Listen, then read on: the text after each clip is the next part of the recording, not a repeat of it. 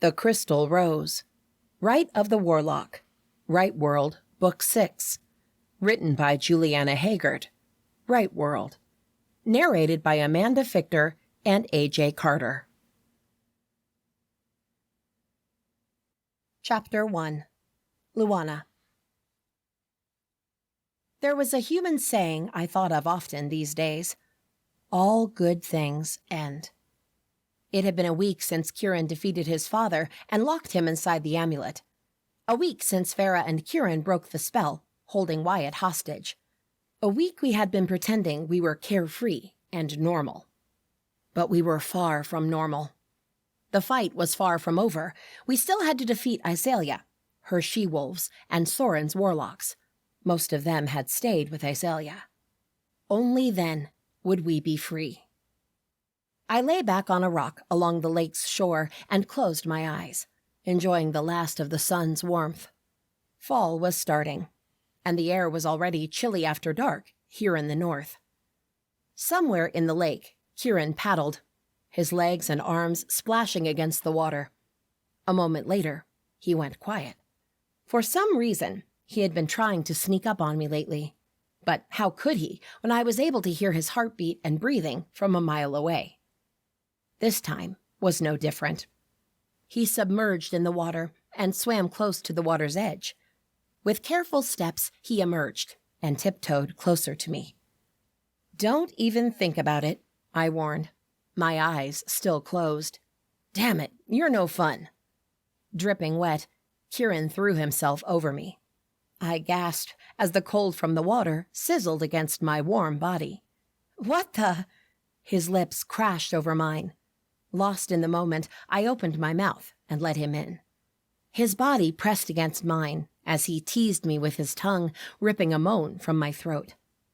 I wanted to tune everything out, to allow my mind and soul to completely melt into Keeran's arms, to make love to him, right here, right now. But there were a couple of problems.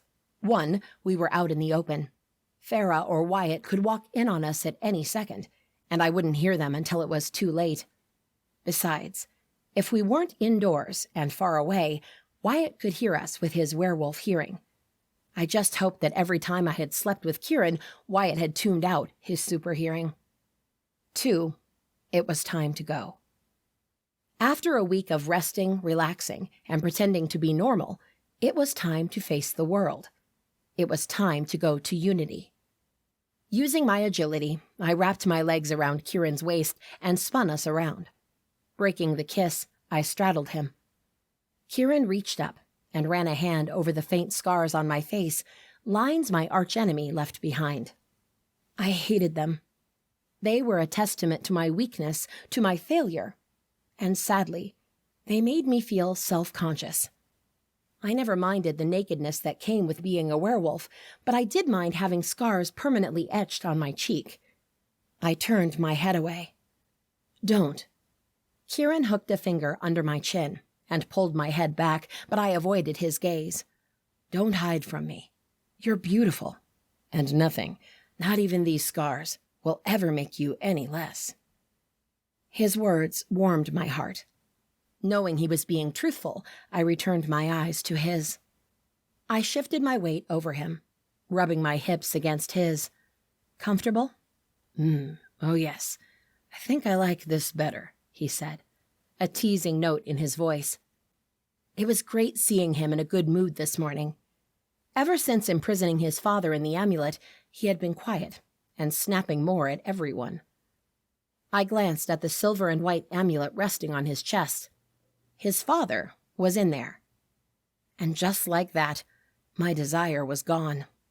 I couldn't touch Keeran with his father between us. I shot to my feet. "It's time to go." He reached for me, but I stepped back. "It's almost mid-morning. Wyatt and Farah are waiting for us."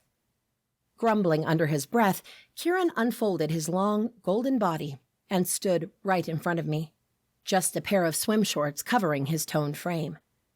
As usual, my eyes seemed glued to the muscles beneath his skin.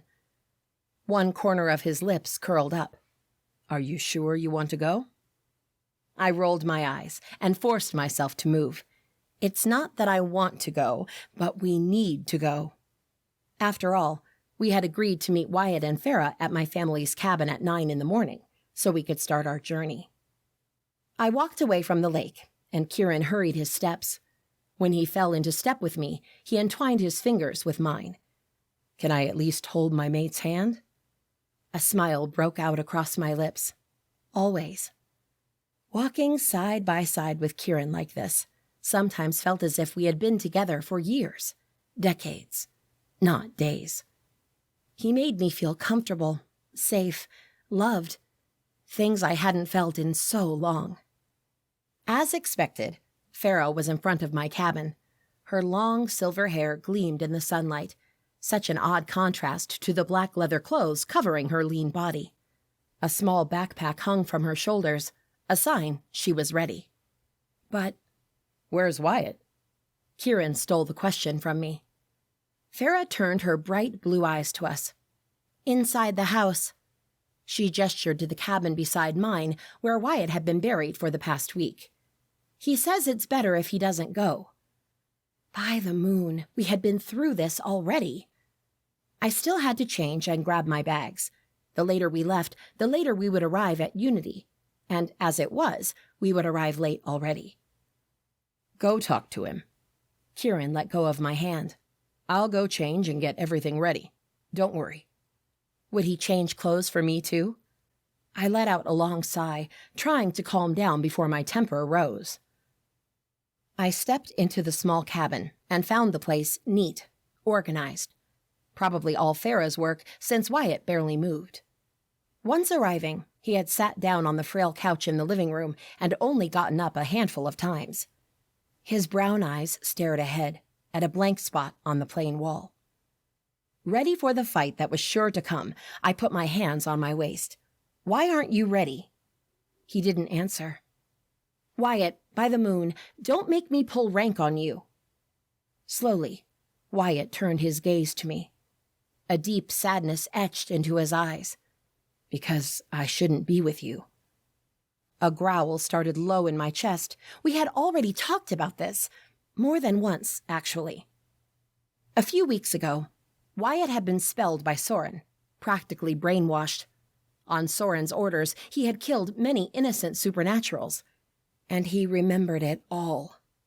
Farah had told me he had many nightmares and often woke up screaming, drenched in a cold sweat. Farah, Keeran, and I had told him it wasn't his fault. He wasn't himself when he was acting that way. It wasn't his will. But it didn't matter. The images were carved in his mind, and now he had to relive them all while conscious of how wrong all of it had been. I understood. But I also thought that if he allowed himself to fall into a deep depression, he would never be able to pull himself out of it. Since he didn't seem to care, the rest of us were making choices for him, and our first decision was to take Wyatt with us to Unity. Hopefully we would be able to relax and heal while we waited for Isalia to give birth. All that mattered was that he was okay in the end. By the moon, Wyatt. I counted to 10. Then 20 before I lost my patience. I'm sorry, but I'm going to pull rank. You are coming with us. Right now. That's in order. His gaze hardened. A moment later, he stood from the couch. Being almost one head taller than me, he could have been truly fearsome. But with his depression and closed-off behavior, I could only sympathize with him. As you wish, he said, through gritted teeth. Get your things and meet us outside in 10 minutes, I ordered. That should be enough time for me to change my clothes and get my bag. Like an obedient pup, Wyatt lowered his head. Okay. A mix of anger, frustration, and sympathy filled my chest and pushed past my ribs. I stomped out of the house, knowing Wyatt would follow through with my order. Farah stared at me with big eyes as I stomped past her. So, is he coming? I snorted. Did she have any doubt I wouldn't make him come? Of course. The young Fae girl let out a long, relieved breath. She whispered some words in Fae, then said, Thank you. I waved her off and walked into my house to get ready. We didn't have time to waste. We trudged through the forest toward the hidden town. Keeran marched by my side, while Farah trailed a few steps behind us. Wyatt, though, was yards away. I kept my ears trained on him in case he decided to run. Oh, I wouldn't let him. Not because I wanted him to stay and be part of our two-wolf pack, but because I was worried about him. If he stayed alone now, I wasn't sure what he would do. Being the only warlock in the group, Keeran didn't have the same stamina or endurance as Farah, Wyatt, and me. He tried hiding it, but I could hear his fast heartbeat and labored breathing. Judging that we had made good time so far, I slowed my pace. Hopefully it would be enough to allow him to catch his breath before we arrived in Unity, which would be in less than an hour. In the moonlit darkness, the four of us kept going, our senses alert and our minds eager to get to this hidden paradise. To be honest, I was the one eager to show them how all supernaturals could coexist in harmony. "Wait," Farah said, 40 minutes later. Keeran and I slowed down and let her fall into step with us. "What is it?" I asked.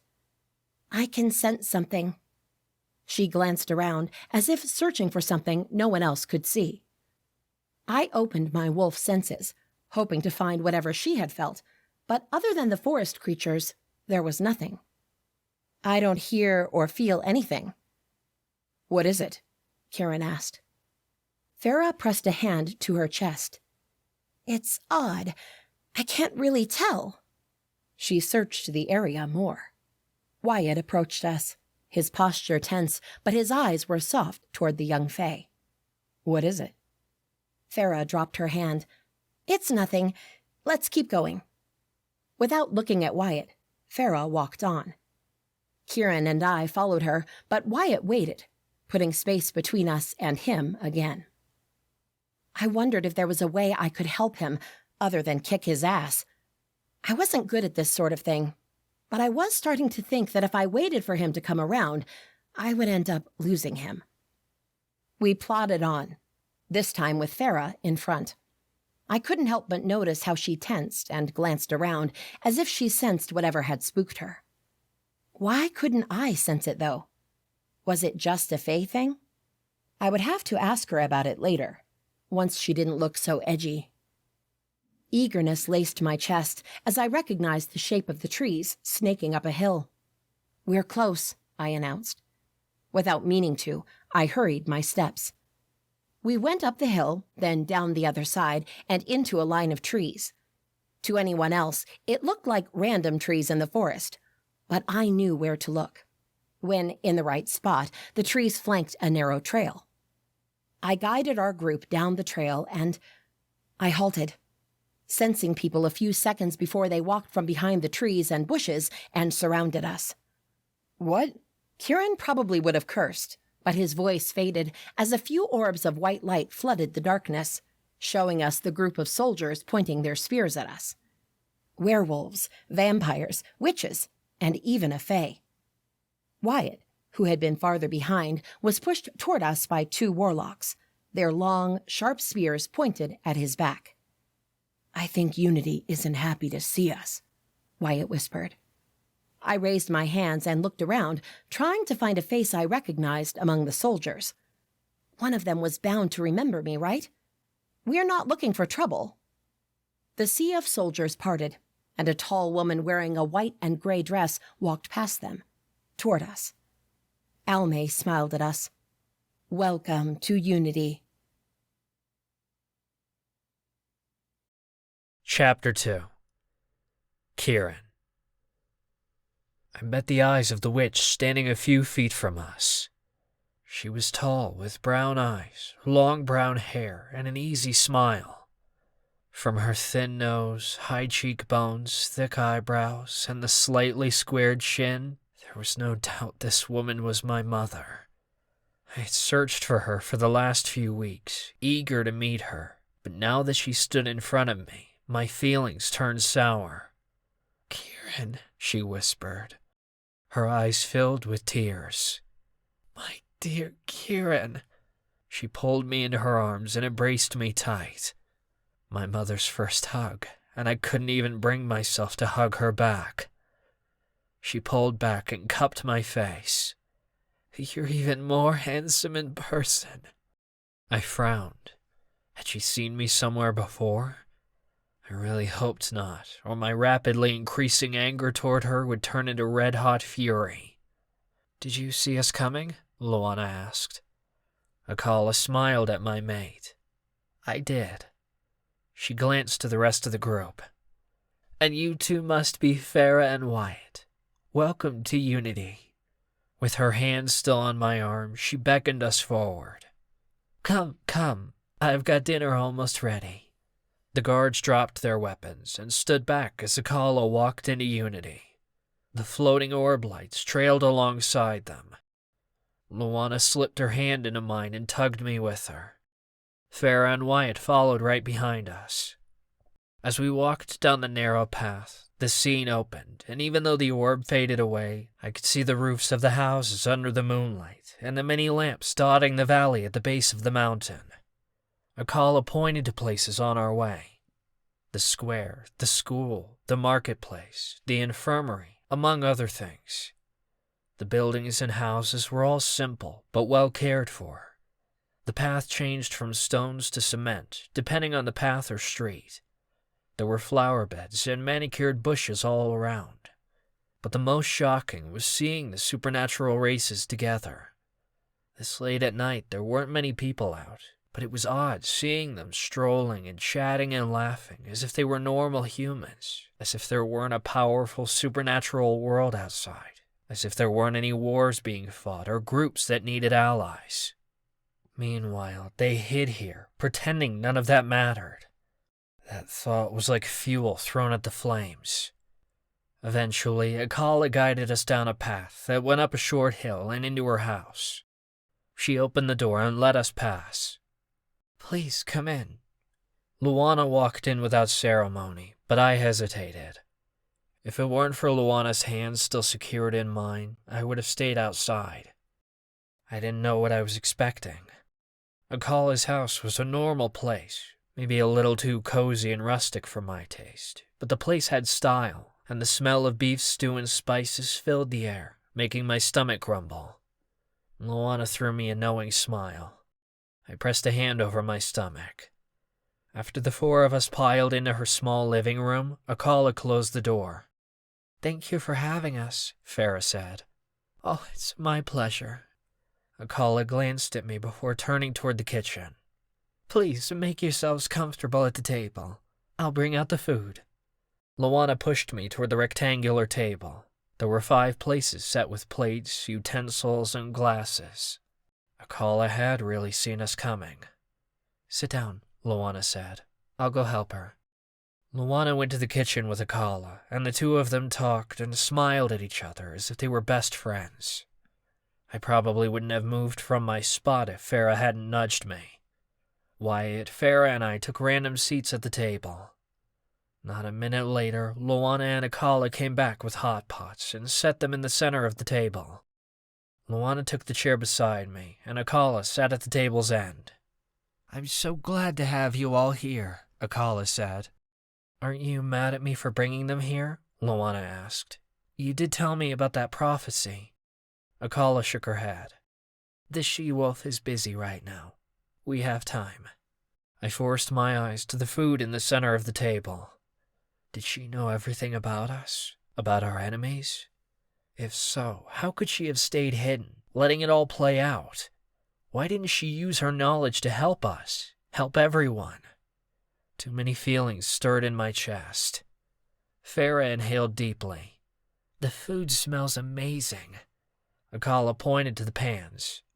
"Oh, please, dig in." Probably hearing my rapid heartbeat and tight breathing, Luana didn't push me. She simply picked up my plate and served me a little bit of everything. Spicy beef stew, wild rice, and roasted vegetables. It did smell amazing, but my anger kept growing, making me act like a teenager. While everyone stuffed their faces, I didn't even pick up my fork and knife. "What's the matter, Keeran?" Akala finally asked. "Do you not like it?" She pushed her chair back. "Tell me what you like, and I'll cook it for you." Luana reached for her. "It's okay, Alme. He just needs a moment. Oh, May. That was the name she used here, not Akala. Another testament that she had let go of the past completely, including me. Oh, okay. Akala sagged against the chair, as if defeated. Well, if you're craving something sweet, I made dessert too. Was she trying to buy me right now? With food? Was she serious? I shot up. I'm not hungry. Luana turned to me. Please, Keeran. It's okay, Luana, Akala said, her voice low. Let him go. My fury spiked. What the hell? Are you seriously telling my mate to let me go? Just like you did? Akala's face paled. Keeran. I shook my head. I don't know why I came here. To be honest, I don't know why I was looking so hard to find you. Now that I've found you, I don't know why I bothered to look for you. You abandoned your son at the hands of cruel witches while you've been living it up. Eyes wide and full of fear, Akala stood. I didn't abandon you. I never abandoned you. I loved you more than life itself. I still do. Leaving you behind was the hardest thing I have ever done in my entire life. I snorted, not buying her words. I only left you at the Silver Blood Estate because I thought you would be better off hiding there than running with me. Soren had found me one too many times, and I had to fight him off. I can't imagine how it would have ended if I had you with me. All I can think about is that he would have killed you or stolen you from me.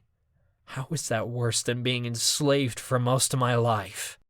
Tears brimmed in her eyes. I honestly thought they wouldn't do that to you. When I lived there, I befriended many good witches who were good to the slaves. They treated them with respect. I shook my head. That was probably 1,000,000 years ago, because the Silver Blood witches have always abused their slaves. I'm so sorry, Keeran. The tears rolled down Akala's cheeks. I wish I could have seen that future. I wish I could go back in time and keep you with me. Soren would probably have killed us both, but at least you wouldn't have suffered as long as you did. I don't buy it, I snapped. I won't ever buy it. A real parent wouldn't abandon their children. But let's say I believe you. Let's say you were right and abandoning me was the best course of action.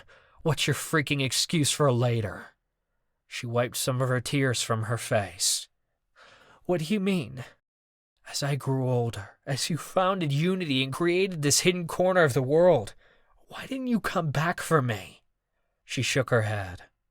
Soren's forces were still out looking for me, looking for you. The moment I stepped out of Unity, he would have found and killed me. Couldn't she have sent some of her people to get me? Couldn't she risk her life for her child? The anger dissipated a little, giving way to exhaustion. If we kept going, I would yell at her for abandoning me, and she would ask for forgiveness. This argument would go nowhere. I turned to Luana, and only then noticed she had moved. She was on the other side of the living room, waiting, and Farah and Wyatt were nowhere to be seen. Can we go now? I asked her. I have a cabin ready for you, Akala said, her voice hard. No, I don't mean that, I said, still looking at Luana. I mean, leave Unity. It was a mistake coming here. Keeran, we're staying, Keeran, Luana said. I'm not leaving at this hour. At least for the night, we're staying. I opened my mouth to argue, but I was too tired for more arguments right now. Besides, there was no point. Luana would nag me until I said yes. I nodded. Without another word, I walked out of that cursed house. I halted in the middle of the street and looked up at the starry sky. A few clouds drifted, hiding the full moon from sight. I inhaled the chilly night air, hoping it would cool my anger and ease frustration. A moment later, Luana stepped out, holding a set of keys in her hands. This way. We found Wyatt and Farah down the road. Luana took us to our cabins. Akala had given us 2 small adjacent cabins not far from her house. Wyatt and Farah disappeared inside their place, and Luana and I stepped inside our own. The cabin was a smaller version of a Kalla's house, though with fewer decorations and warm scents. Luana closed the front door with a loud thud and turned her hazel eyes to me. "Want to talk about it?" I shrugged. "About what?" She tilted her head. "Don't do that. Don't pretend I don't know what's going on with you, or I don't know why you're hurting, or that you are hurting." She took 2 steps closer. "Talk to me." A long breath escaped my lungs, and my head fell forward. Luana stepped into me. She snaked her arms around my waist and pulled me against her. I think what upsets me the most right now is that she was living here all these freaking years, well and happy, I confessed. She could have come for me long ago and saved me from so much. "She didn't know you were suffering," Luana said, her voice gentle. "She thought you would have found a good witch to help you." I did, and the witch's name was Thea, but it had been too late. I know that if she knew about your situation, she would have come for you. Didn't she have visions of the future? She knew we were coming. She knew Farah's and Wyatt's names. How come she didn't know what had happened to me? The more I thought about it, the more the anger was replaced by sadness, by disappointment, and honestly, I didn't know which was worse. I don't want to talk about it anymore. Still holding me, Luana pulled back and looked up. "And what do you want to talk about?" I looked in her eyes, my mate's pretty eyes. Despite all the ugliness in my past, she stuck with me. She stood by me. She held my hand, and she had my back. Saying I loved her wasn't enough. She would never have an idea how much she meant to me. But I could try to show her. I brushed my lips on hers. "Why talk at all?" "Keeran." Luana pulled back, but when I tugged her back to me, she didn't resist. I dove into her neck and rained kisses up her throat. "By the moon," she whispered, throwing her head back, giving me more access to her delicious skin. I licked her chin and bit down on her lower lip. She was so freaking sweet. Not being able to control myself anymore, I pressed my mouth to hers, kissing her hard and deep. Without breaking the kiss, I pushed her back until we hit the couch.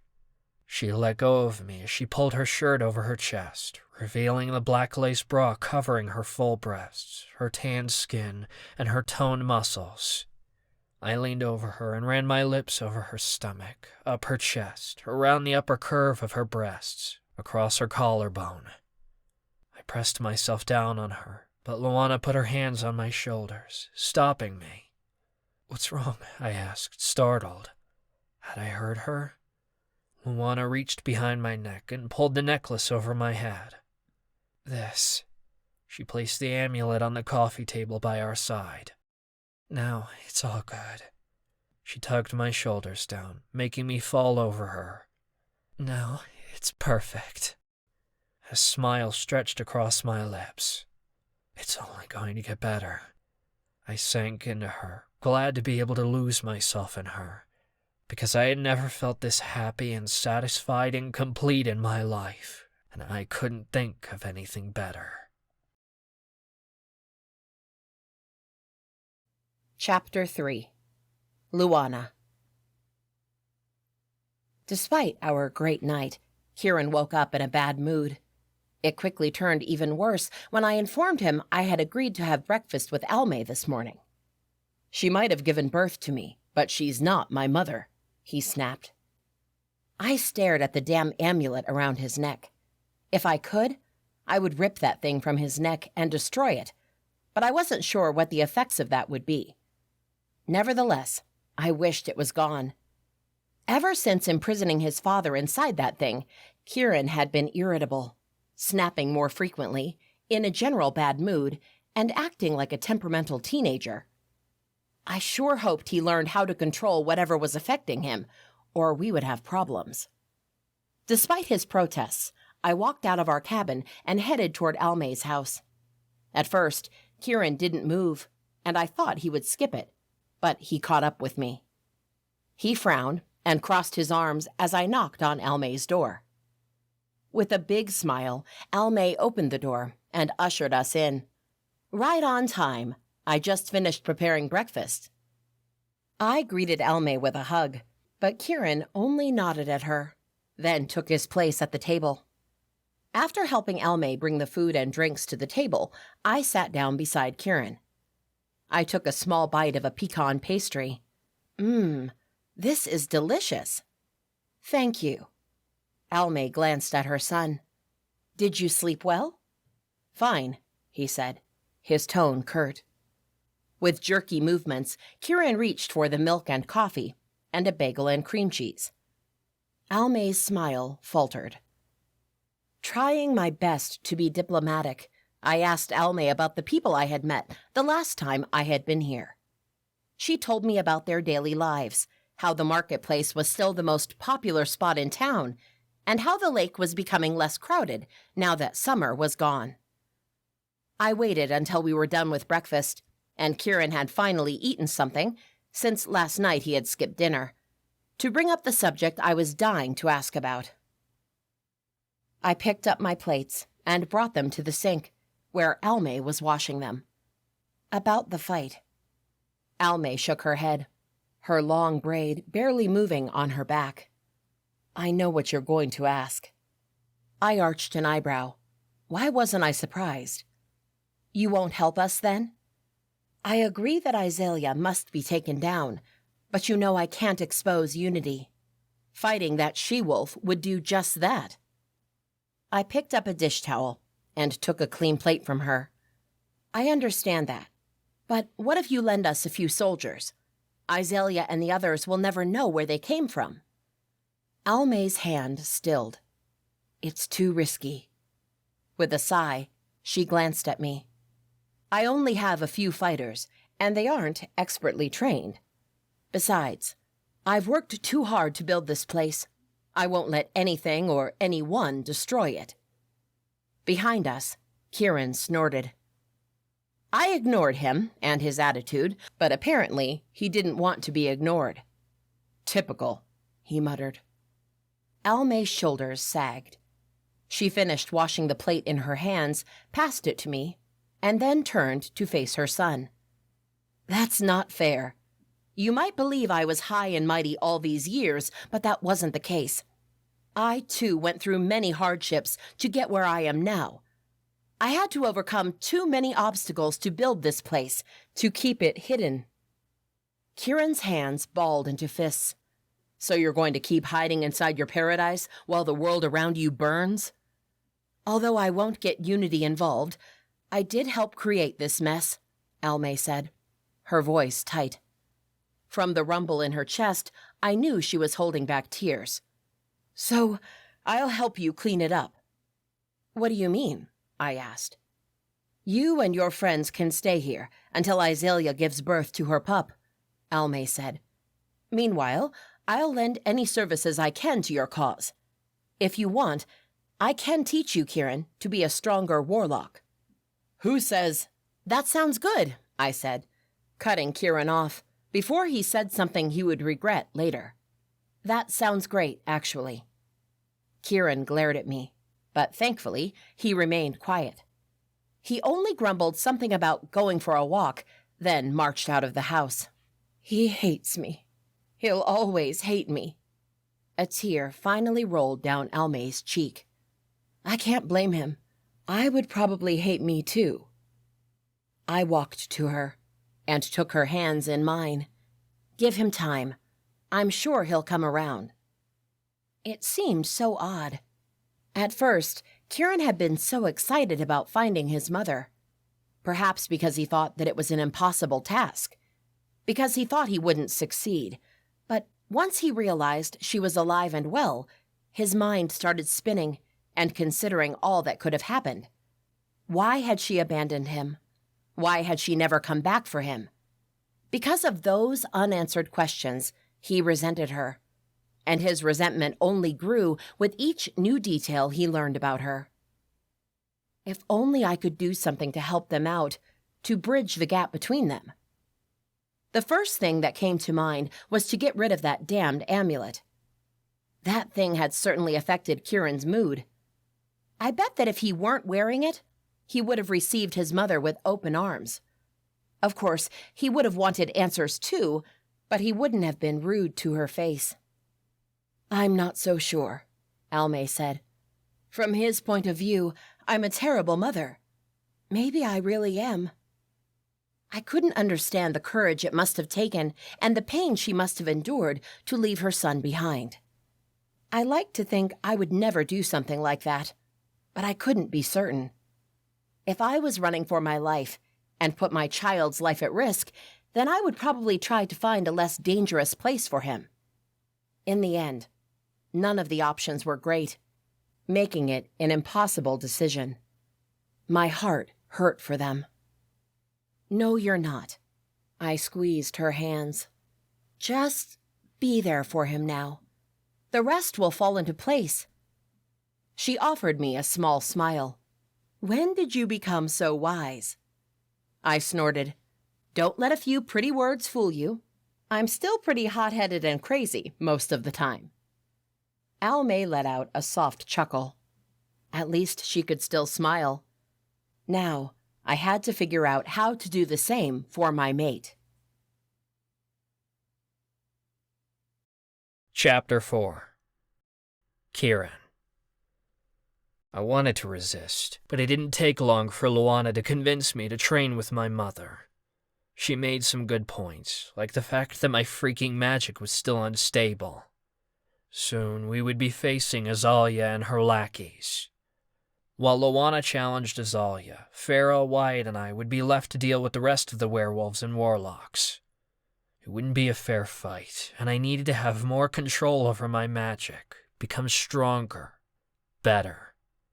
Besides, there was nothing else to do in this cursed place. My other option was to leave, but Luana was adamant that it wasn't the best choice. Because of that, I found myself dragging my feet to a clearing behind Akala's house, where no one could be hurt if something went wrong. Apparently, there was a building on the main street where the few soldiers they had gathered and trained, but at this time of the day, a crowd of supernaturals milled around the place. I didn't want to hurt anyone, but I also didn't want others spying on me while I tried to get a handle on my magic. Under the warm sun and surrounded by the scent of sweet flowers, Akala was waiting for me in the clearing. When she saw me coming, her shoulders relaxed, and I could see the corners of her lips turning into a smile. But she reined it in and stared at me. She clasped her hands together. "I'm glad you agreed to this." Sentences like, "Who cares?" or "I didn't," or "Let's just get this over with," rushed to my mouth, but I bit my tongue. If I snapped at her, we would argue, and I wouldn't get any training in. I halted a few steps from her. "So, where do we start?" Her eyes softened, as if she too had been expecting harsh words from me.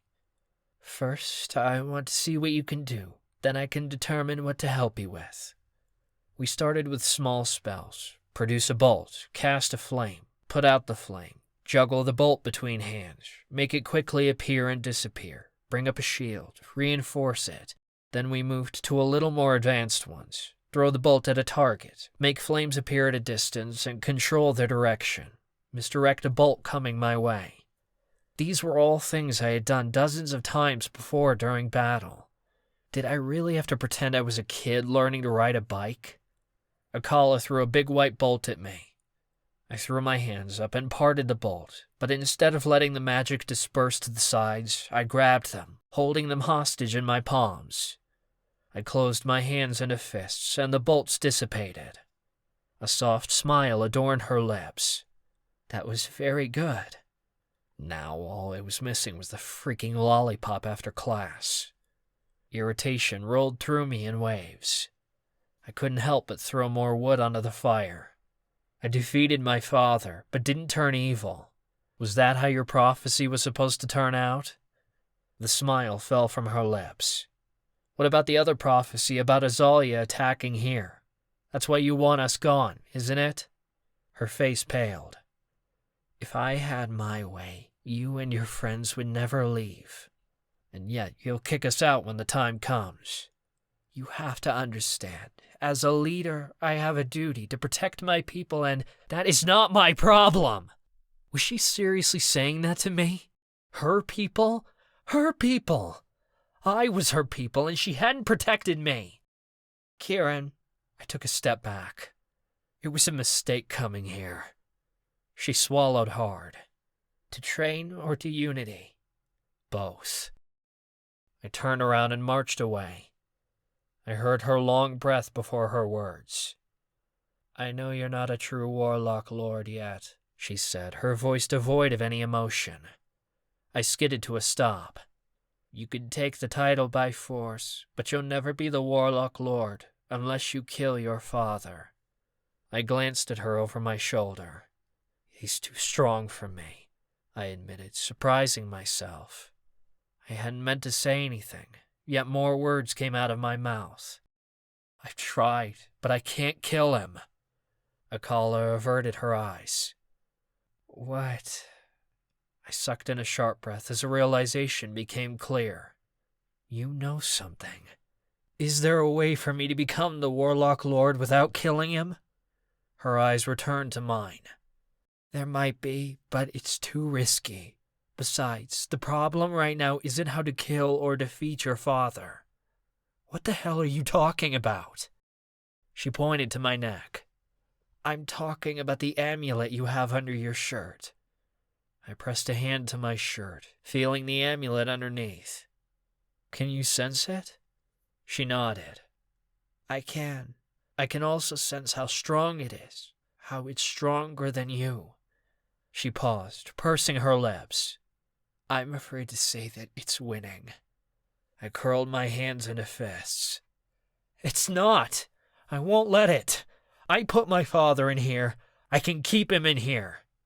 You won't. I'm sorry, but you won't be able to contain Soren's powers forever. Eventually, he'll break out, and when that happens, you'll have to fight him again. I stared at her. Was that a vision? I don't need prophecies to see what is in front of me. A growl started deep inside me. You know nothing. I turned and stomped away before she could say anything else. With each step I took, I felt the amulet pulsing harder, its magic calling to me. It didn't matter what they said, Luana and Akala.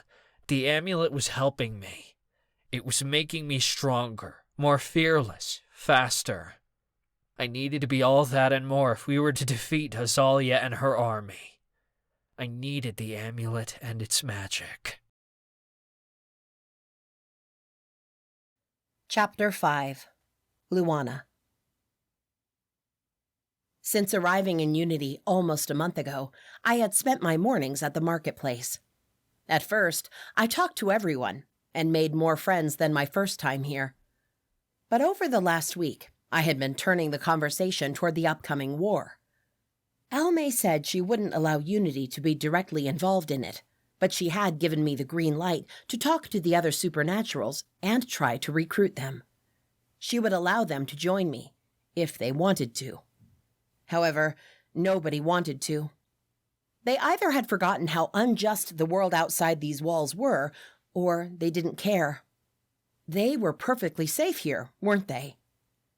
I wished I could get mad at them for that, but to be honest, I understood where they were coming from. Perhaps if I had lived in peace, I wouldn't consider joining a fight just because some strangers were in danger.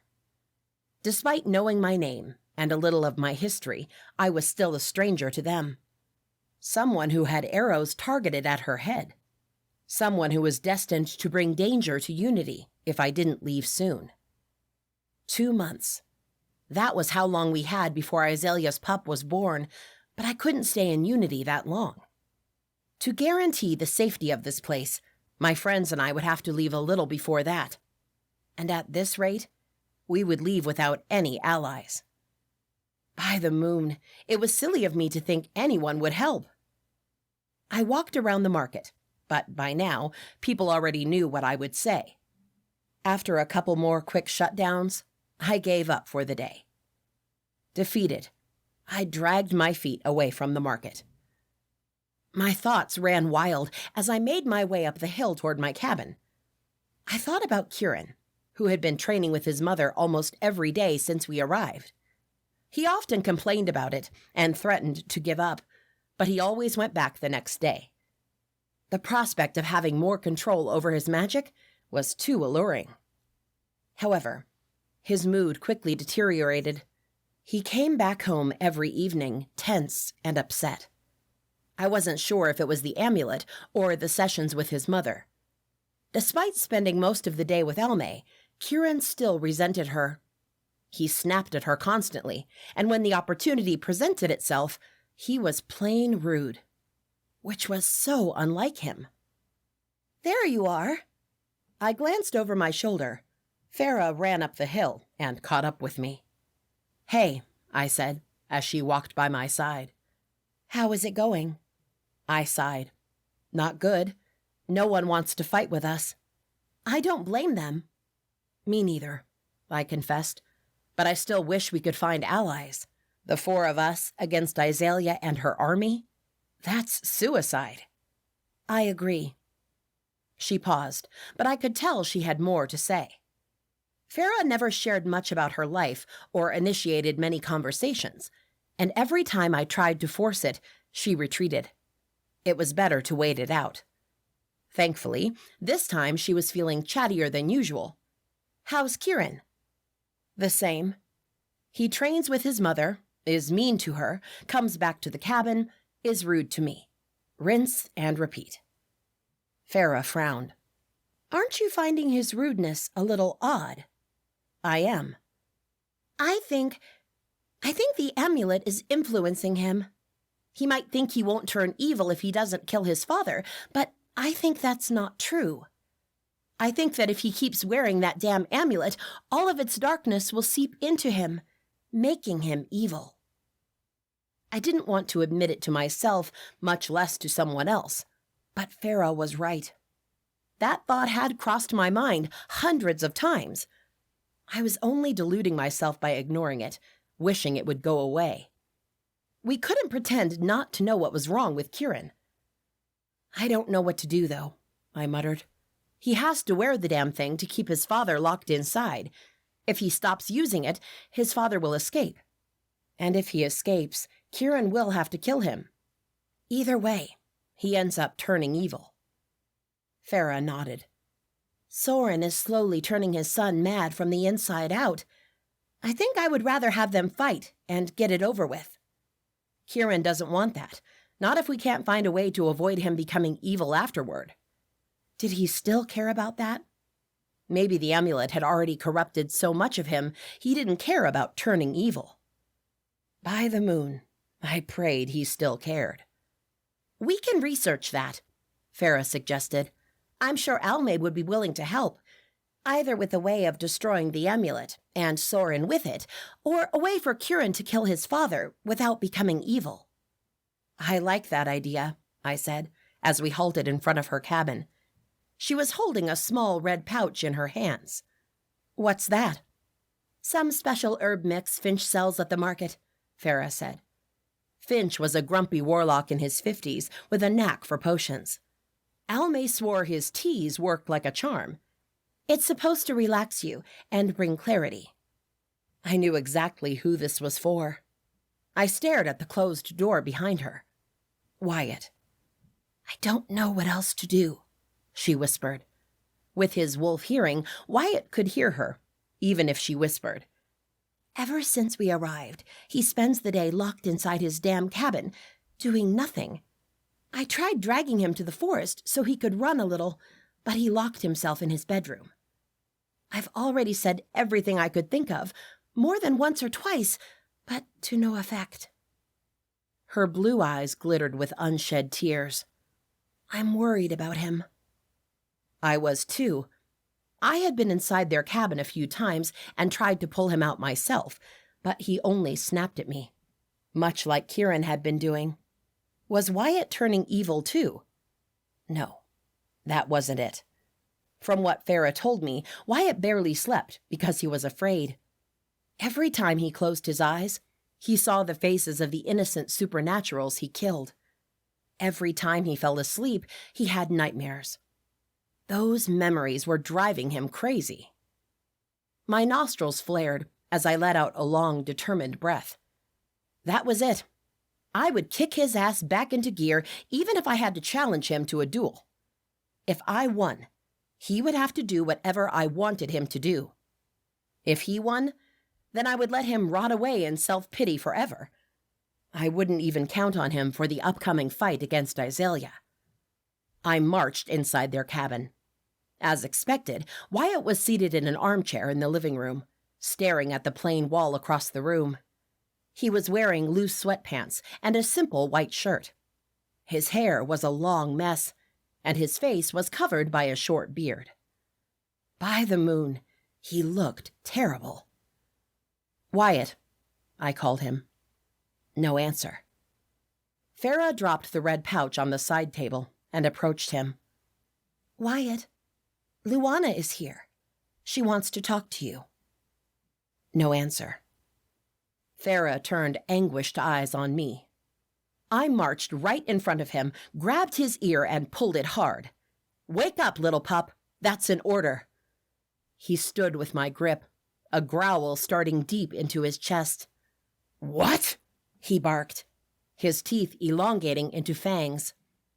I let go of his ear, but only because I had his attention. "Are you really talking to me like that?" He looked down.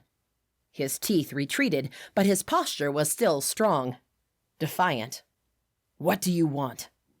"First, you better show me some respect," I said, my voice firm. "I might not be the alpha anymore, but I'm older than you. Second, you're going for a hunt with me." He crossed his arms. "I don't want to." "You don't understand. I'm not giving you an option. You are going with me, and that's final." I marched to the door. "Meet me in the back in 5 minutes. If you don't, I'll barge in here as a wolf, and I'll skin you alive. Got it?" He didn't answer. I raised my voice and asked again. "Got it?" "Yes," he muttered. I walked out and slammed the door behind me. What was it with the men in my life? Keeran was being consumed by the power of the amulet, and Wyatt was so depressed that he was a prick and spoke to me as if I were a rat. The smaller cabins didn't have a proper backyard, just a small patch of grass before the forest started, but it was space enough for me to take off my clothes and shift into my wolf form. I heard Wyatt's grumbles as he stomped around the cabin, reluctantly getting ready for the hunt. He burst through the door, already as a wolf, and joined me in the backyard a moment later. "Good," I told him in his mind. "I was starting to think you really wanted to have your ass handed to you." He snorted. "As if you could beat me." "What? Want to give it a go?" He groaned. "No, thank you. I just want to get this over with, so you'll leave me alone again." I shook my head. I wouldn't leave him alone after the hunt. If he came back still depressed, I would really beat him up. I turned to the forest, but something tugged at me. I scrambled to my folded clothes on the grass, and with my teeth, I pulled out the crystal rose from my pocket. I was getting used to walking around with it, to having it near me, and the thought of leaving it behind didn't sit well with me.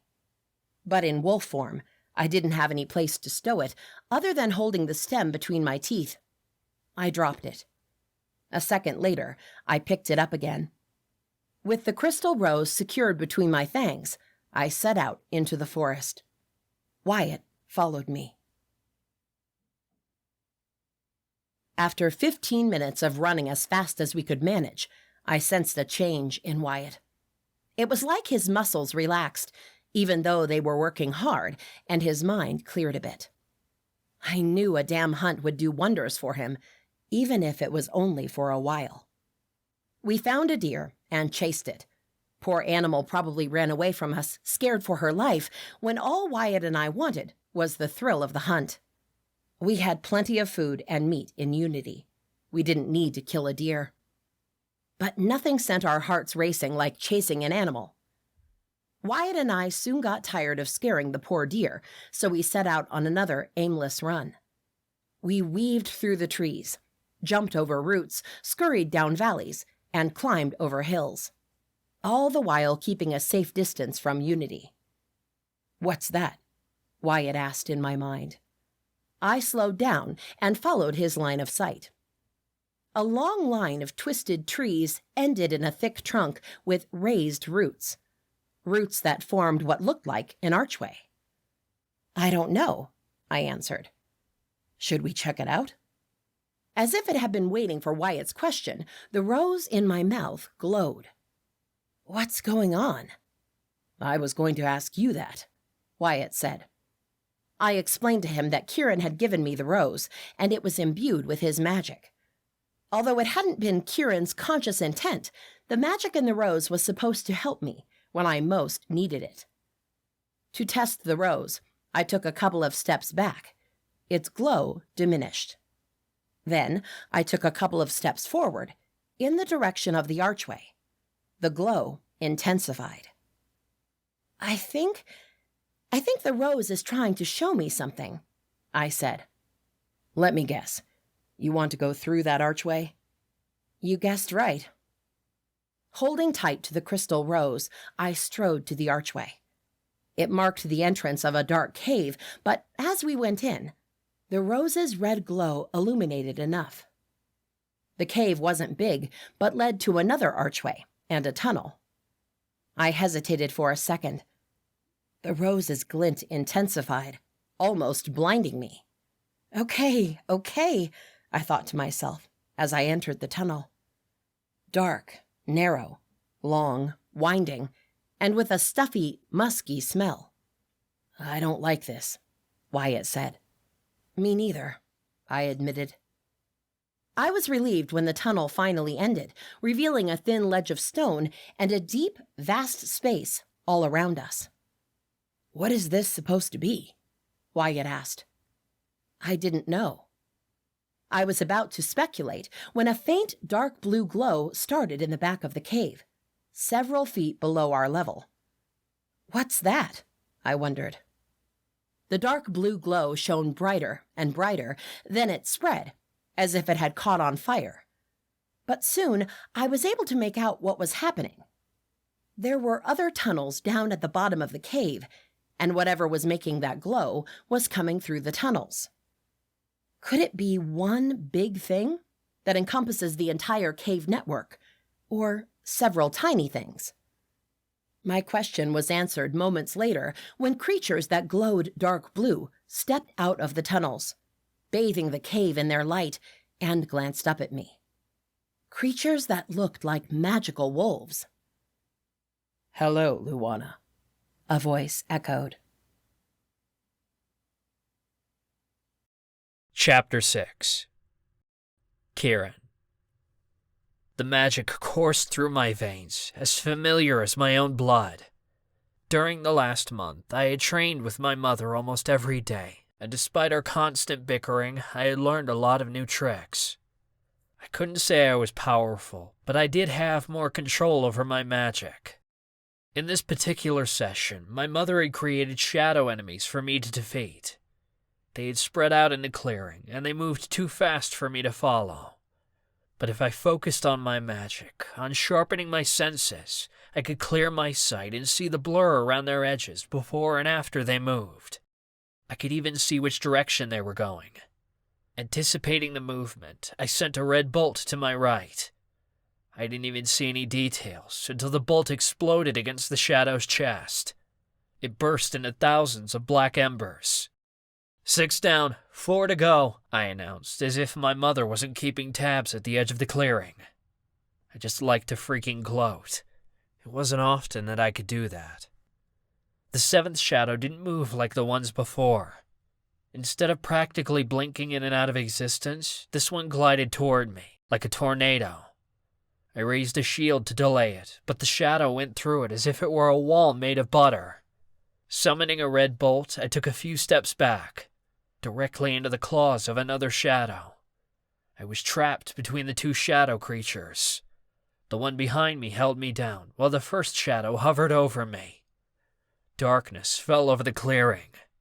I felt like I was falling into a pit, drowning in a dark ocean, lost in an endless abyss. A claw reached forward, piercing my chest. I gasped for a moment, panicking and thinking this was real. Then rage replaced the shock, filling my chest. Clenching my fists, I blasted the shadows apart. All of the four laughed. There was no darkness now, just red. Red hate, red anger, red fury. I wanted to find all the shadows in the world and blast them into tiny pieces. I wanted to. Keeran, squeeze the throat of all the witches who had dared touch me against my will. I wanted to. Keeran, burn the world around me and cleanse it of its impurity. I wanted to. Keeran! Cold hands clasped my shoulders. I blinked. The red-hot fury faded from my veins. My sight cleared, and I recognized my mother. She was a few inches in front of me, her hands firmly on my shoulders, and her brown eyes locked on my face, worry and fear stamped in them.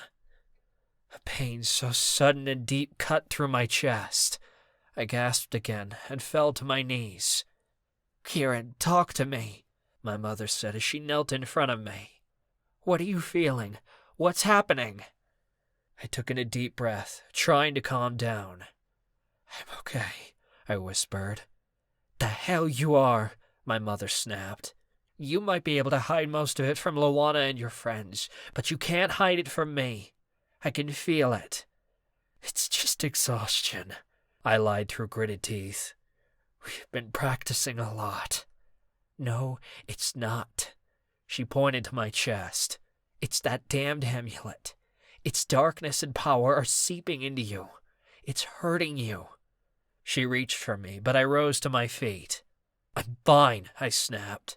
My mother stood and narrowed her eyes at me. "No, you're not. You won't be fine until that amulet is gone. Please, Keeran, give the amulet to me. I'll find a way to destroy it."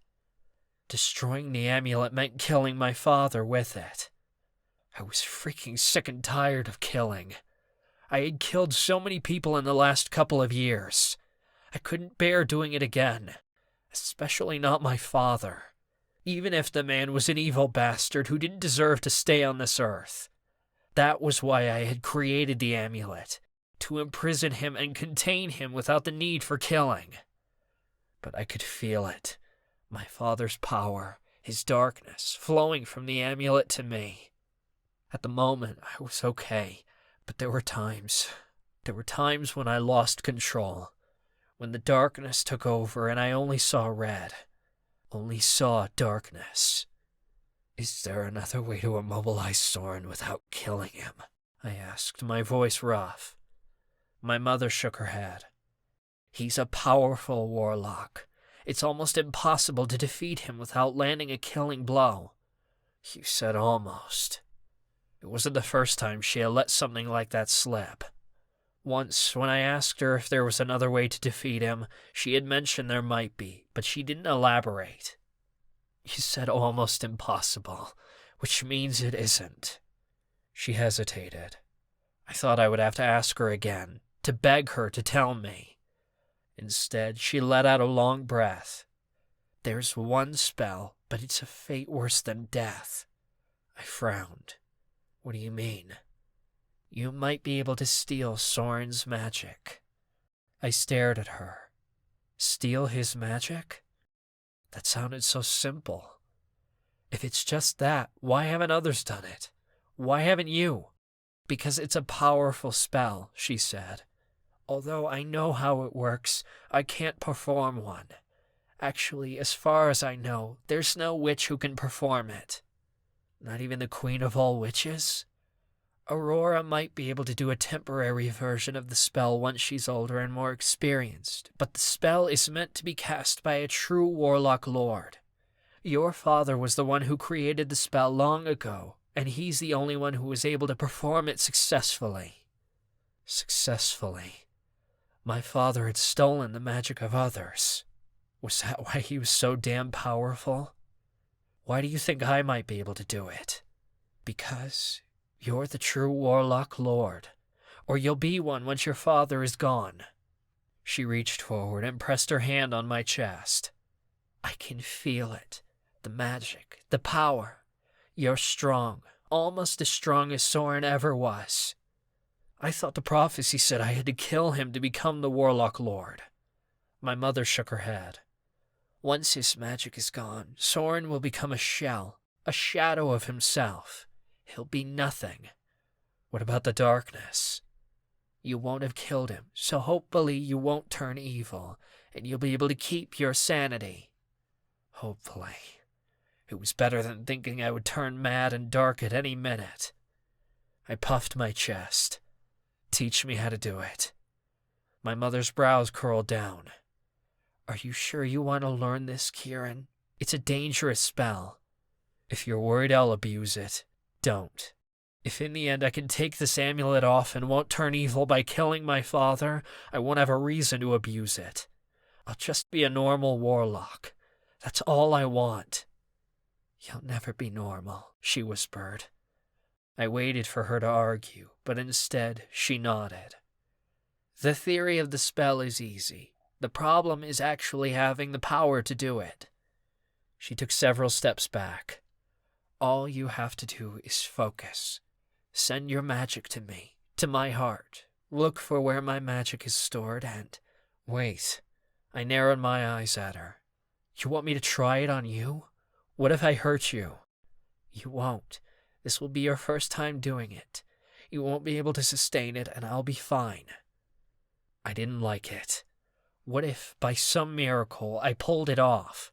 What if I lost control again and stole all of her magic? What if I hurt her? I don't like this. My mother's lips tugged in a soft smile. It's comforting to see you worried about me, but I assure you, I'll be fine. She waved her hand at me. Now focus. Find where my magic is stored inside me and grab it. Tie a rope around it and pull. That's all you have to do. Despite the alarm bells in my mind saying that I could not only lose control of my magic, but of myself, of the darkness brewing inside of me because of the amulet, I chose to trust my mother. I closed my eyes, called my power, and concentrated. Like an invisible ray, my magic traveled toward my mother. I hesitated for half a second before sending it inside her.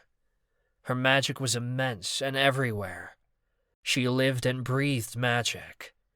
If I had to guess, I would say my mother was similar to Thea in power, like a witch queen. Perhaps that was what she was. Akala was the witch queen of unity, and her power was testament to that. However, because of her vast magic, it was hard to find where it all began. But she had given me a hint. Her chest. Her magic probably came from her heart. Once I knew where to look, it was easy. My mother's magic was an endless well inside her heart. As instructed, I tied an invisible rope around it and tugged. My mother gasped. I loosened the rope. What is it? Did I hurt you? No, I'm fine. Keep going. Frowning, I tugged on the rope again. The well didn't move, but I could feel a sliver of my mother's magic seeping into the rope. I called on it like a child would call a frightened puppy. Slowly, the sliver of magic made its way through the rope, and right into my hands. My mother fell on her knees. Mom! I let go of her magic, of my magic too, and ran to her. I held her shoulders before she fell completely to the ground. What is it? Talk to me! She glanced at me, but her vision seemed unfocused. I'm fine. I'll be fine. She reached to me and patted my cheek. You're just stronger than I realized. You were able to steal a little of my magic during your first try.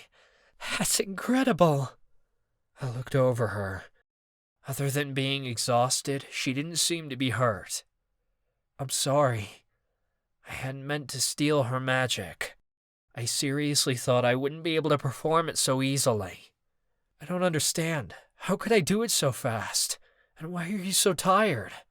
I wasn't resisting because I thought you would need a few tries to actually do it, she said. That explained how easy it was. As for me, I'm tired because I'm old. My magic is part of me. Having it taken makes me feel like I fought a month-long battle. I cursed under my breath. We're not practicing this cursed spell anymore. She chuckled. I'm fine, Keeran. All I need is a little rest. She extended her hand to me. Help me up, please. Holding her hand, I rose to my feet and pulled her with me. She swayed in place, and I wrapped my arm around her shoulder. Come on, I'll take you home so you can rest. My mother offered me a small smile, but didn't resist it. I practically carried her to her house and helped her lie down on her bed. I tucked her in and brought her some water. I'm just going to close my eyes for a minute, she whispered. A moment later, she was deep asleep.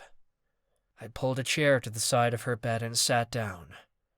Like a creep, I watched her sleep, a little worried I had taken more than she told me, and she wouldn't wake up.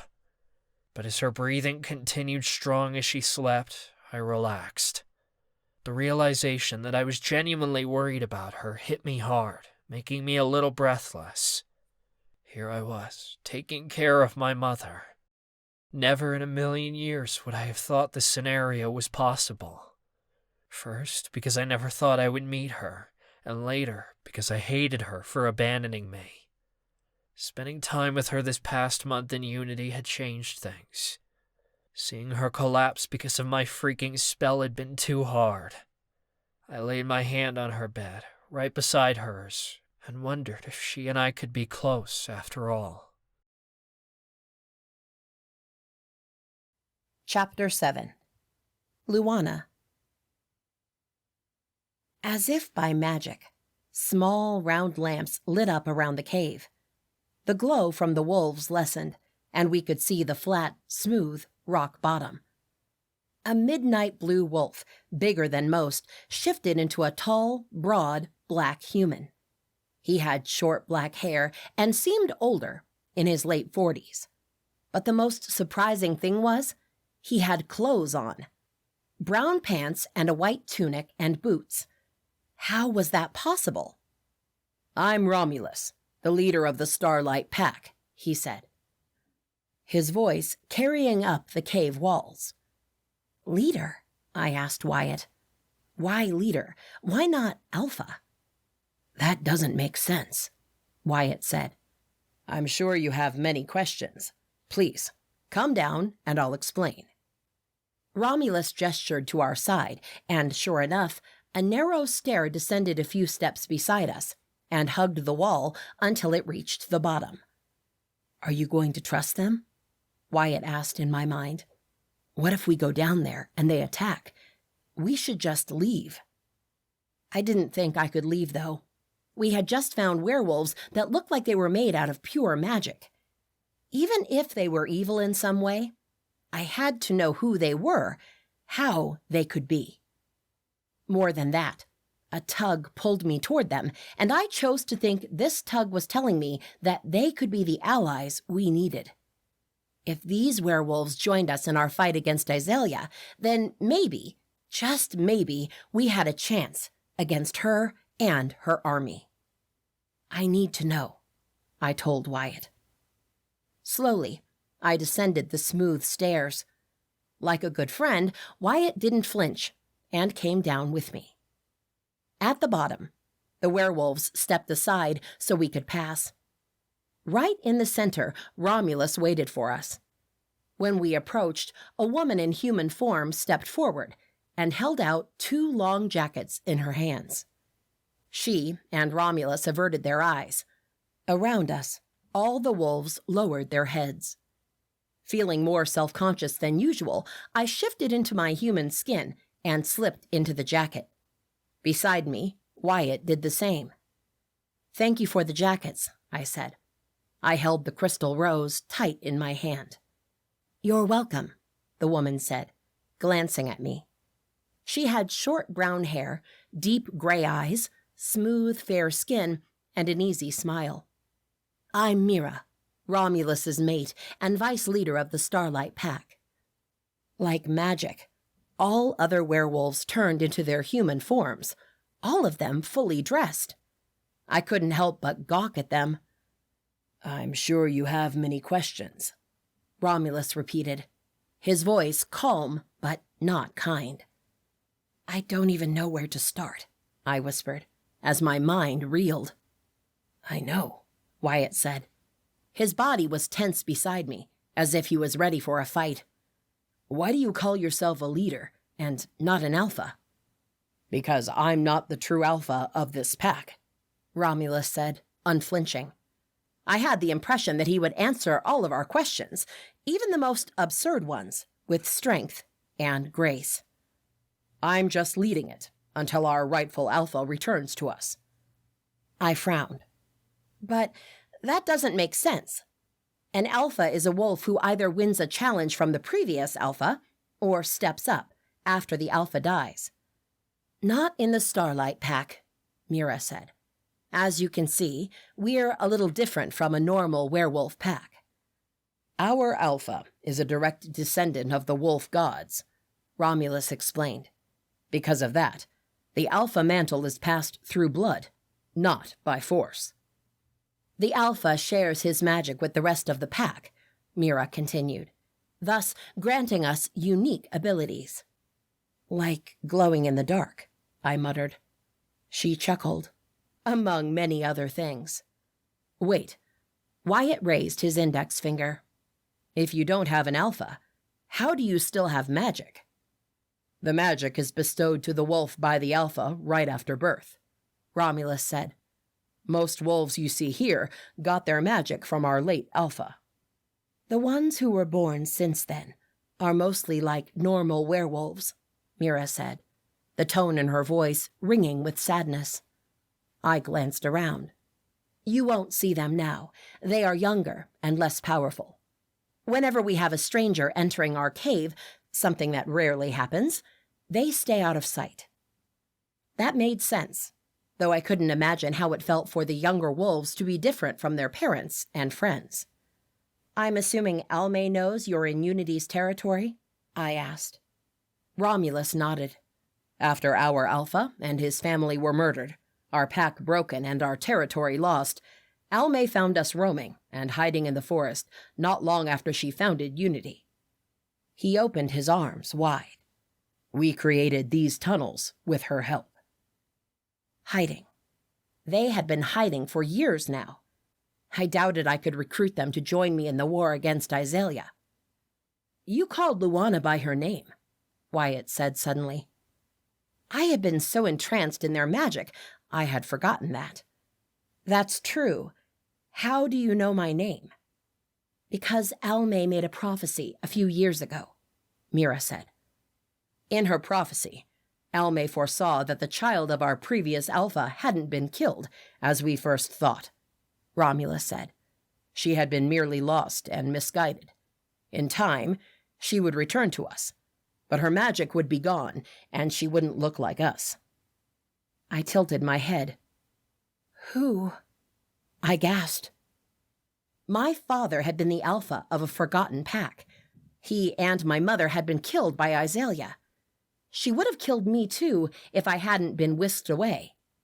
I had forgotten all about that until recently. It's you, Luana.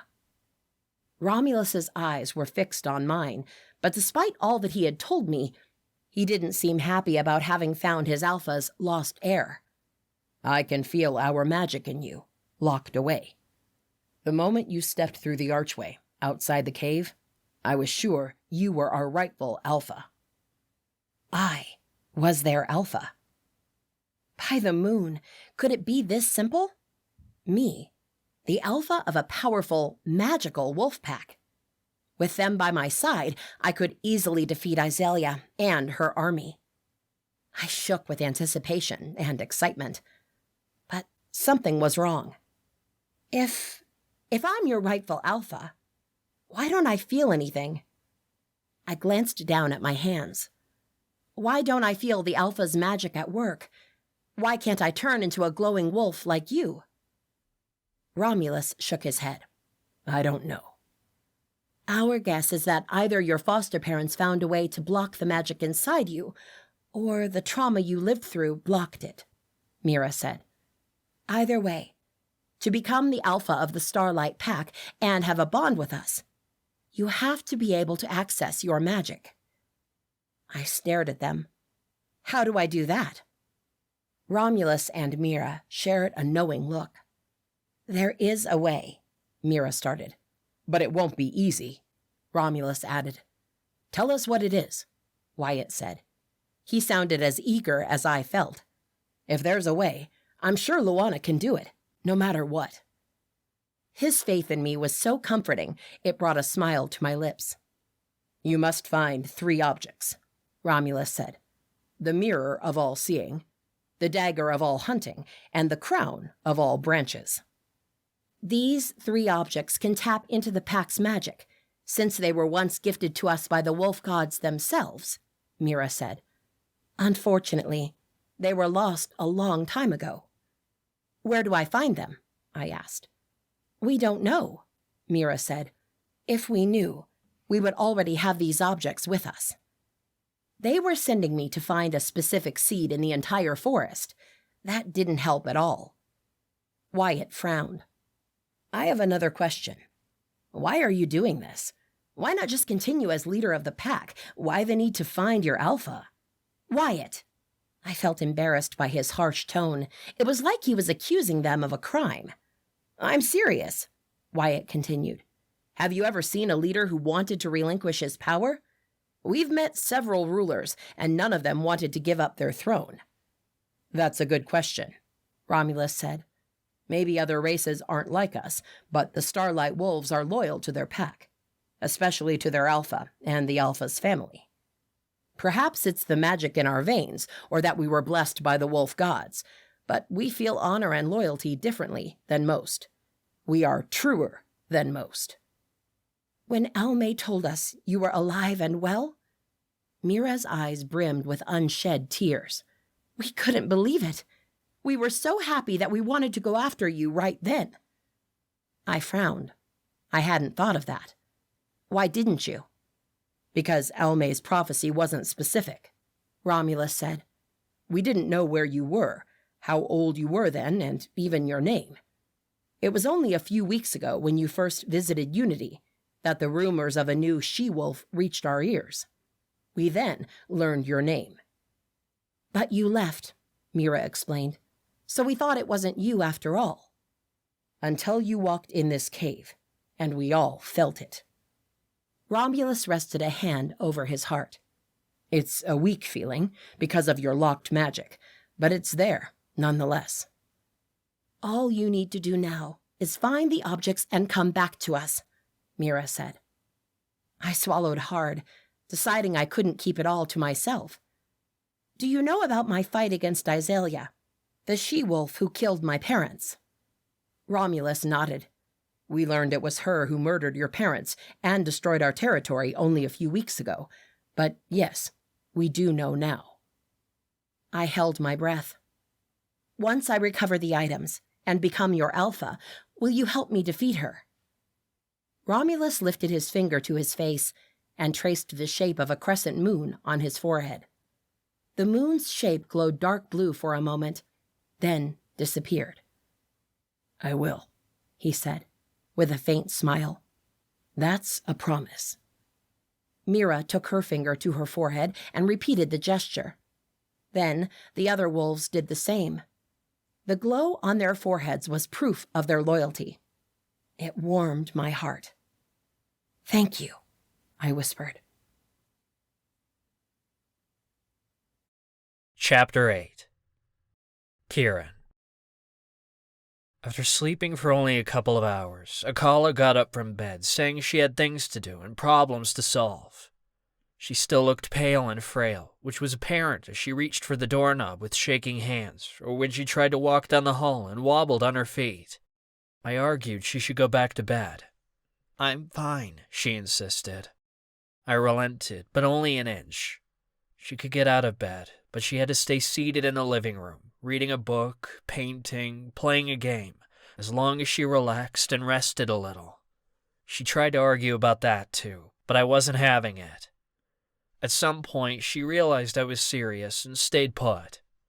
She sat on the couch with her feet up on the coffee table, grabbed a book from the end table, and flipped it open. To pass the time, I made her some tea. But soon I was bored again. The air only grew more awkward when we tried to fill it with casual talk. When she finally fell asleep in her bed, I thought my mother and I were finally crossing the longest bridge toward the mending of our relationship. Now that I didn't seem to be able to stay seated beside her, I wasn't so sure. At some point in the afternoon, I went to check on Farah and Wyatt. Those two had been quieter than mice since we first arrived, but I couldn't blame them. Wyatt was still dealing with the trauma of all he had done while under my father's spell, and Farah watched over him. To my surprise, Farah was alone in the cabin.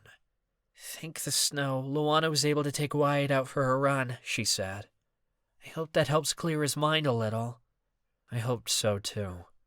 I stayed with Farah for a few minutes, but she was getting ready to help at the infirmary. According to Akala, not many people got sick or hurt in Unity, and most supernaturals had speedy healing as one of their powers, but when someone got sick, it meant trouble. Thankfully, nobody was sick this time, but Farah was trying to learn all she could from the healers, so she could be useful, just in case. Without much to do, and already a little worried about her, I went back to my mother's house. I found her in the same spot, with a book in her lap, but this time her head was against the back of the couch, and her eyes were closed. The slow up and down of her chest confirmed she was only sleeping. I sat down on the chair across the coffee table and watched over her. She looked old and frail like this. An instinct to protect her rose in me, and I didn't know what to make of it. Why would I protect the woman who had abandoned me? Who knew I was alive, in the midst of evil witches, who had created a paradise and never went back for me? She had the perfect life here, and apparently she hadn't wanted her son to mess with it. Now I was here, raining on her parade. She must hate me even more now than when she first abandoned me. A sliver of rage stirred in my chest. Soon the darkness followed. I could feel it, but I couldn't fight it. The darkness was stronger than me, and once it sank its claws in me, there wasn't much I could do. Before I threw a bolt of magic at my sleeping mother, I pushed up from the armchair and marched to the backyard. I took in a lungful of fresh air, but it wasn't enough to assuage my anger and the darkness within me. I was falling into their endless pit, and one of these days, I wouldn't be able to crawl out of it. 2 wolves burst through the forest, and I called my magic. "Hey, it's us," Wyatt said after he shifted into his human form. I pulled back my power, but being startled like that only added to my irritation. Beside him, Luana shifted too. She smiled at me. "You won't believe what just happened." I understood the whole feeling okay with nakedness thing, but I really didn't like having my mate naked beside another man, especially when he was nude too. "One sec," I muttered before walking into my mother's cabin. Careful not to make any noise, I grabbed 2 throw blankets from the living room. Back outside, I flung them at Luana and Wyatt. "Here." "Thanks." Luana wrapped the blanket around herself. "Luana, tell him before I do," Wyatt said as he circled the blanket around his waist. It was better, but not by much. I groaned. "What is it?" Luana's smile faltered. Are you okay?" I crossed my arms. "I'm perfect." She narrowed her eyes at me. Even if I tried to hide my anger and irritation, she could hear the rapid beating of my heart and my sharp exhales. "What happened?" "I'm going to check on Farah," Wyatt mumbled before walking away. I stared at Luana, as if challenging her for... what? "Keeran, tell me what happened, please." Her voice was calm and stable, so unlike the hot-headed wolf she was. "Nothing." I jerked my chin toward her. "But something happened to you, and you wanted to tell me about it." "Well, yes, but if you don't want to talk right now, it can wait." "We can talk now." Luana tilted her head. She stared at me, probably considering what was best. Telling me even if I didn't care, or not telling me and making me more irritated by hiding something from me. It was a freaking impossible choice. Luana let out a long breath. I found a group of magical wolves hidden in Unity's forest. They are called the Starlight Pack, and they glow dark blue in the dark. They told me that my father was their alpha. More supernaturals hidden in Unity, and this time it was the wolves from Luana's pack. My mother's treachery seemed endless. And she flinched. Aren't you glad I found my pack? I shrugged. I didn't care if she was the alpha of the red or blue or green pack, as long as we found more allies. Will they help us against Isalia? That's the catch, she said. I wasn't even aware there was a catch. Somehow I lost my magic, and I can only be their alpha if I get it back. I frowned. Wolves with magic. I wasn't sure how I felt about that. I had only known I had magic for 2 years, and I was still getting used to it. Now my mate, who was supposed to be a freaking werewolf, was telling me she had magic? Jealousy joined the anger and irritation swirling inside me. Get back your magic, I muttered, trying hard not to blow on her. How do you do that? I need to find 3 objects, she said, the eagerness taking over her voice. The mirror of all seeing, the dagger of all hunting, and the crown of all branches. They were gifts from the gods, passed on by my bloodline, but somehow they've been lost. The mirror of what? My irritation was about to blow. Those names were ridiculous. How do you know these glow-in-the-dark wolves aren't just playing with you? Her brows curled down. I don't. The back door opened and my mother walked out. They aren't playing with Luana. They've been waiting for their rightful alpha for many years now. She was still pale, but that didn't matter when she was butting in on my conversation with my mate. You knew who they were, and you kept them hidden all these years? I snapped. Why the hell didn't you tell Luana? Oh, wait, I know. Keeping Unity hidden is more important. Taken aback, my mother stared at me before continuing. I didn't know who their alpha was or where she was. They just wanted a place to stay while they regrouped and waited. Seeing as their intention was peaceful, I offered them a place to stay. That was all. Should I believe her? She had lied about so many things. I didn't know if any words out of her mouth could ever be true. Alme, have you ever heard about the mirror of all seeing, the dagger of all hunting, and the crown of all branches? Luana asked, ignoring my fuming face. Rumor had it your father had one of those objects, my mother said. The mirror of all seeing. Really? Luana's brows hitched up. Where could that be? The rumors told of a crystal cave outside the Starlight Pack territory, about a half-day walk from here, and that your father had the mirror hidden there. You just said it was rumors, I snapped. My mother threw me a cold look. All rumors have a hint of truth. There's only one way to find out. Luana tightened the blanket around herself. I'll leave for the cave tomorrow at first light. I scoffed. Luana, think about it. Akala said it was a rumor. You're going to lose an entire day, walking around, trying to find a cursed cave? Luana gritted her teeth. Do you have a better idea? Yes, I spat. Do some research before throwing yourself into a senseless search. Keeran, don't say that, my mother said. This is important to Luana. I pointed a finger at my mother. You stay out of this! She flinched before whispering. I give up. After a sorrowful glance at Luana, Akala walked back into her house. Keeran, your mother wants to help, Luana said. Don't be mean to her. What the hell? Now she was patronizing me too? She deserves it. That damn amulet. It's poisoning you. Please take it off so we can talk. I reached for the amulet, cradling it in my hand. You know I can't take it off. Despite that, I didn't want to take it off. I'm fine. Luana shook her head, her eyes full of anguish. I can't talk to you like this. She spun on her heels and stomped away. Where the hell do you think you're going? I yelled at her. But Luana didn't slow down. She didn't even glance my way as she walked away. From me. I bumped a closed fist against my chest. Too much built up inside. Anger, irritation, jealousy, and now disappointment, threatening to explode. In tandem with my temper, my magic warmed in my veins, asking for release. I considered running into the forest to blow up bushes or trees to burn off some of this pent-up energy, but I decided to take another route. I closed my eyes and focused. I calmed my breathing. I reared back my magic, and I pushed down my temper. It took a while, but I won this round.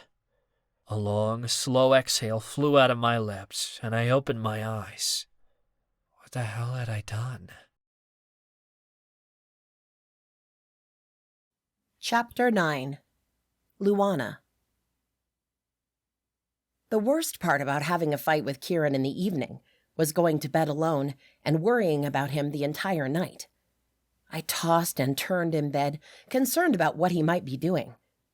Finally, at around 3 a.m, I heard as he tiptoed into the cabin, his heartbeat and breathing almost back to normal, and lay down on the couch in the living room. At least he had the decency of not pushing his luck by trying to come to bed. Despite having him back, I didn't relax. The little I slept was light and restless. But determined to follow through with my new quest, I got up at first light and got dressed. Last night, Alme had brought me a detailed map of Unity and the surrounding areas.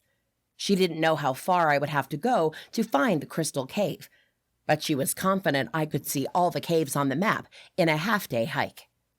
I had also talked to Wyatt and Farah last night. In a much better mood, Wyatt had offered to go with me on this mission. But since Farah had already asked him to help her with some things in town, I told him to stay. Perhaps the excitement of going after the mirror would keep him in a better mood, but I also knew Farah was perfectly capable of doing that. Besides, as far as I knew, they hadn't spent much quality time together because of Wyatt's depression. He was feeling better now, so he had to take advantage of that and spend his good days with her. They might not know it, or at least admit it, but they liked each other. And to me, there was nothing more obvious than that. Since I didn't know what I would encounter during my hike, I rolled up a long t-shirt around the crystal rose and prepared a thin leather tie. Once I wolfed out, I would ask Alme to tie the shirt and rose to my leg, so I could take them with me. At least, it would be easier than carrying both items between my teeth. I reached for the knob and heard as Keeran stirred on the couch. Shit. I had hoped to sneak out of the house before he woke up. Truth was, I knew he hadn't slept well either. I sighed and walked out of the bedroom. Keeran stood from the couch and smoothed his hands through his messy hair. You're up. Good morning. Morning. I barely glanced his way as I walked around the kitchen's tall counter. I wasn't in the mood for a big breakfast. I would just grab something, shove it in my mouth, and be done with it. Luana. Keeran followed me into the kitchen. I want to apologize for yesterday. I don't know what came over me, and I spun around and glared at him. You don't know what came over you? I know. I pointed at his chest, where I could see the small bulge of the amulet under his black shirt. This came over you. He balled his fists, and I braced myself, sure he would verbally attack me again. Can we not talk about the amulet right now? I'm trying to apologize. You're not doing a good job. I turned and reached for the wicker basket full of bagels. Keeran grabbed my wrist and gently pulled me back. Luana, please. I'm sorry. Really, I'm sorry. I don't want to fight anymore. I jerked my hand free from his grip and crossed my arms. What do you want to do then? I want to help you, he said simply. I want to go to this crystal cave with you and search for the mirror. I blinked. Sure, I wasn't hearing him right. If this mirror is important to you, then it's important to me too. My shoulders deflated, and the fight fled me. Are you sure? You won't nag me about it the entire way, or complain about it being a silly quest. His eyes fixed on mine. Keeran stepped into my space and cupped my face. I'm really sorry for being a jerk yesterday. I love you, Luana, and I want to help you. The corner of my lips tugged up, but before I could fully smile, Kieran's mouth crashed into mine. I didn't even try to hold on to my disappointment and anger. There was no need to. Deep down, I knew it hadn't been him. Keeran was a good man through and through. He would never intentionally be mean to me. Glad his senses had come back, I let all the hurt go and melted into his kiss. I wound my arms around him and held him tight against me. "This is much better," I whispered against his lips. "Agreed," he muttered, before deepening the kiss. He pushed me back until my butt hit the counter. He broke the kiss and looked at me. "I think we'll be a little late, though." "It'll be worth it." I grabbed his collar and pulled him back to me. My morning hadn't started as I planned, but I had to admit it had been much better. Making up with Keeran and making love to him was better than anything else. But in the end, we had to come back to reality and face the day. We ate a light breakfast, packed for a day's journey, and left Unity with the sun already halfway up in the sky. I had resisted shifting, but Keeran had assured me his magic had grown, and he could maintain a running spell longer. I shifted and ran as a wolf, while Keeran zipped through the forest by my side. When I thought we were near the area Alme had told me about, I asked Keeran to check the map. We followed the map to the nearest cave, then to the next one, and the next one. In 2 hours, we checked over 15 caves in the region, and none of them was the Crystal Cave. Tired of searching for the needle in the haystack, I shifted and sat down on the grassy ground beside a thin stream that cut through the forest. Acting like a gentleman, Keeran put his cloak over my shoulders and sat down beside me. The fairy tale was short-lived. Keeran grunted. I knew this was a mistake. I glanced at him, doing my best to rein in my temper. An irritable warlock and a hot-headed werewolf. If we ended up arguing again, I wasn't sure what would happen. There are still a lot of caves to check. I cupped a handful of water from the stream and drank it. We can't say it's a mistake yet. Luana, think about it. A crystal cave? It's ridiculous. Have you ever stopped to consider what the humans think of us? When a human mentions magic or werewolves or vampires, they think it's fantasy. All ridiculous. Yet here we are. I paused. We've seen so much. We've done so much. Why would a crystal cave be ridiculous in our world? Because, he groaned. I don't know. It just sounds too good to be true. We find a crystal cave, find a mysterious mirror that was hidden there, and suddenly you're the alpha of a magical werewolf pack? It's not suddenly. My temper flared up. It's my birthright. I was born in that magical lineage. Somehow I lost my magic, but I want to get it back.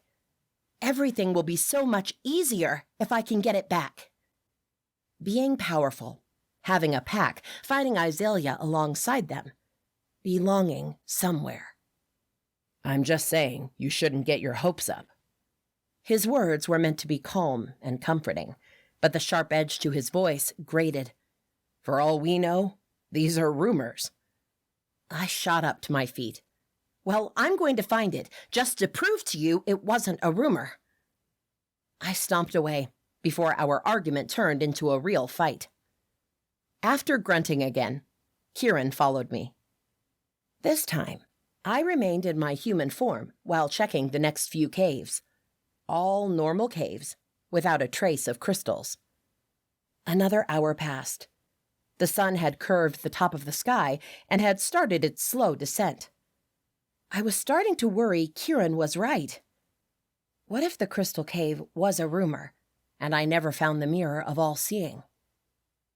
We were coasting the bottom of a steep hill when a red glow caught my eye.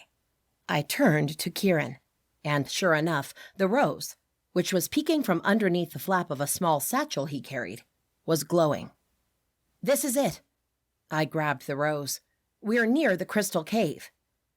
Keeran looked at the map. "But there aren't any caves around here."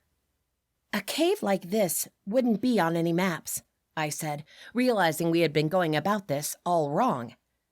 Even in the supernatural world, who would put a place that was supposed to be hidden on a map? "You mean we've just wasted the last 3 hours?" I ignored his question and his bitter tone. Instead, I held the rose tight in my hand and extended my arm. The glow became brighter.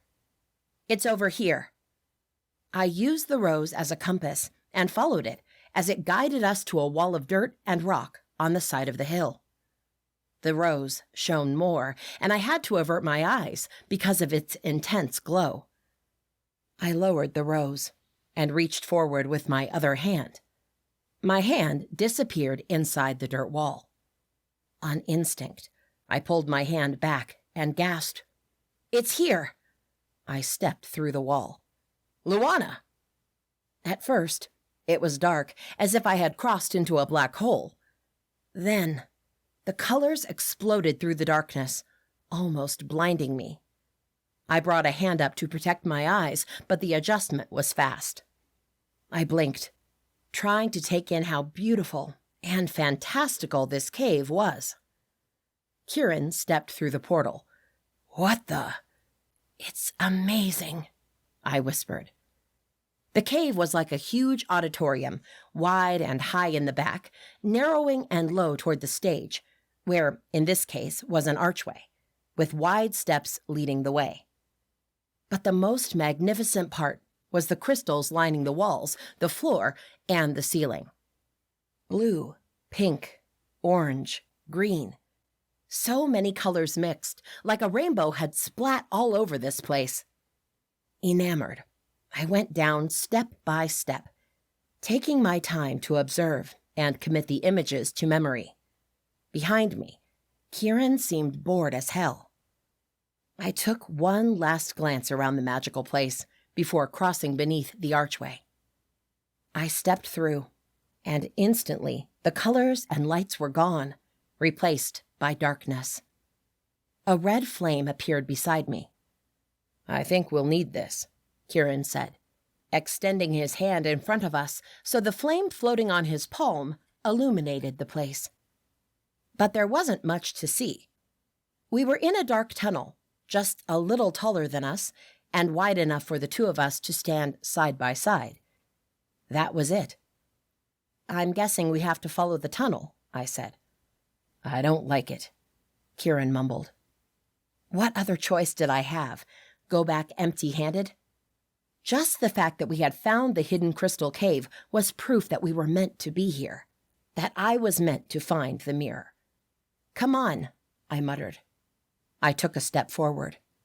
The ground crumbled under my foot. I jumped back as the walls shook. A pit opened, swallowing the ground. Keeran held on to me and pulled me back against him.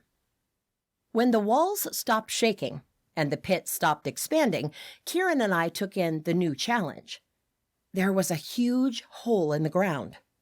It was over 30 feet long, which meant I couldn't wolf out and jump across. Could I climb down and back up? Careful, I leaned over the edge of the pit and looked down. I couldn't see the bottom. Here. Keeran grabbed a small pebble from the ground and imbued it with red light. Then he dropped it on the pit. The pebble went down and down and down and down. We stopped seeing the pebble's red glow, but we never heard it reaching the bottom. "Well, climbing into the pit is out of the question," I said. Keeran frowned. "I'm starting to think this place is full of booby traps." He was right. "It's a test," I muttered. "If you can make it through the booby traps, then you're worthy of the mirror." "With my magic, this will be easy." He walked to the edge of the pit. "I'll just conjure a bridge." "No," I said. "I appreciate the offer, but this was made for a werewolf, one probably without magic.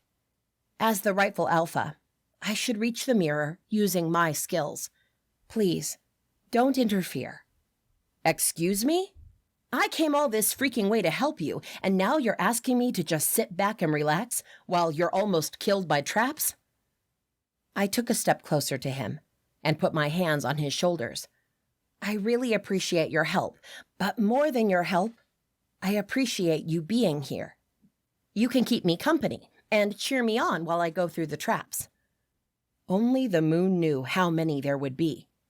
But please, do not interfere. I don't like this. It's okay. I rose to my tiptoes and pressed my lips to his in a quick peck. It'll be a breeze. You'll see. I took off his cloak and returned it to him. Then I shifted. As fast as I could, I jumped to the wall on the right, fitting my paws on small indentions on the surface and advancing toward the other side. But my center of gravity was tilted, and I felt my weight dragging me down. When I was a few feet from the other side, I pushed hard against the wall and leaped as far as I could. My front paws landed all right, but my hind paws scurried over the overhang. Dirt loosened, making it hard for me to grind my claws and gain footing. But I didn't stop fighting. I was dragged down a little more. Scrambling, I felt a small rock jutting out of the cliff wall. I used it to propel me forward. I pushed and jumped. I rolled on the ground, taking a deep breath. A moment later, Keeran was beside me. Are you all right? The red glow of his magical bridge shone behind him. Show off. I got up on all fours and nodded. Carefully, I trudged forward. A spike jutted up from the ground, and I sprang back, avoiding it by inches. Spikes suddenly shot out from the ground in rapid succession. Then they were gone. I waited, but they didn't come back. I took a step forward again, and the first spike came out. Then the others. Trying to make note of a pattern, I did that for a couple more times. The stakes were close together, and they moved too fast, but there was one way. One narrow space where I could weave through them. Just enough for a slim wolf. I prepared myself and pressed against the ground again. The stakes appeared, and I rushed through them, squeezing my body through the path. I was almost out of them when I stepped on a loose pebble and lost my footing. A spike grazed my leg, and I let out a yelp. I stomped forward and away from the spikes. Once more, Keeran appeared by my side a few seconds later. Let me see, he said, kneeling beside me. It hadn't been much, just a nasty scratch and a little blood. I ignored him and strode forward, but Keeran closed his hand around my leg and cursed under his breath. I said, let me see it, damn it. He sounded angry. I didn't care.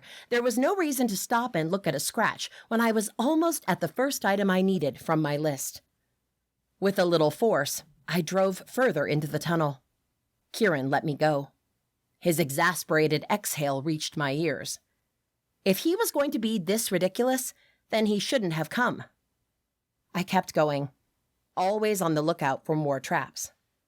Ahead, the ground and tunnel's walls were wider and smoother. I halted right before this change. 2 large, dark blue wolves appeared. Their bodies shimmered as if they were made of smoke and magic. The only thing I could think of was that I needed to fight them. Without thinking, I raced toward them. The 2 wolves turned to me, and we fought. They hit me hard, but when I tried hitting them, my hand passed through their bodies as if they were ghosts. What in the moon? I worked up a sweat as I dodged their attacks and thought of how I was going to defeat them. Nothing I did, nothing I attempted, worked. I was at a loss. Then, when I turned and had them between Keeran and me, I saw it. Their bodies shimmered with the light projecting from the flame over Kieran's hand, which gave me an idea. Weaving past the 2 wolves, I raced toward Keeran. What is it? He asked. I didn't have time to waste by shifting into my human form, then into a wolf again. Instead, I tugged on his sleeve, and he lowered his arm, turning his hand over. "The light? You want me to put out the light?" I nodded. He did as I asked. The light was gone, and the tunnel was pitch black. I moved forward, across the smooth patch of stone, bracing myself for the wolves to attack me, but nothing happened. The wolves were gone. The ground changed beneath my paws, and I let out a yelp. Keeran conjured a flame again, illuminating the tunnel. "Good thinking," he said, though he didn't sound pleased. Together, we walked down the tunnel, until it came to a dead end. A rock wall greeted us. Despair rushed through my veins. That was it? All of those booby traps for nothing. Was this a trick? Behind me, Keeran muttered his discontent, but I focused on the quest. This had to be another obstacle, another trap. What if it wasn't? I stepped forward and rested my head on the damn wall. My paw moved down, as if I had pressed broken tile. But it was much more than that. Starting from the bottom, blue light cut through the wall, revealing an opening. The wall slid open in 2 panels, a hidden door. Holding my breath, I walked into a large, round chamber with heavy, stale air. Blue lights ran the perimeter of the room, illuminating the area. The small, pear-shaped mirror, with delicate silver framing, stood on a wooden stand in the middle of the room. I shifted into my human body and advanced toward the stand. With shaking hands, I reached for the mirror and picked it up easily. "I got it," I whispered incredulously. Cradling the light mirror in my hands, I turned to Keeran. "I got it." Keeran glanced at our surroundings, waiting for another booby trap to spring. "Is this it? Are you done?" "I guess so," I said. He walked closer and looked over the mirror. "That little thing is the mighty mirror of all seeing?" He scrunched his nose. "I can feel a little magic, but it doesn't seem powerful." "It doesn't matter. As long as it helps me become the true Starlight Pack Alpha and eventually defeat Isalia, that's all that matters." The mirror's surface shone. I lowered it and looked at its face. I gasped upon seeing the reflection of Isalia, leaning against a big, dark wood chair in a dimly lit room. Her belly was round and swollen. Then the image was gone, and the light faded.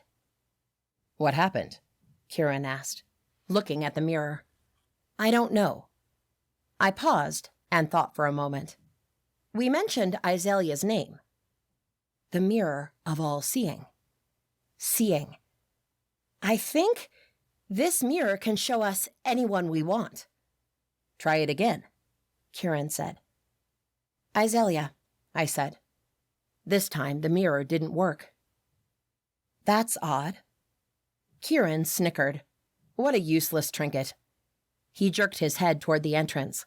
"Come on, let's go back. I'm tired." He walked back to the tunnel. And I stayed in my spot for a moment, thinking about Keeran's terrible mood swings and how much longer I could endure them. I had to find out more about this mirror's powers, but I could do that in unity. Rushing my steps, I caught up with Keeran and went back with him.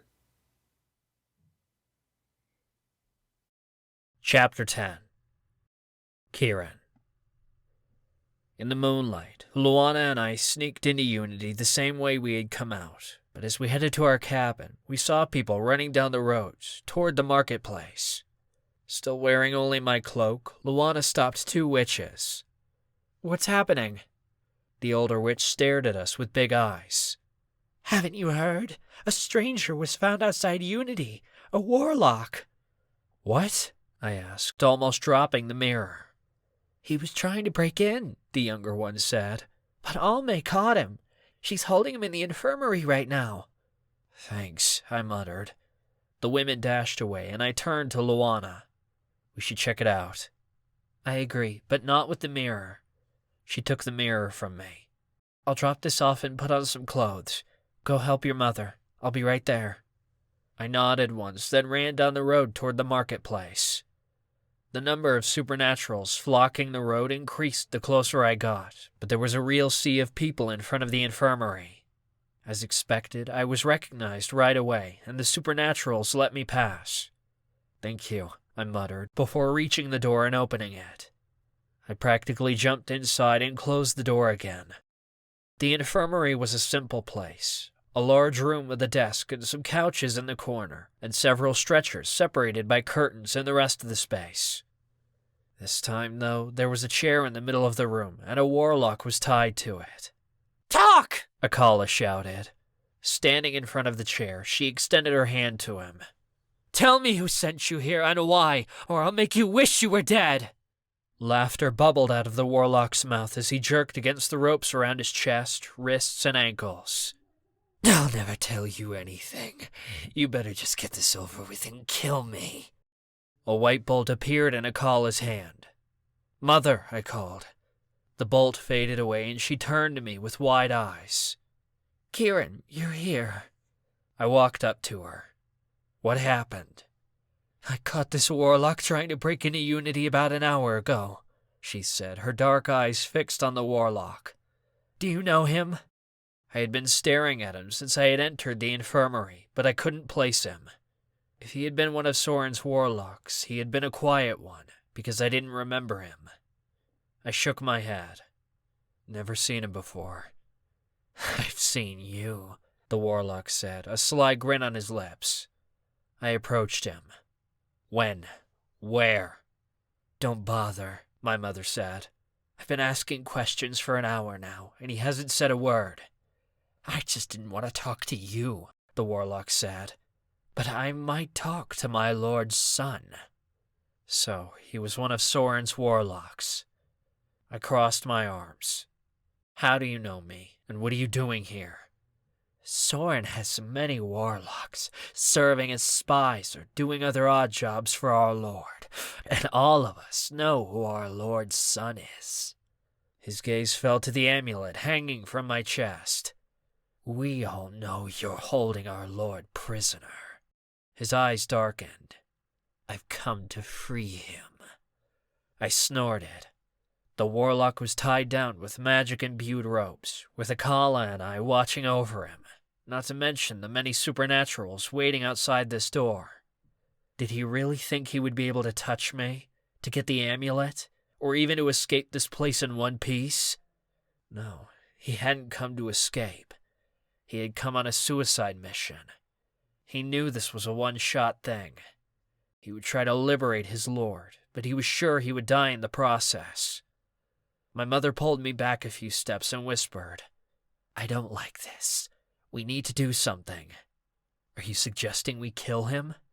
That word, that act, stirred something in me.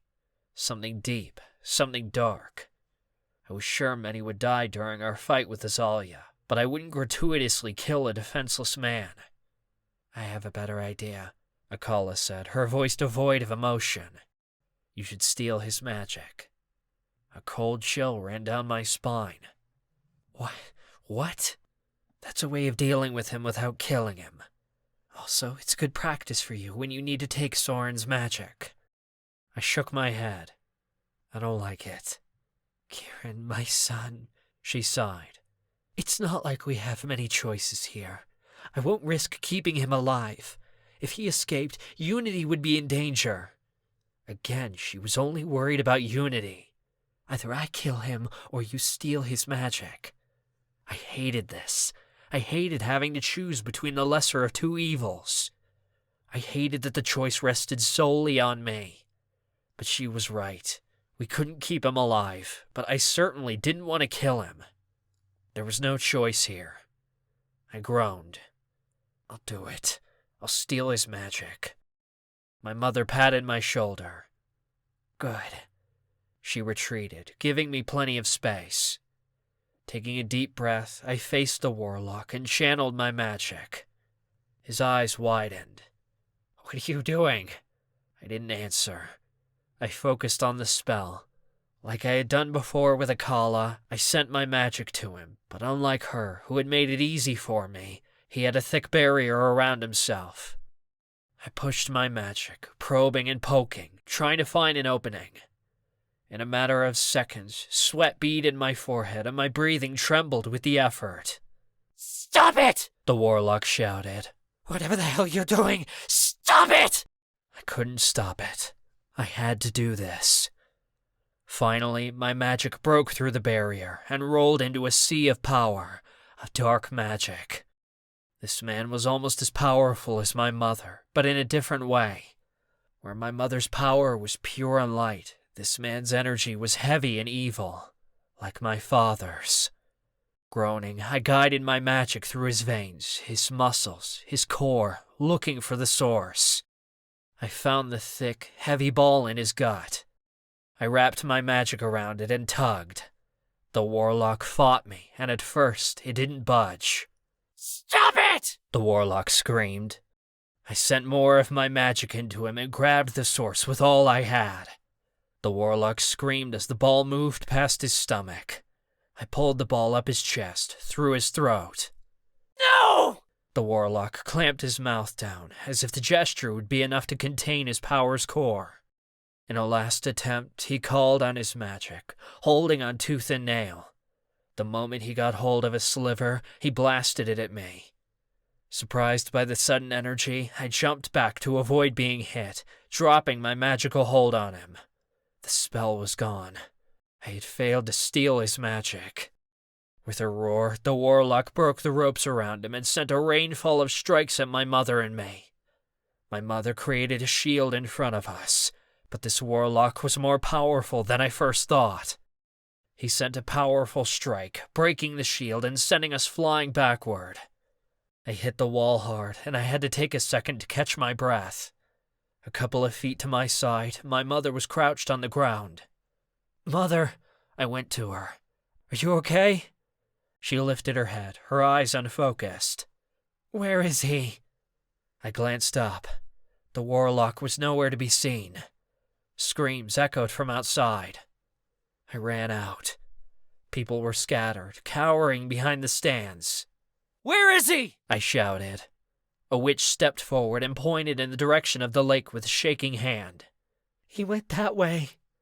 Groaning, I ran after him. "Keeran, stop!" My mother's voice was clear and firm. I turned and faced her. "You should stay here." A group of vampires, werewolves, warlocks, and fae came through the marketplace. They had the same brooch on their shirts, the official guards of Unity. "Go after him. Catch him alive if you can. If you can't catch him, kill him."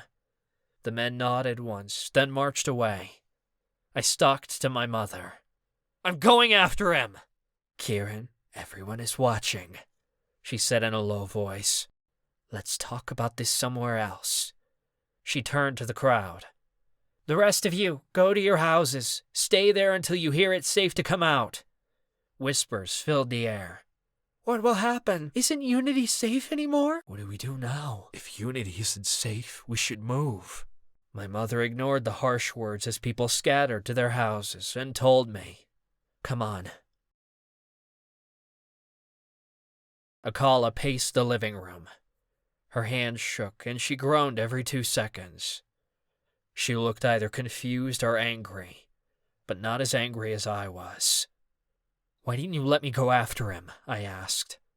From my side, Luana elbowed me hard in the ribs. "Shush." I glared at her. After the Warlock escaped, after the less-than-stellar trained guards from Unity chased after him, and after the crowd dispersed and hid inside their homes, my mother guided me up the hill to her house. On the way, we found Luana, who was coming down to meet us. "What happened?" she asked, immediately noticing the tension between us. With an emotionless tone, my mother told Luana all that had occurred. The invasion, having the Warlock secured, the magic-stealing spell, the counterattack, the Warlock running away, the guards going after him. Luana couldn't believe that had just happened. She offered to help in any way she could. "Keeran has already done more than enough. was my mother's curt answer. Anger lashed out of me, but before I could transfer it to her, I walked past her and entered my cabin. To my dismay, she followed Luana and me inside and started working a hole in the floor with all her pacing. Finally, my mother stopped pacing and turned her hard gaze to me.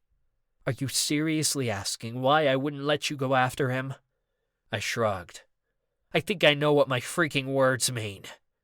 Her hands balled into fists. I thought she would yell at me. Instead, she let out a long breath and relaxed her hands. "I guess I was expecting too much of you. I asked you to steal his magic when I knew you had barely attempted this spell before. It was my mistake." She paused. "And because of that, he got away." "Your guards will find him," Luana said, her tone sympathetic. Was she really siding with my mother right now? "I don't think they will." A sob rose to her throat. "It's happening. My prophecy. It'll come to pass. This Warlock will tell Isalia about unity, and she will come to destroy it."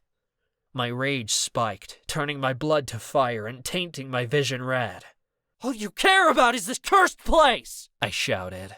"It's all about keeping Unity safe! You love this place more than you love your own son!" "Keeran," Luana snapped. "You know what?" I continued. "If you love it so much, then have it all to yourself. Marry it. Have a family with the town. Be happy. Because I don't freaking care anymore!" I brushed my hands down my arms, as if washing myself of her and her town. "By the moon," Luana whispered. "You too." I pointed a finger to Luana's face. "You love it here so much. You side with this witch all the time.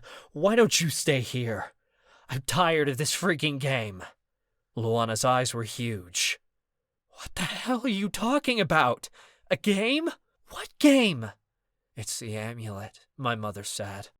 "No, it's not!" I screamed. How dare she say something about it? The amulet was the most powerful, the most important thing right now. With this amulet, with the power it carried, I would defeat Isalia and her she-wolves and her warlocks.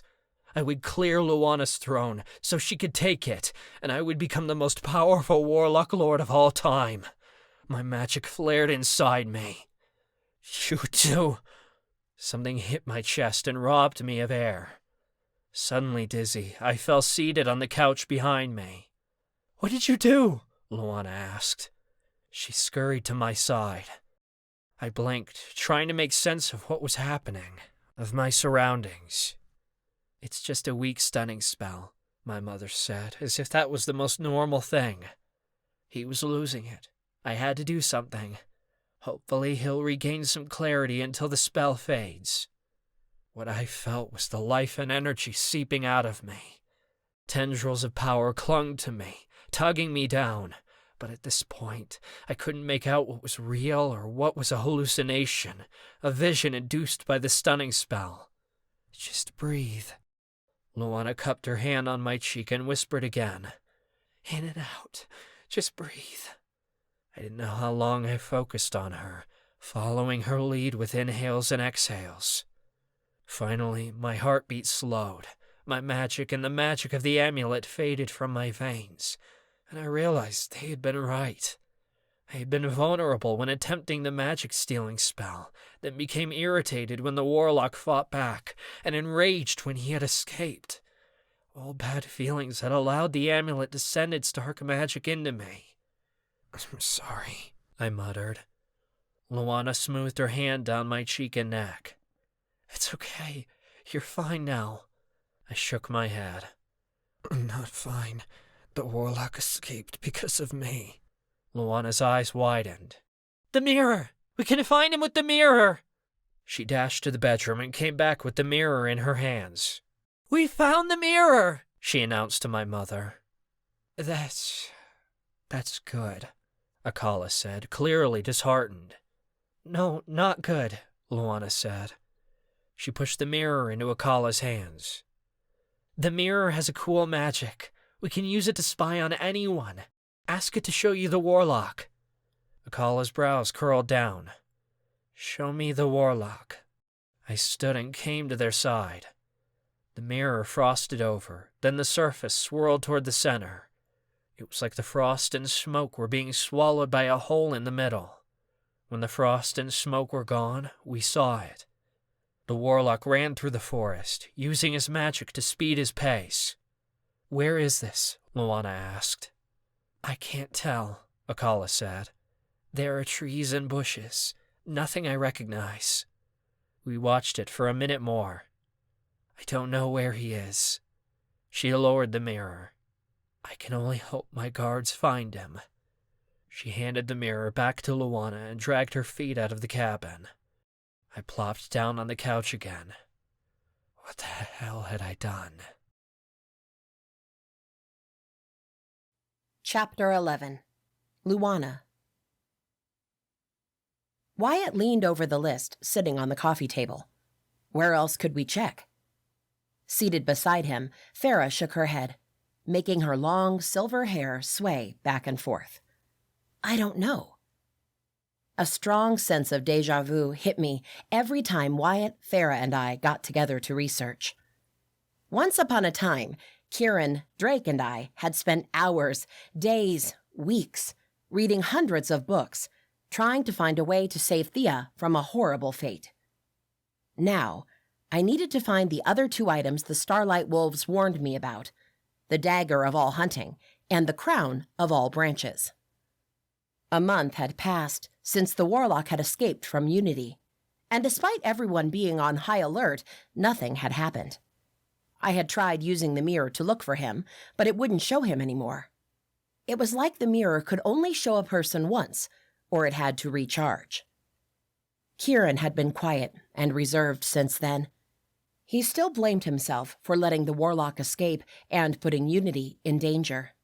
He hadn't mentioned it, but I knew he was also upset about his last outburst. It had been the amulet, not him, but it still messed with him. Despite his feelings, he still met his mother for magic lessons. At least he wasn't sulking all day.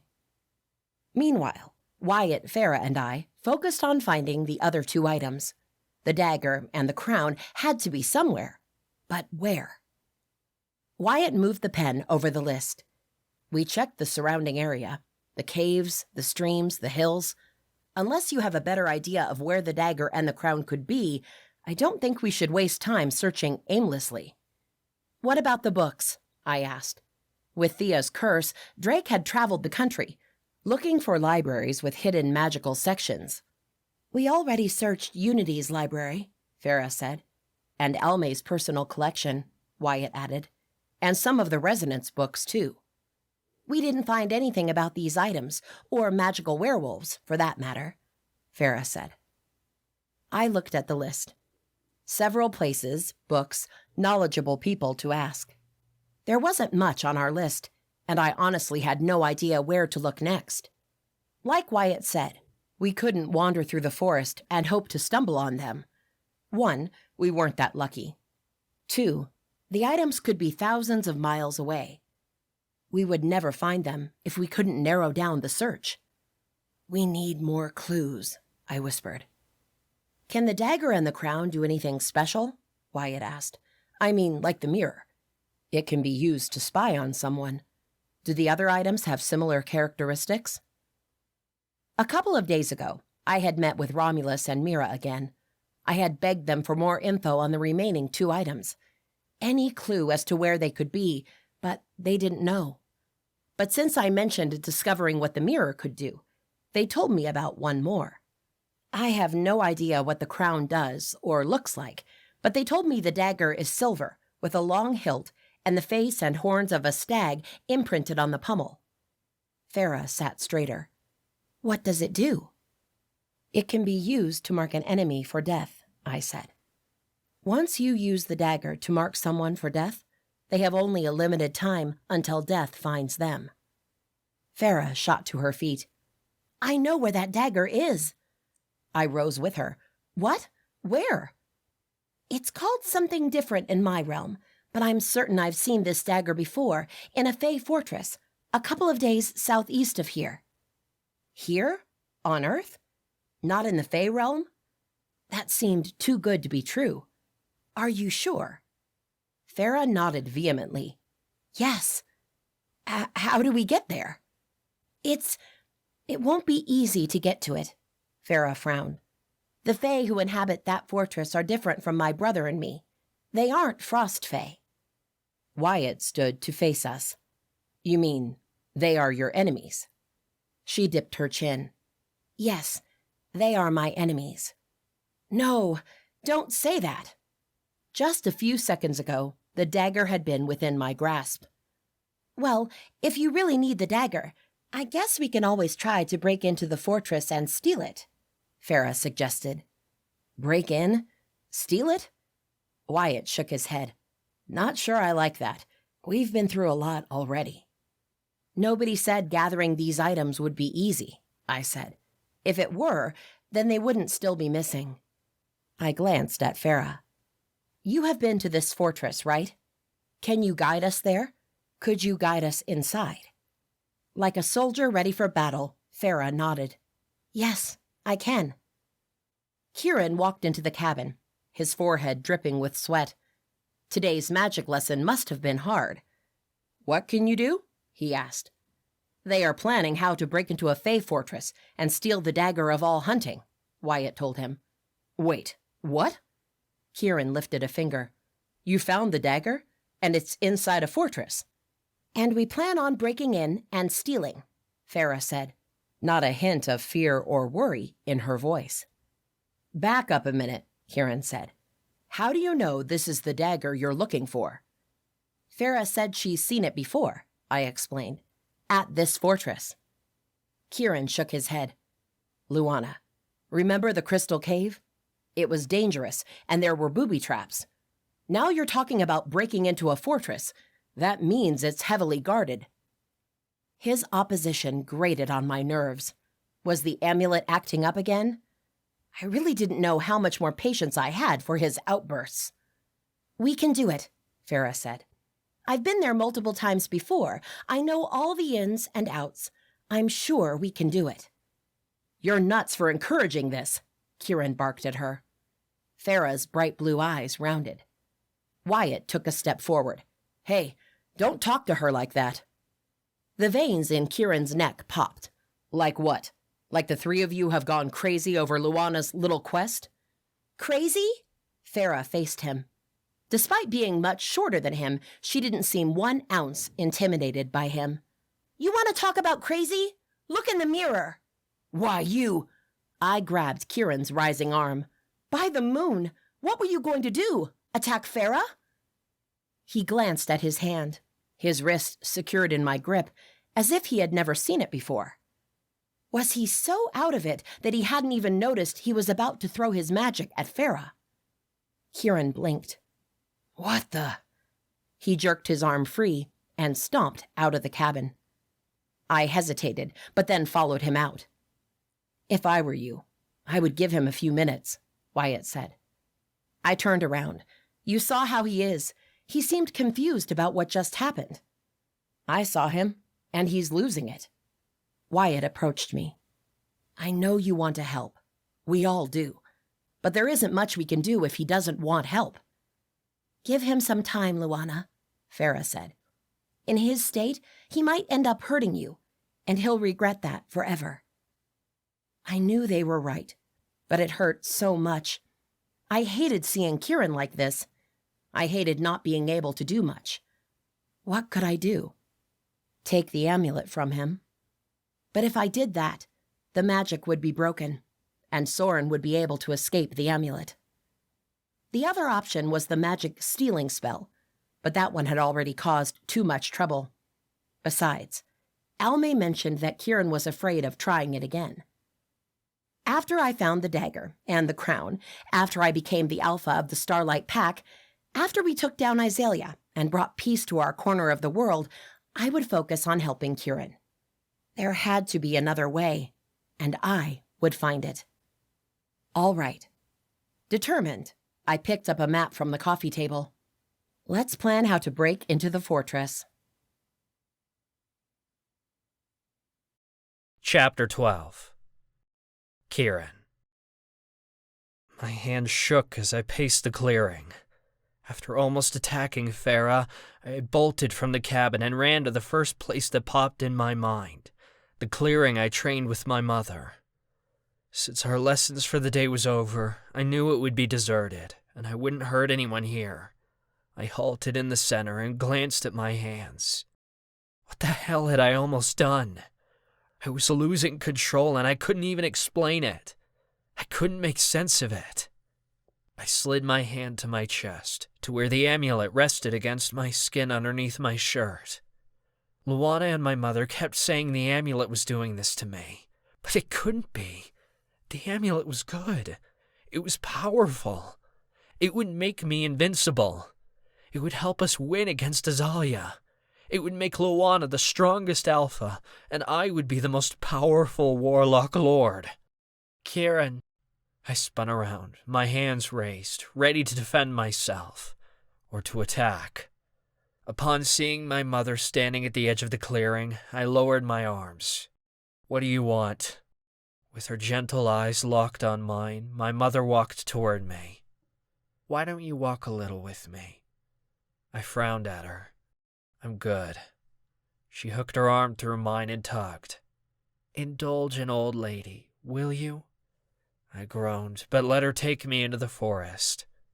In silence, she led us down a narrow path that flanked Unity's border. Akala kept a small floating orb of light beside us to drive away the darkness. The chilling night air filled my lungs, but didn't do much to clear my head or ease my tension. Finally, she broke the silence. Soren wasn't always evil, you know. He was a warlock with a good heart and good intentions. But power corrupts even the purest of hearts. Power and dark magic changed him. I frowned, not expecting this topic. Did you ever love him? It was a complicated relationship, she said, her voice low. When I met him, he was already consumed by power, but I could see glimpses of the man he used to be. It was hard to resist him when he treated me so well. Do you think he loved you? She nodded. In his own twisted way, yes, I think so. Why didn't you fight for him? Why didn't you help him? I was a single witch against the most powerful warlock in existence. There wasn't much I could do. She paused. But the truth is, he didn't want to change. He loved the power and the magic. He loved being in control of everything and everyone. Then why didn't you leave him sooner? I was planning to, but then he gave me you. She turned a soft smile at me. I couldn't bear the thought of running away with you and you growing up fatherless. She let out a long breath. Not that it helped much. You ended up growing up without both parents. Because you had the prophecy. She nodded. Because of the prophecy. If you knew it was bad, why didn't you tell him? I didn't have a choice, she whispered. What do you mean? I vowed never to tell him, but he tortured me. Tears brimmed in her eyes. I tried resisting. I tried enduring, but I couldn't. I told him everything. She wiped at her eyes. That's why I ran with you, and that's why I hid you from him. My gut curled with rage and hurt. Just more evidence that Soren was really evil. True, my mother said. An evil like that has to be stopped at all costs. I patted the amulet on my chest. He's taken care of. Keeran, my mother halted. I'm really sorry, but I must do this. What? Darkness surrounded me. I swam in a black sea, the waves several feet tall, taking me down. A moment later, I drowned. First thing I felt was the cool grass beneath me. A little disoriented, I sat up and looked around the clearing. What the hell had happened? I shot to my feet, and it hit me like an avalanche. My mother had done something to me. She had put me to sleep, and now she was nowhere to be seen. But why? Instinctively, my hand flew to my chest. The amulet was gone. My mother had taken the amulet from me. Angry, I cast a tracking spell. But she was too good for me. She had blocked her location from me. If I had to go after her the old-fashioned way, so be it. I started after her, intent on scouring the forest until I found her. Until I got the amulet back from her. Keeran! Hands raised and already casting a bolt, I turned toward the voice. Farah brought her hands up. Hey, it's us! I stared at Farah and Wyatt. And Luana. I knew them. I knew them well. They were my friends, and one of them was my mate. My freaking beloved mate, and I still couldn't lower my arms. Keeran, it's okay. Luana stepped closer, her eyes on mine. It's just us. What are you doing here? I asked through gritted teeth.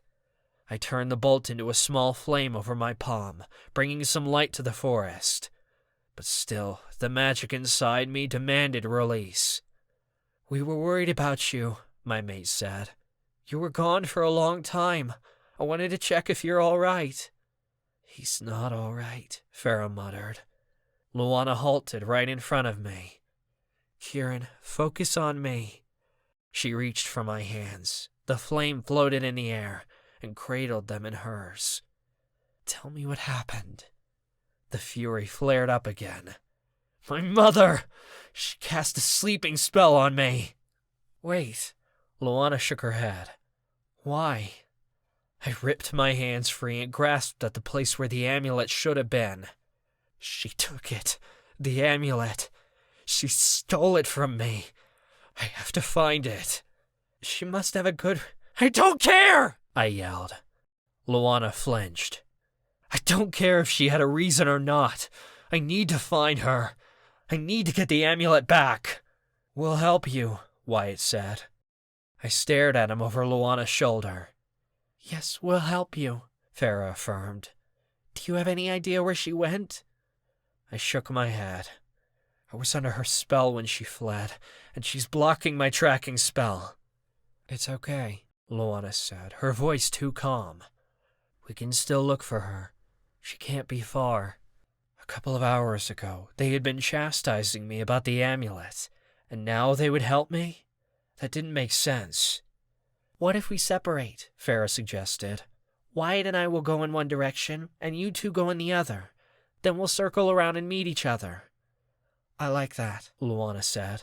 And whoever finds Almay first can call the others. Sounds good, Wyatt said. Luana glanced at me. Does that work for you? I stared between them all, the urge to yell at them too great. Yes, I rasped. After a short nod, Wyatt and Farah took off. Luana beckoned me to follow her. Come on. She disappeared into the forest. I inhaled deeply, taming my magic before it exploded and burnt down the trees, and followed Luana. Thankfully, my mother hadn't blocked her scent, and Luana easily followed her trail. We found my mother kneeling in the bed of a stream, the amulet in front of her, and a big rock in her hands. She let the rock drop and smash the amulet. No! I waved my hand, and a burst of magic flew in her direction. It knocked her into the stream. Keeran! Luana took off after my mother. I took off after the amulet. I pushed the rock away and miraculously found the amulet intact. I picked it up and swung the chain around my neck. Instantly, I felt its magic reaching into me, filling my veins, satiating my thirst as if I had spent days in the desert. My rage renewed, I glared at my mother as Luana helped her up. What the hell do you think you were doing? I was only doing what's right, Keeran, she said, a sob cutting off her words. I was trying to destroy the amulet before it destroys you. Another sob rocked her body. But I failed. I tried magic, fire, and breaking it any way I could think of, but it didn't work. The magic inside it is too great. You tricked me, I spat. You betrayed me. You took something precious from me and tried to destroy it. Keeran, your mother is only trying to help, Luana said.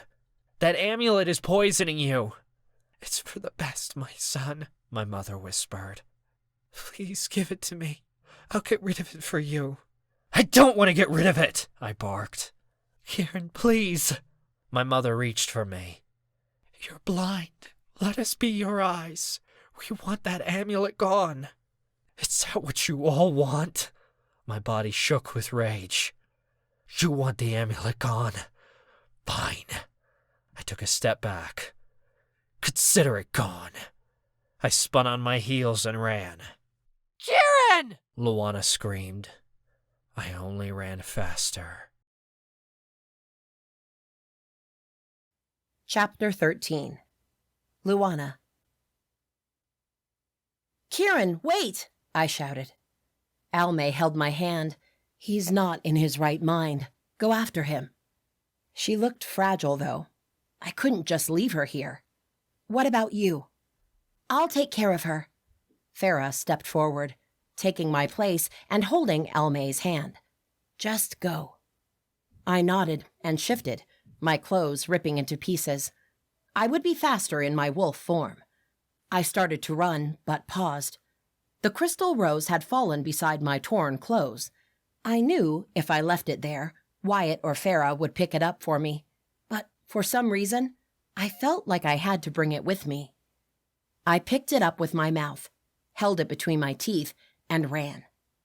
I tried following Kieran's scent, but either the forest was confusing me or Keeran had thrown a spell to spread his scent everywhere, making it difficult for me to follow him. I wouldn't give up that easily, though. I kept running, trying to be faster than him, thinking where I would go if I were him. But this place was strange to us. We didn't have anything or know anyone nearby. He would probably simply march in a straight line until he was far from here. Besides, it was late, already too dark. My eyes adjusted to the darkness just fine, but still it wasn't the same as running through the forest in the middle of the day. Desperation filled every inch of my body as the time passed and I didn't seem any closer to him. Frantic, I stopped and used another technique. The crystal rose. Aren't you pure magic? Help me out. Lead me to my mate. Instantly, the rose glowed its warm, red light, and a tug started in my chest. It pulled me forward, showing me the way. Tears brimmed in my eyes. Thank you. Without a second to waste, I raced forward, letting the rose's magic lead me. I ran for another 2 miles until the tug stopped and the rose's glow was gone. Holding my breath, I stepped past some bushes and found a small lake nestled between 2 big rock formations. His hair messed up and his face ragged, Keeran stood at the water's edge. His hand was pressed against his chest, covering the amulet that once again hung from his neck. I shifted back to my human form. Keeran. He turned dark eyes toward me. What are you doing here? I came to talk to you. I slowly approached him, afraid he would attack me. Keeran wasn't himself. Ask you to come home with me. He snorted. Home? Unity was never our home. You're right, it's not, but it's where we're staying right now. I beckoned him to come to me. Please, come back with me. Why? So Akala can spell me again and take the amulet? So I can be reminded that she loves Unity more than she ever loved me. He shook his head. No, thank you. I'm on my own now. I reached for him and rested my hand on his arm. You're not alone. No matter what happens, I'm with you. He rolled his arm, making me drop my hand. No, you're not. You side with Akala. You're just saying that so I'll go back with you. He leaned closer and said through gritted teeth, I won't. Okay, you won't. I would indulge him just to keep him talking, relaxing, although I wasn't anywhere near relaxed. I rarely minded being naked, but being naked while arguing with my mate, I was too self-conscious. What will you do then? He looked out at the lake, barely visible under the cloudy sky. I will kill Isalia, release her wolves, and claim my warlocks. I'll become the Warlock Lord again. I shook my head. You never cared about being the Warlock Lord before. Why now? He snapped his head at me as if I had slapped him. I never cared about being the Warlock Lord? Of course I did. I had doubts, yes, but it wasn't as if I didn't want it. I always did. I still do. He glanced down at his closed fists. I am the Warlock Lord. Keeran, you don't need to do this alone. We're in this together. Never mind that he knew I wanted to take down Isalia myself. I wouldn't argue about that right now. We're nothing. I stared at him. What? His eyes were cold, harsh, dark. Fate might be having a laugh over making us mates, but I don't love you. I don't want you. He touched the amulet again, his fingers caressing it like a lover. Not anymore. A gasp rose from my throat, and my heart shriveled in my chest. You can't be serious. A wicked grin fell on his lips. I am. You're just a filthy dog who is pretending she's some powerful creature with magic. That's a fairy tale. And let me tell you something. Fairy tales are just make-believe. They don't exist. Tears burning my eyes, I took a step back. You're breaking up with me. He nodded. I should never have started anything with you. Glad I came to my senses sooner rather than later.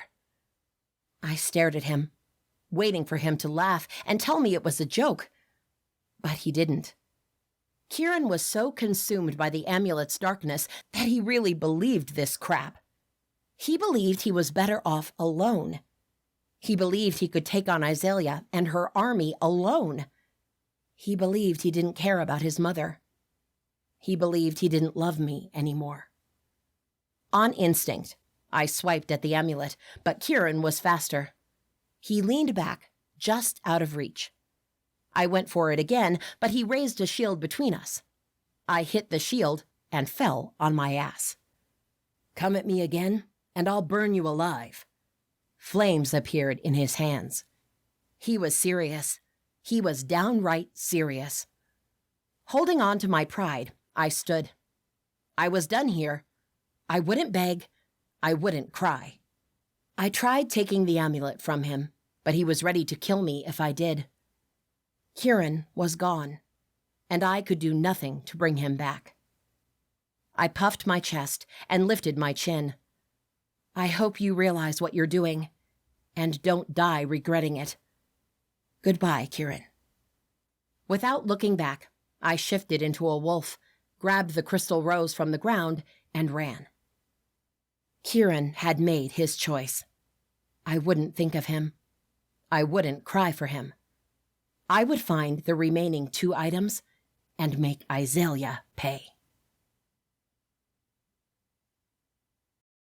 Chapter 14. Keeran. Luana left. She just left. I stared at the trees where she had just run by and disappeared, my rage warring inside of me against other feelings. Feelings I couldn't name. Feelings I had forgotten. Numb, I looked down at the amulet. It was the most precious thing in my life. Right? I took it off and stared at it, confused. I needed so much it hurt. But why? Why did I feel like I would die without it? The magic inside the amulet stirred. It brushed against my palm, caressing me. It seeped into my skin and tangled with my bones and muscles. It advanced inch by inch, claiming the air, the water, the blood inside me. And I let it. I let the magic claim me. Because it felt good. Because it made me powerful. Strong. Unstoppable. Dark. Evil. Crazy. I threw the amulet on the ground and stepped back. They were right. My mother and Luana had been right. The dark magic inside the amulet, my father's dark magic, was poisoning me, robbing me of my thoughts and controlling my actions. I had insulted my mother, snapped at Farah and Wyatt, and said awful things to Luana. I let her walk out of my life as if she didn't matter, when in truth she was the only thing that mattered. She was my mate, the love of my life, and I had been so blind, so drunk, so soaked in dark magic, I had no control in what I did or didn't do. I had let the cursed amulet consume me, feeding me illusions about being a Warlock lord and having infinite power. I confess I had wanted the title. I had wavered at first, confused about what it meant. I had even told Zell that I would gladly pass the title to someone else, so I wouldn't become evil. I would have if it had come to that, but that didn't mean I would be happy about it, that it was what I wanted. For someone who didn't have any direction in life for so long, suddenly finding out I could be more, it was dazzling, alluring. The dark magic in the amulet knew that was one of my weaknesses. It fed on it. It thrived. It poisoned me. No more. I wouldn't let it poison and use me. I channeled my power, filling my veins with my magic. This freaking game was over. It was never my intention to kill my father, but if I needed to destroy this amulet to recover my mind, to recover my life, I would. Even before I attacked it, the amulet started shaking, as if erupting from the inside. I barely had time to react, as a dark shadow burst from the amulet. The shadow twirled once, twice, then shaped into a human silhouette. Jaw open, I watched as Soren took shape, his long hair loose, his robes in tatters, but his back straight and his chin high. Despite looking like before, he wasn't whole. His skin shimmered black, as if he were made of shadow and smoke, and his eyes had a gray hue to them. Somehow, Soren found enough power to project a shadow of himself outside the amulet. "My son," he started, his voice hoarse, as if it hadn't been used in a long time. "You thought it would be that easy to get rid of me?" I forced my mouth closed. "This isn't you." "Of course this is me." He gestured to his ghost-like body. "You made me like this." He walked toward me. "Keeran." I retreated and raised my hand. "Stay back." In the shock of seeing him escaping the amulet, I had let go of my magic, but I grasped for it. Soren stopped. "I've seen what they did to you, Keeran." I frowned. Who? "Your mother and your mate. Those women aren't on your side, my son." He shook his head, his face shimmering. "They want your power. They want my power. You can't let them have it."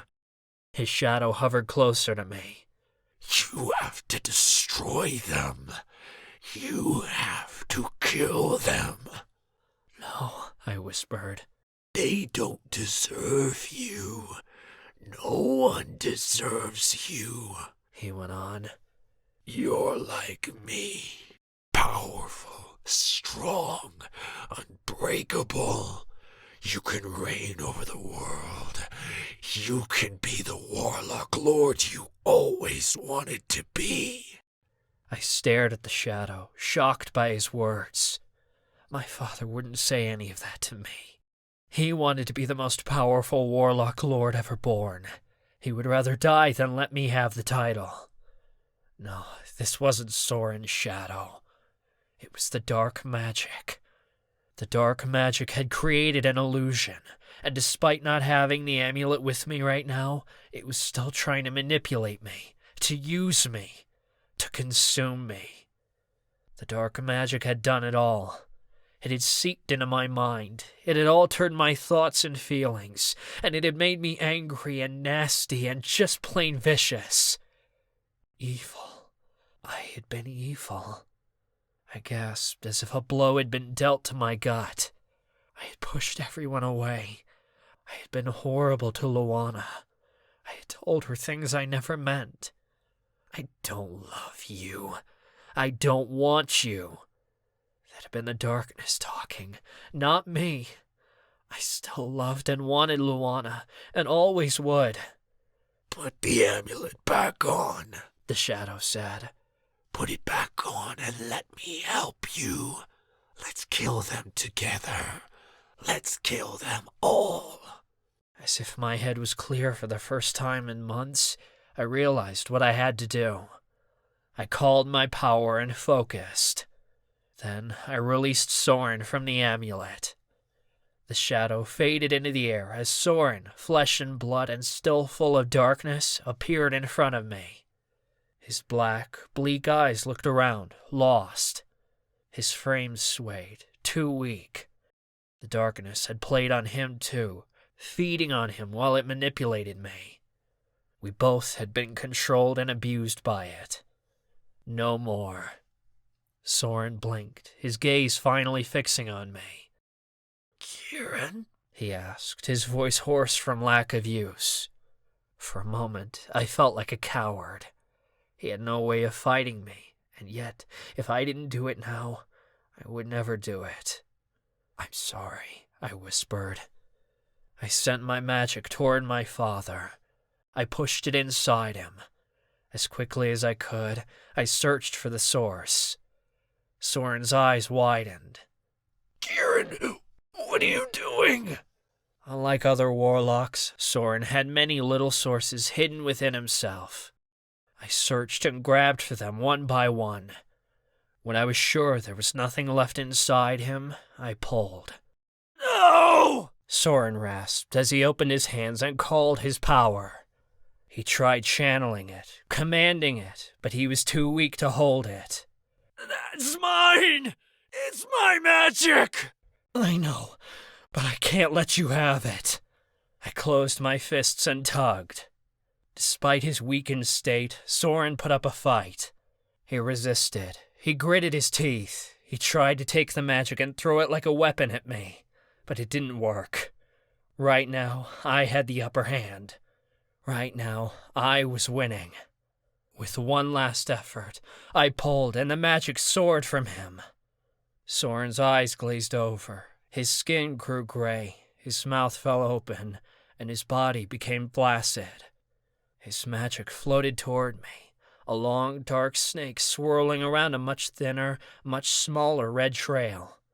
The darkness covering his real magic. Not wanting to be tainted by the black magic, I closed my hands, as if grabbing the two magics by the tail, and opened my arms wide, pulling them apart. The dark snake fought me, trying to hold on to the red one, but I was in control now. It couldn't resist me. Then I opened my hand and let it go. The rest of the dark magic, the evilness, faded like smoke in the night air, while the red seeped into me. I had successfully absorbed my father's magic. It's done, I whispered to myself. I won. Despite the new boost in my power, I didn't feel victorious. I felt like crap. After imprisoning him inside an amulet, I had stolen his magic and made my father into the catatonic figure standing in front of me. His memories flashed in my mind, giving me a headache. Groaning, I bucked forward, fighting it. I bet my mother didn't know about this side effect.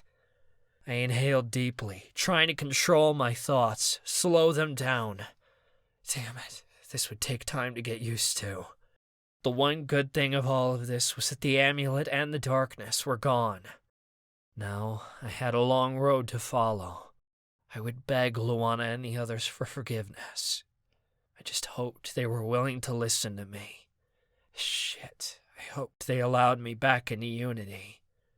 Determined to make up with them any way I could, I grasped my father's shoulders and dragged his barely walking body back to Unity. Chapter 15. Luana. Glistening under the setting sun, the dark gray fortress was like a sore thumb against the green mountain. Despite that, it was impressive, with tall towers, round balconies, and dark vines entwined across the stone, looking like part of the supporting structure. "It's beautiful," I said. Farah turned her bright blue eyes to me. "You mean in an eerie, creepy way, right?" I shrugged. I wasn't going to say it, but it is. She returned her gaze to the fortress in the distance. "The dagger will be on the first floor, in an area with several artifacts and other valuables." She pulled her silver hair up and tied it into a ponytail, revealing her slightly pointed ears. "The inside of the fortress isn't heavily guarded, but the outside is. If we want to avoid fighting, we'll have to find a way to sneak inside." I frowned. "You said you knew this place well." "I do," she muttered. I wondered why, but once more didn't press her for answers. "I have a plan for that." "And once inside?" Wyatt asked. He had been quiet for the most part of our journey. Now, though, he seemed ready for anything. "We need to avoid patrols, but other than that, it should be easy." "What about the prince?" I asked. Farah had told us a Fey prince reigned over the fortress. "He'll probably be in the main hall, pretending he's still at his court, commanding his subjects," she said. From the tone of her voice, I gathered she didn't like this prince much. "You said he isn't a frost Fey, right?" Wyatt asked. "No." Farah shook her head. "He's much worse." I didn't like the sound of that, but she didn't give me time to ask more as she trudged forward, and Wyatt and I had to scramble to follow her. We had been on the road since the day before, traveling from Unity. We had used our usual tactic: walk to the nearest road, steal a car, and take it as far as it could take us. Then we abandoned it on the side of the road and entered the forest again. We had to come up with a better way of traveling. Wasn't Alme a powerful witch? Couldn't she conjure portals for us, or teleport us? That would certainly save time. As we hiked up the mountain, careful with possible patrols and traps, my mind took off, again. I had tried keeping myself busy ever since I walked away from Keeran yesterday. Wyatt, Farah, and I had embarked on this crazy mission of stealing the dagger from the Fey Prince, but my thoughts of Keeran overshadowed everything else. Every time I had a second to breathe, he was back in the front row. It hurt. Breaking up with Keeran, having to walk away from him, it hurt more than 1,000 strikes and bites. Unfortunately, the world wouldn't stop so I could nurse my heartbreak. Isalia's threat still hung over our heads.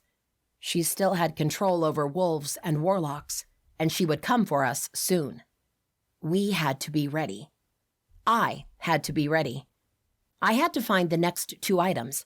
I had to recover my magic, get my pack together, and defeat her. Yet, with each step I took toward the Fey fortress, a pang cut through my heart, reminding me of what I was leaving behind, of who I had left behind. It didn't matter. It had been Keeran's choice. He was the one who embraced the darkness and left us. Left me. Boots crunched dried grass. On instinct, I grabbed Farah's and Wyatt's arms and halted. Wyatt glanced at me, probably picking it up with his enhanced hearing. "Patrol?" Farah mouthed. I nodded. We crouched behind some bushes and waited. Not a minute later, 4 Fey dressed in elaborated black and silver armor and carrying long spears with shimmering blades marched past us. I waited until their footsteps faded with the rest of the mountain's sounds. What now? Farah offered me a knowing grin. "Now we break in." "How?" Wyatt asked. "Come with me." Farah stood and walked 3 steps forward. Once Wyatt and I were beside her, she swirled her hands in front of her body, invoking her magic. I felt the chill of the ice enveloping me, rising from my toes to my head. "What are you doing?" "Glamoring us," she said simply. "This isn't my specialty, though, so I can't hold it for long. Let's get this over with." She stomped ahead. I looked down at myself. She glamored us? Into what? Besides the feeling of her cold magic against my skin, I didn't see anything. "Look," Wyatt elbowed me. My heart skipped a beat as I witnessed Farah walking straight to the front gate, where 2 Fey warriors stood guard. The warriors saw her coming and straightened. "What are you doing here?" one asked, his tone sharp. Farah stood tall. One of her hands was lifted mid-air beside her, as if she was holding something. I narrowed my eyes. The spear. She was pretending to hold a spear. We were glamored to look like the warriors. I tugged on Wyatt's arms and rushed to Farah's side. "Your shift isn't over," the second warrior said. He had a nasty scar cutting through his thick, dark eyebrow. "It is for this evening," she said, her voice firm.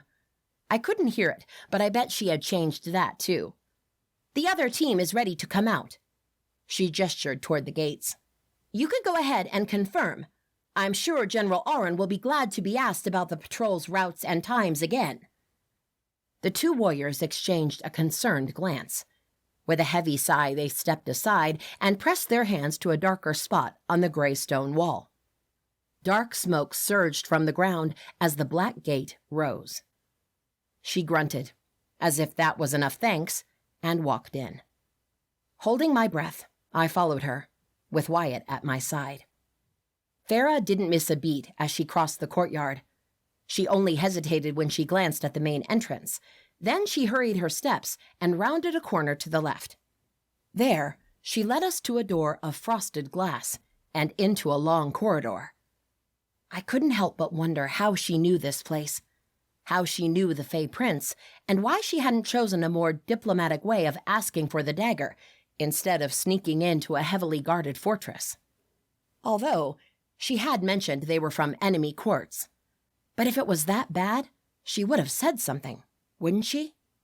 Faint footsteps filled my ears. "Someone is coming," I muttered. Farah waved toward a door to our right. We stepped into the dark room. Careful, we spied out. A female Fey with long dark hair pulled into a tight bun at her nape and wearing a long but simple black dress crossed the corridor. She had a glass tray in her hands. "Time for a new disguise," Farah said. Her magic tickled against my skin, and I could only imagine she had changed us from warriors to maids. Wyatt grunted. "Am I wearing a dress?" Farah smiled. "You're a cute female Fey." He rolled his eyes. I focused my hearing, but the sounds were distant. "I think this is our chance." Farah took the lead.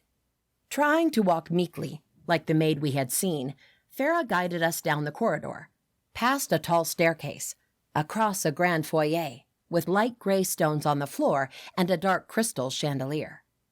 Then we entered another hallway, and Farah crossed under a large archway. "Here we are," she said. The place reminded me of one of the rooms in Dumoir Castle, where art, paintings, and other priceless artifacts were stored. However, this place was more like a long and wide corridor, with several paintings and some sculptures along the walls. "Where's the dagger?" I asked, looking around. "Here." Farah sprinted to the middle of the long corridor, then pointed to the wall on the right. The dagger, a beautiful weapon with a long white hilt and a curved dark blade, rested against the wall. I gasped. "This is the dagger of all hunting? Are you sure?" "I am," Farah said. Hands ready, I advanced on it, but before my fingers could touch it, an energy ricocheted toward me. Yelping with the sting, I retreated a few steps. "It's protected." "Of course he would do that," Farah groaned. "Let me try." Farah channeled her magic. The air around us cooled. Ice crawled up the wall toward the dagger, but it didn't reach it. The ice kept taking over the wall toward the ceiling, but a large circle was left intact around the dagger, as if its magic or the protection around it was a strong shield and kept the ice away. Hands raised and fingers shaped like a claw, Farah groaned and pushed more of her magic against the shield. A dome of ice formed around the dagger, and still Farah couldn't reach it. She grounded her feet into the floor and yelled. More of her magic flew out and pushed against the dagger's protection. Cracks appeared in the ice. Then it exploded, sending several icicles flying toward us.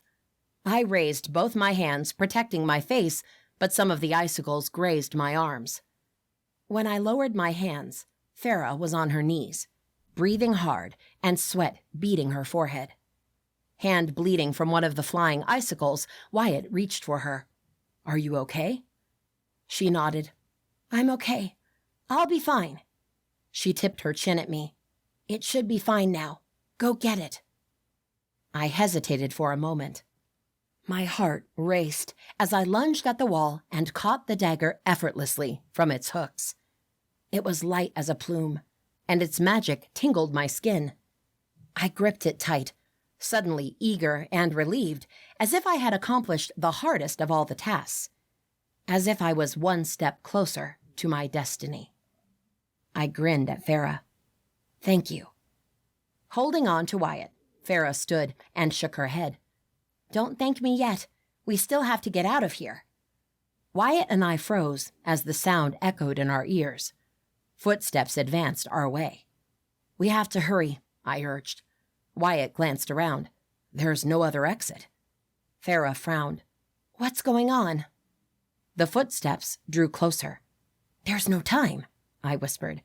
"Shit," Wyatt muttered, as over a dozen Fey warriors swarmed into the room. They surrounded us and pointed their shimmering blades at our chests. I didn't think, and I simply started shifting. Farah grabbed my arm. "Don't bother," she whispered, just for our wolf ears. "There are 14 here, but there are way more outside this room.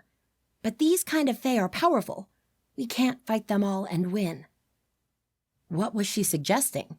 That we give up? Surrender? Just like that? And what did she mean by these kind of Fey? She had said they were enemies, so probably different courts, but which one? They were different from her. Their eyes were several shades of brown, their skin was darker, and their hair was pitch black. But other than appearance, I had no idea what she meant. A tall male Fey stepped out from the bunch of warriors, his movement sharp and defined. His armor was different, with pointier pauldrons and details in silver. Instead of carrying a spear like the others, he had a long sword hanging from his hip. He halted in front of us and stared at Farah. Contradicting everything I expected of him, the Fey's mouth curled into a smile. "Welcome, Lady Farah." Chapter 16. Keeran. It was late when I returned to Unity and made my way toward the cabin Luana and I shared. I wondered if she would let me in. Dreading confronting her and being rejected, I tugged on Soren's arm and veered to my mother's house, like a freaking coward. Light shone through the window panels, which meant she was home and awake. I stopped before the door and glanced at my zombie father. How would she react if she saw him like that? It would be better if I prepared her first, so I pushed my father to the side of the door, under the shadows, where she wouldn't see him if she didn't step out. Taking a deep breath, I knocked on the door. The door flew open a moment later, and my mother stared at me with disbelief written all over her face. "Keeran? But how?" She took a step back, as if I could be an illusion, a ghost who came back to haunt her. "Luana went to find you. Then she came back crying, saying you were gone, that you weren't coming back." A sigh escaped my lips. "I have so much to apologize for." My mother narrowed her eyes. "What? Are you okay? Keeran, are you back?" I nodded. "I'm me again, Mother. No more evil or darkness within me." She let out a relieved cry and wrapped her arms around my shoulders and held me tight. "I'm so glad you're back, Keeran." She suddenly pulled back and glanced to my neck. "But where's the necklace? What happened?" I shrugged. "I have no idea where the necklace is. All I can say is that it's useless now." I reached to the side and took hold of Soren's arm. I pulled him until he was standing right beside me. He escaped the amulet and I stole his magic. A hand covering her open mouth, my mother stared at Soren, the man she once loved. I couldn't imagine how hard it was for her to see him like that. A shell of a man, a zombie, a walking corpse.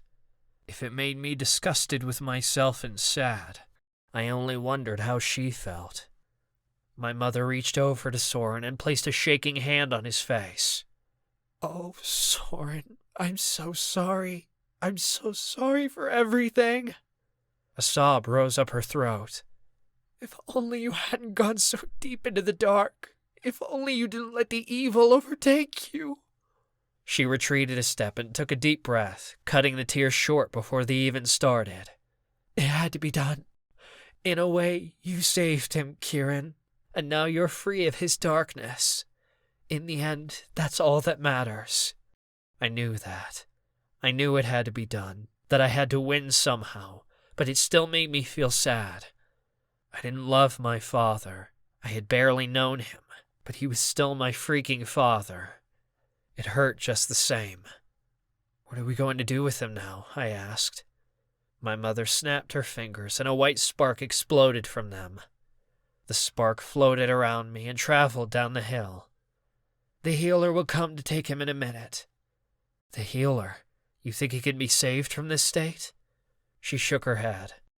"No, this is permanent, but I never met someone affected by this spell before. Since he's still living, we should make sure he's all right, health-wise. The healer will let us know if something isn't right." She stared at Soren for a second. "Then we'll find him a home and take care of him." "I'm here," the healer said from behind me. Had she just appeared there? Could she do that? "What's the matter?" My mother explained to the witch healer who the zombie man was, what had happened, and what she should do with him. After nodding in agreement, the healer placed her hand under my father's arms and steered him away. My mother offered me a forced smile. "You must be hungry. Come in, I'll make you something to eat." I shook my head. "It's late, and I would rather talk to Luana now. The sooner I start to beg, the sooner she'll take me back." My mother's face fell. "Oh." I stilled. "What happened?" "Luana left a few hours ago," my mother said. "She went with Wyatt and Farah to find the dagger." "Shit," I muttered. "Do you have any idea where they went?" My mother tilted her head. "Keeran, Luana was very upset. She was devastated, actually. Going on this mission was her way of dealing with it. If you go after her, you'll probably only upset her. That might endanger the mission." Damn it. I hadn't thought about that. My mother was right, of course. I didn't know their plan. I could put everyone at risk, which would make Luana hate me more. But staying here and waiting would be hard. I hated knowing she was out there, going on a dangerous mission without me. Farah and Wyatt were strong, and I knew they would keep Luana safe, but my heart didn't want to quiet down so easily. "I don't feel good about letting her go like that," I muttered. "Keeran, this place they are going, it's a day from here," my mother said. "You'll never catch up with them." "What do I do then?" I asked, feeling like a lost puppy. "Come in and dine with me." My mother stepped back, giving me space to enter her house. "We have a lot to talk about." We sure did. I had to apologize again for being such a jerk. The darkness from the amulet had been affecting me before we came to Unity, and I was already angry and confused and practically gone when I met her. I had been a jackass from the start. Moreover, now I was the real Warlock Lord, and we had to talk strategy. Now I could command the Warlocks and order them to abandon Isalia and join my side, but that was only a theory. Most of them would probably sneer at me and remain by Isalia's side. Besides, I needed to pass the time somehow. Staying alone in my cabin while Luana was gone would only make me more agitated and worried. "Okay," I muttered before walking past the front door. "But you better make me something delicious." My mother smiled at me. "It'll be divine." Chapter 17. Luana. The Fey male and the 14 warriors escorted us into the main hall. Dark, smooth stone covered the floors. White, almost silver pillars adorned the naked walls, curving several feet above our heads and meeting at the center, where dark crystal chandeliers hung. At the end of the room, a dais of black stone covered the space, and a black throne sat alone. Shadows shimmered behind the throne. I wondered if it was an illusion or a magic trick. The Fey Prince sat on the throne, with one leg over the thick armrest and his head thrown back. The moment we entered, he straightened, and a huge smile took over his face.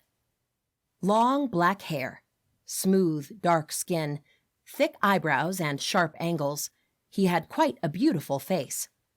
The black crown on top of his head and the black suit with thick cloak embroidered with silver details added to his character. When he stood, I realized he was tall. Despite that, he looked young. But I had to be wary. Fae didn't age like we did. "Welcome to the Shade Fortress," he said, opening his arms. "This is quite the surprise." We were escorted until we stood 10 feet from the dais. Then the warriors spread out, forming a semicircle around us, their spears pointed at us. "I've caught them stealing this," the Fae who escorted us here said. He gestured to the dagger of all hunting, resting in his hands. "Thank you, General Aran." The Fae Prince turned his grin back to us. "Dear Lady Farah, why don't you introduce us to your friends?" Farah stilled. I could hear her rapid heartbeat and her elaborated breathing. She didn't like this guy, but she didn't let it show. Instead, she bowed her head to him and relaxed her shoulders. "These are my friends, werewolves Luana and Wyatt." She glanced at me, then Wyatt. "This is Prince Lark of the Court of Shadows." "A Fae friends with 2 werewolves," the prince mused. "I would like to hear how that happened." "We don't have time for that," Farah said, her tone polite. Careful. "We are on an important quest. That dagger is part of that quest. I would love it if you gave it to us." The prince tilted his head, as if trying to read Farah's mind. She stared at him, her heart going 1,000,000 miles per hour, but her face didn't betray her nervousness. Since this was my quest, I cleared my throat and said, "Prince Lark, I'm the rightful heir of the Starlight Pack. Long ago, my pack was attacked by an evil she-wolf. She killed my parents and destroyed everything. Recently, I found the remaining Starlight Wolves, but I can't become their alpha if I don't get back my magic." At the same time, I wondered why I was being so honest. I tried reminding myself he was a ruler, a leader, just like I was supposed to be. Perhaps my tale would spark some sense of sympathy in him, and he would let us take the dagger without any trouble. To get my magic back, I need 3 items. One of them is the dagger of all hunting. I pointed to the weapon in General Aron's hand. "This dagger." "The Starlight Pack," the prince said. He tipped his chin once. "I remember that pack. I stole this dagger from them many, many years ago. It's a powerful item." "I know," I said. "So you must know I won't give it up," he said. His fake smile faded, and his eyes darkened. "Ask my people." He opened his arms, gesturing to the warriors in the main hall. "I'm not the most merciful ruler, but I am just. Why would I give the dagger to a filthy werewolf? Do you have anything valuable to trade for the dagger?" What? I stared at him, lost. I hadn't expected this. First, I hadn't expected being caught at all. Despite being a foolish plan, I had hoped to sneak in, steal the dagger, and sneak out. But when had our plans ever been so simple? Well, the prince pressed. I racked my brain, trying to think of something valuable I could give up. But there was nothing. I barely had crappy clothes left, much less something valuable. I don't have anything, I muttered, feeling like everything was spiraling out of control. That's too bad, the prince hissed. You broke into my castle and stole one of my possessions. He nodded once, and the warriors advanced, the tip of their spears an inch from our bodies.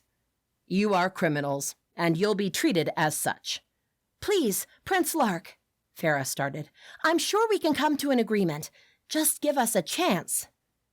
The prince stepped down from the dais and took a couple of steps toward Farah.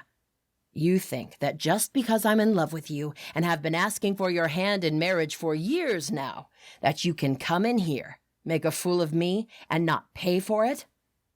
I gasped. Wyatt's face paled. By the moon, what was he talking about? I know you don't have any use for that dagger, Farah said. It's just wasting away and gathering dust on your wall.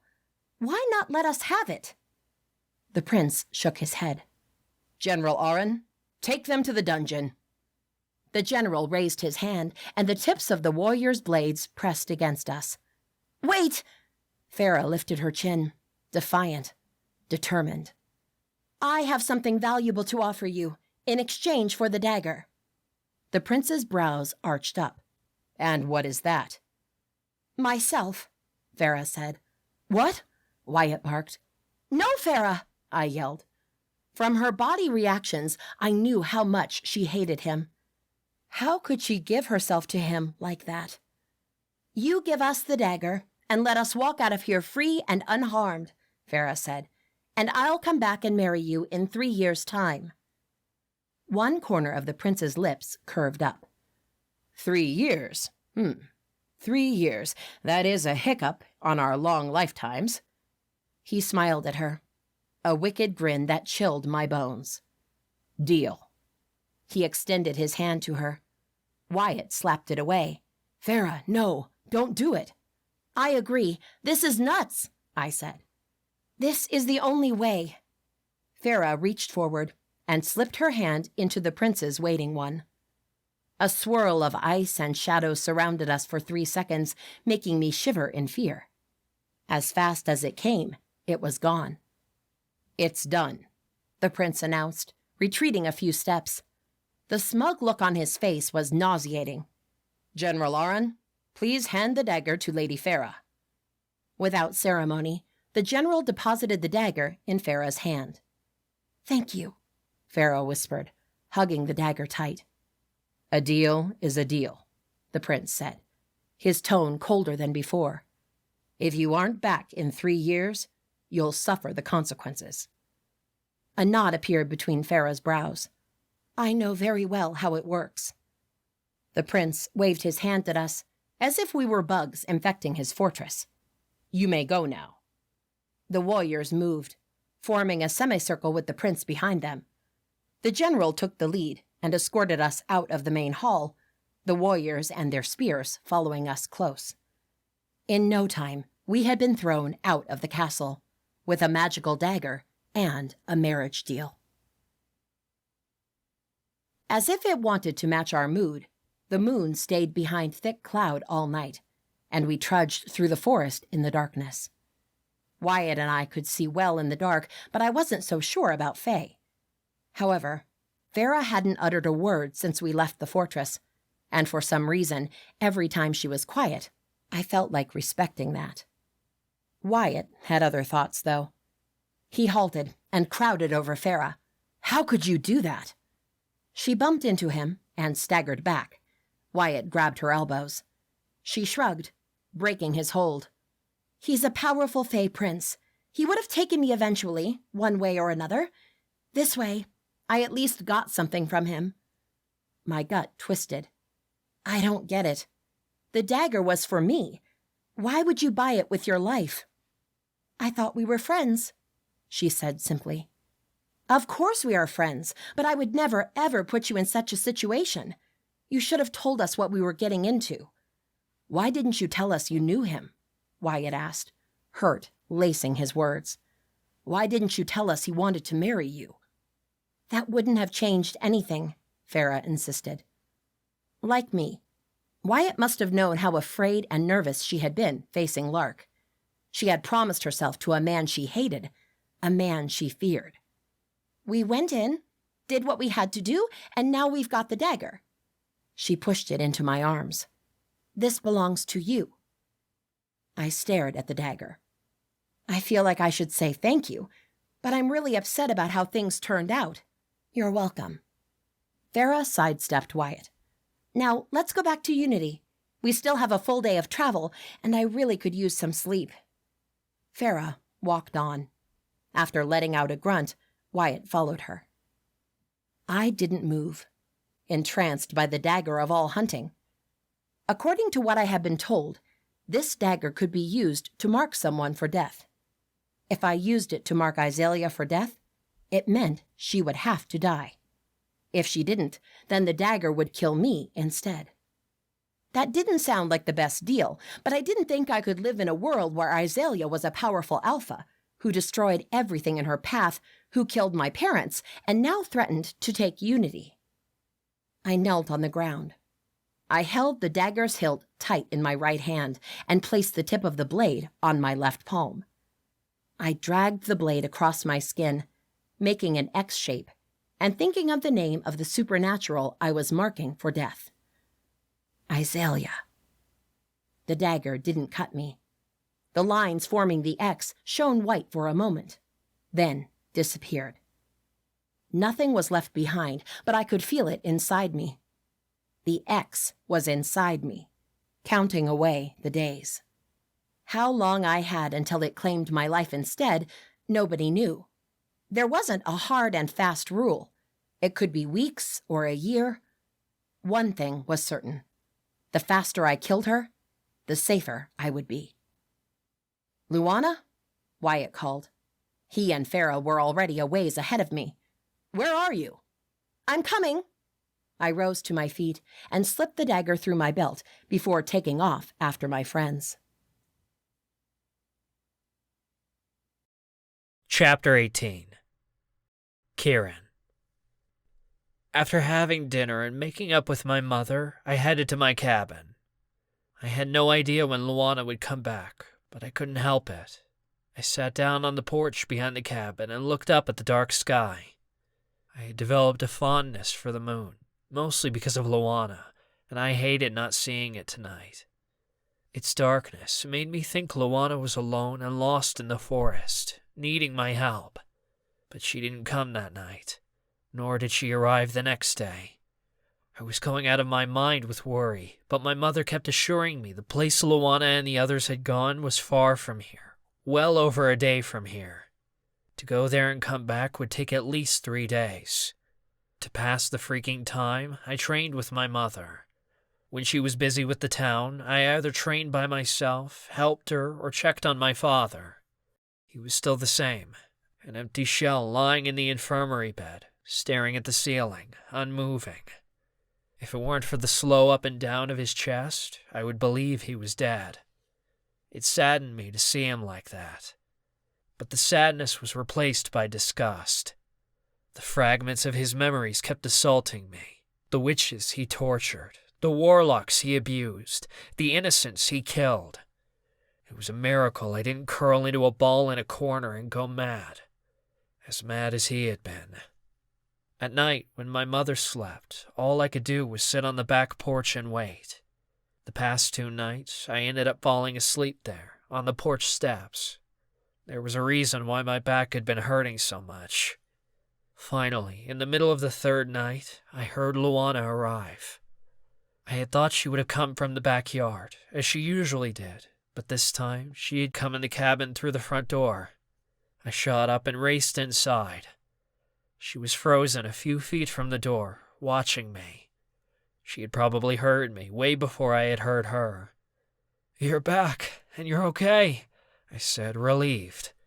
I was so freaking scared she would be hurt. I was going out of my mind. She took a step back.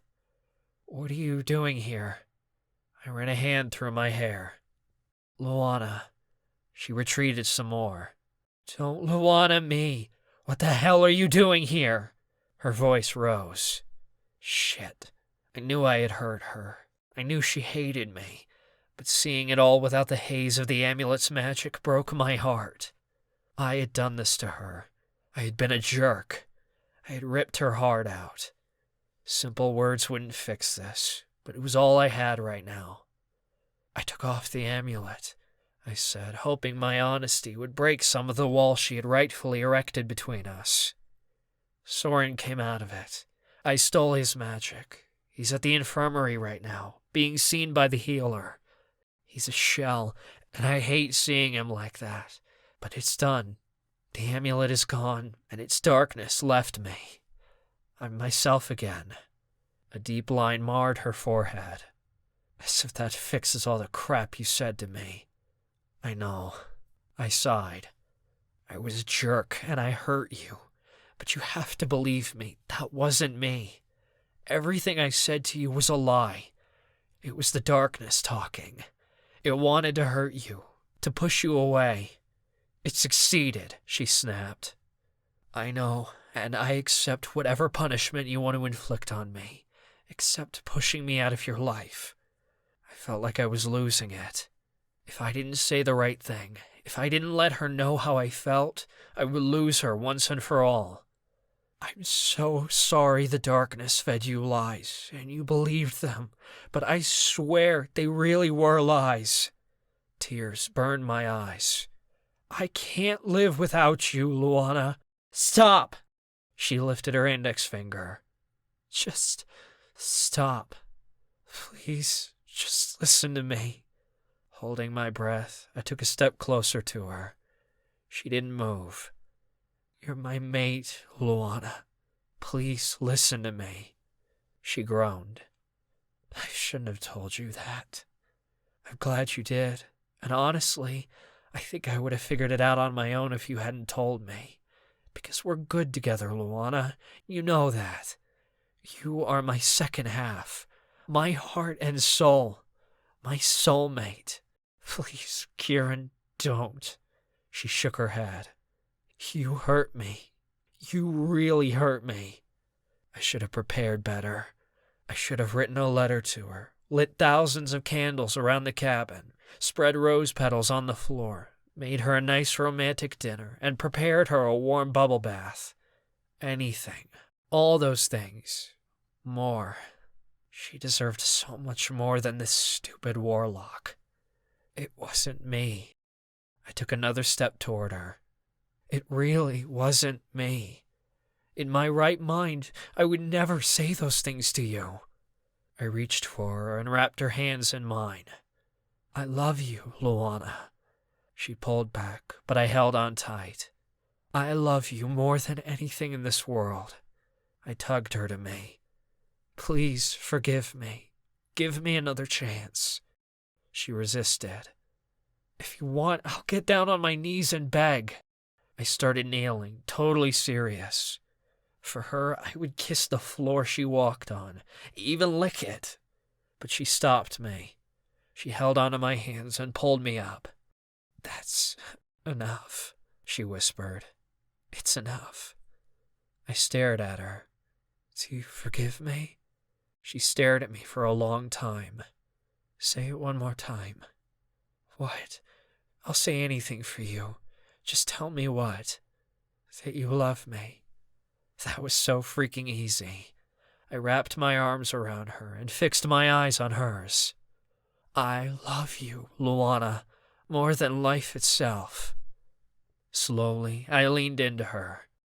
To my relief, she didn't pull back. She even gasped when I touched my lips to hers, brushing them lightly. I couldn't do slow and soft with Luana, though. Only she could bring out such lust and hunger from me, for her. I covered her mouth with mine and kissed her with all I had. She melted in my arms, her body pressing against mine. Desire shot down low. A groan started in my chest as I broke the kiss and picked her up in my arms. I watched her, my eyes glued to hers, as I carried her to the bedroom. Still staring at her, I deposited her on the bed. I didn't advance. I didn't pull back. I was too afraid of moving and being rejected. The only thing I did was snap my fingers and light a side lamp so I could see the goddess in my bed better. My chest constricted with the intense gleam in Luana's eyes. Then, to my relief, she grabbed the collar of my shirt and pulled me to her. My body covered hers, but I still didn't dare kiss her again. "I love you too," she whispered. She reached for the hem of my shirt and tugged it up. "Make love to me." Her voice was sultry, needy. I groaned. Holy freaking mother. I took off my shirt and my pants and worked on taking off her clothes too. Luana had a satisfied grin when I lay over her again, skin to skin, the way I liked. She hooked her arms around my neck and her legs around my waist, aligning her hips just right with my hard-on. I lowered my head to her throat, lost in the heat of desire and yearning agony and love. Slowly, I slipped inside her, drawing a breathy gasp from her. The noises she made, my blood heated more. "This," I whispered against her ear. I started moving again, slowly, agonizing, but delicious all the same. "This is paradise." "I know."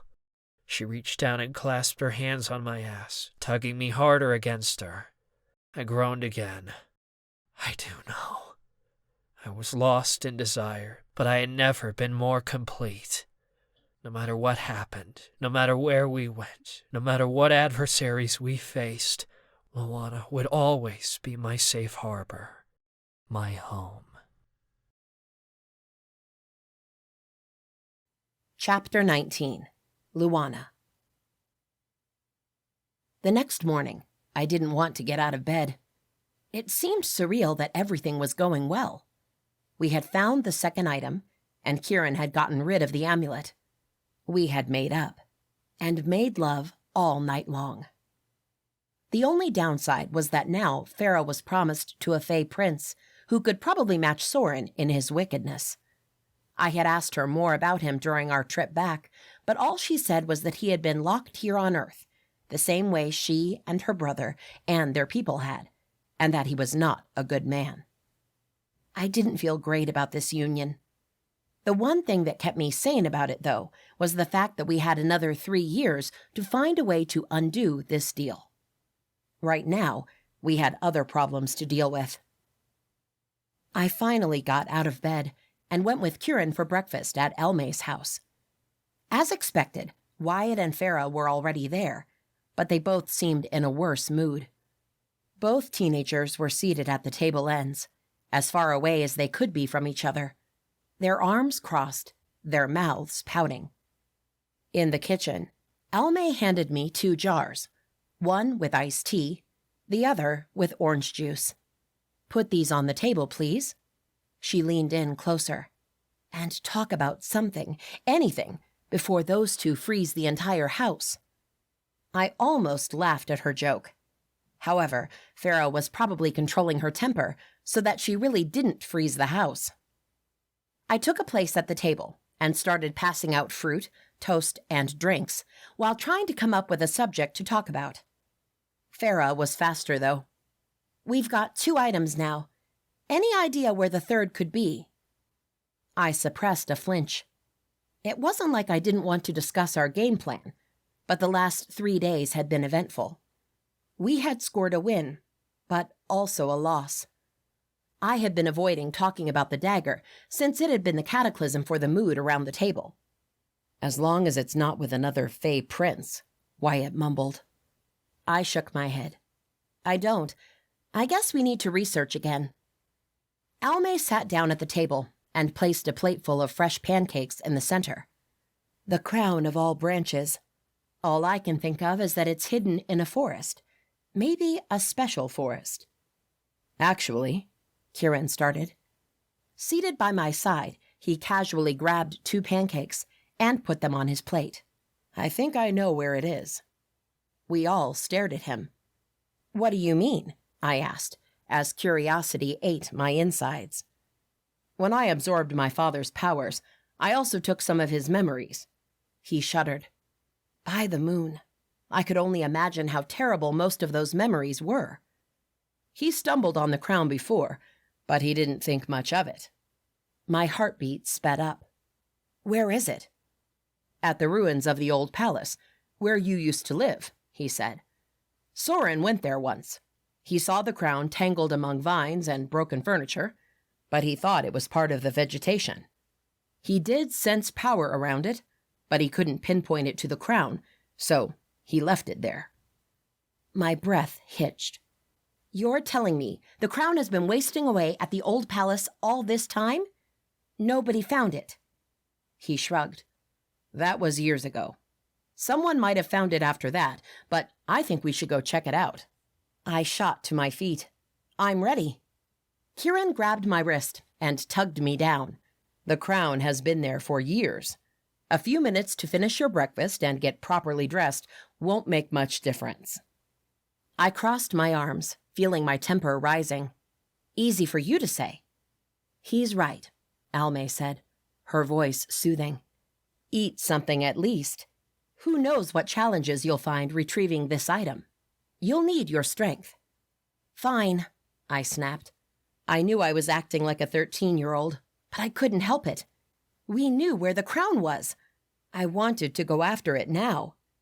Keeran winked at me. I wanted to punch him. I hated this new Keeran. Not really. I was just upset that he was the level-headed one right now. Great. Almay smiled. We can all enjoy a fine breakfast together before setting off again. Keeran was our guide for the trip. He used Soren's broken memories to take us to my first home, a place I didn't remember. It was supposedly close to the Darkvale Pack, but hidden and secured. Since it took us over a day to go to Darkvale, we hiked out of the mountains, borrowed a car, and went as far as we could with it. Once we had no other choice but go back into the forest on foot, we abandoned the car on the side of the road, hoping it would be found and returned to its owner, and moved on. Here, clouds traveled through the sky, covering the moon often. Since we started hiking up through the forest, Keeran spelled sticks with cool flames at their tip, and we used them as torches. Wyatt and I might not need the light to see in the dark, but Keeran and Farah did.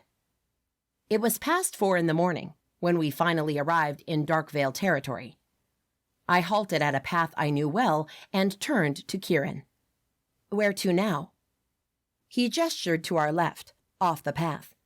A few more miles this way. I cursed under my breath. A few more miles? It would be morning when we arrived, and we wouldn't have slept for over 24 hours, and that was after a 3-day hike to retrieve the dagger. If we encountered enemies or booby traps, we would be too tired to fight. We marched on. I tried keeping my anticipation, excitement, and nervousness to myself. I was going to see the place I was born, where my parents wanted to raise me, the place I was supposed to rule. What would it look like? What would I feel? On top of that, I was heading toward the last item on the list. If I found the crown and joined it with the 2 other items, I would have my powers back. It sounded unbelievable, even to my ears. Almost 2 hours later, when the sun's faint orange rays started peeking on the horizon, Keeran slowed down. He pushed aside some low tree branches and said, I present you the Starlight Vale. I stepped past the branches and stared at the endless valley, and the destruction spread across it. At first, it took me a moment to place it all, but there were buildings in the valley, and most of them had caved-in roofs and vegetation crawling up the sides, as if the vines and trees couldn't tell the stone that made up the buildings and the forest apart. The sun rose a little higher, the rays blinding me for a second. An image flashed in my mind. A beautiful town, made of gray stone and dark wood. Trees that grew alongside buildings, weaving the branches around the corners and up the walls, becoming part of the structures. Green leaves, purple and midnight blue flowers planted along the streets in neatly cut flower beds. And in the center of it all, the tall and proud palace. Like the rest of the town, it was made of stone and trees, but it extended up toward the sky, as if it could reach the stars and the moon. I blinked. The towers were gone. No building was taller than the others among the rubble now. My heart sank a little. Farah stopped by my side. "Are you okay?" I nodded, not sure I could explain what had happened. Had it been a memory? Or was it magic, making me see what the town once was? I didn't know. "This way." Keeran beckoned us to follow him down a path covered in soot and dirt. If he didn't know of it because of Soren's memories, we never would have found it. He led us down the path until we were at the edge of town, at the edge of the destruction. "What happened here?" Wyatt asked. "I don't know," I whispered. Just as I said the words, another image flashed in my mind. The ground shook hard. The walls cracked, the branches snapped. People ran, screaming and gathering their loved ones, fleeing. "Are you sure you're okay?" Farah asked, bringing me back to the present. "You're a little pale." "Seeing her home in this state must be hard," Keeran offered. Since his statement was true, I nodded again, but didn't say anything. "Last time Soren saw the crown, it was in the palace." "The palace is in the middle of all the rubble," I said, "in the center of the town." Keeran narrowed his eyes at me. "You remembered?" I stared at the narrow street in front of us. With all the crumbled houses, fallen trees, and outgrown vegetation, it wouldn't be easy to reach the palace. I don't think it can be called that. "What do you mean?" Wyatt asked. "Let's just go," I said, walking forward. I wanted to get the crown and go. Being in here, seeing these images, it was messing with my mind. Keeran grabbed my arm. "We have to be careful. One wrong step, and the remains of these buildings might fall on us." I gently unwrapped his fingers from around my arm. "I'll be careful." If he was upset about my sudden coldness, he didn't show it. I was glad he wasn't pushing, because honestly, not even I was sure of what was going on with me right now. There were too many emotions swirling inside me, and I couldn't make sense of them all, much less all of them together. So I shoved them all down and marched ahead. Keeran, Wyatt, and Farah followed closely. A couple of times, pebbles rolled, the walls crumbled, the branches bent. I was sure we wouldn't leave this place without an injury or two. My gut tightened as I realized the hardest part probably lay ahead. If there were booby traps around the crown, they could have been deployed a long time ago, or not properly aligned. I imagined 100 arrows shooting through a narrow corridor with only one safe passage. If the earthquake had moved either the walls or the arrows, then maybe there was no safe passage now. We walked down what was supposed to be one of the main streets, leading to the palace. The pavement was broken. The trees had fallen across it, and in some places, the sides of the buildings had come down, littering the way. As we neared the palace, I braced myself. I stepped over the fallen wooden gates, the overgrown grass, the broken steps, past the missing doors, and into the foyer. Another flash filled my mind. Little me, with unruly brown hair running across the foyer, my bare feet slipping on the smooth gray floors, and my father running after me. My giggles echoed through the place, my father's deep laughter following. He caught me with a swoop of his big arm and propped me up on his shoulders. A gasp tore through my throat as I took a good look at his face. Most of his features were rough and manly, but I had his soft eyes and his big smile. His long hair looked like mine, too. Tears brimmed in my eyes. Luana? I blinked and saw the foyer with cracked floors, fallen wooden chandelier, dust, and lots of vines. What happened? Keeran asked. It was like you weren't here. I've been seeing images, I confessed, as a tear rolled down my face. Ever since we arrived outside the valley, I've been seeing images of how the town used to be, of what the palace looked like. I took a deep breath, trying to calm myself. Of my father and I. Like memories? Farah asked. I think so. I don't know. I shrugged. Perhaps it's not my memories, but the place's memory. That sounded absurd. I don't know. I wiped my tears away and glanced at Keeran. Where to now? The main hall. He pointed to the broken archway across the foyer. The archway opened to a long and wide corridor. At the end of the corridor, another archway awaited. Keeran, Farah, and Wyatt entered the main hall, but I paused at the entrance. I knew another nugget of memory would greet me here. I was ready this time. The main hall was like a throne room, but for the Starlight Werewolves, it was a little different. The Alpha's chair was the biggest one, with thick wood and dark blue velvet seats. 2 smaller chairs flanked it, for the Alpha's family. Directly across from those 3 chairs, several smaller chairs spread out in a semicircle.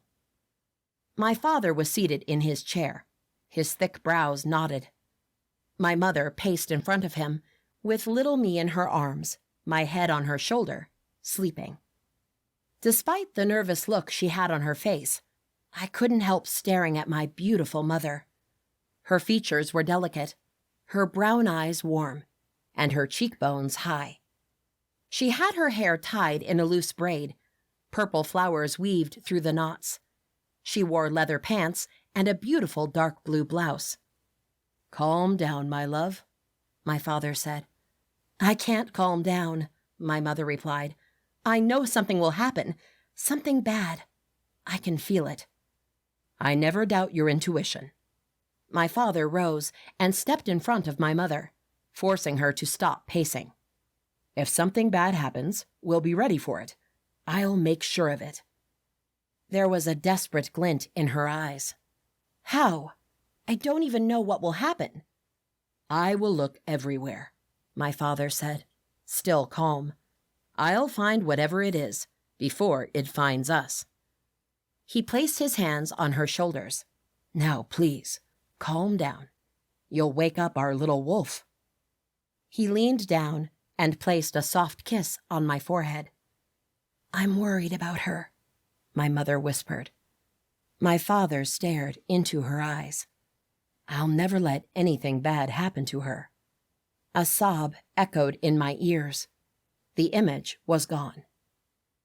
Keeran, Wyatt, and Farah were standing a few feet from me, looking at me as if I had sprouted wings and horns, impossible traits for a werewolf. Another memory? Wyatt asked. Yes, I rasped, realizing the sob I had heard had been mine. My eyes were full of unshed tears. I saw my father, my mother, and me. I pointed to the center of the room, where the chairs still were located, but under piles of broken ceiling, fallen wooden chandeliers, dust, and vines. Right there. Keeran walked up to me and put an arm around my shoulders. Do you want to talk about it? I shook my head. I would rather get the damn crown and leave. That wasn't true. I kind of wanted to keep seeing my parents and me and our brief life together, but I wasn't sure how much more of it my heart could take. Where did you see it? Here. He gestured to the center of the room, where I had pointed to.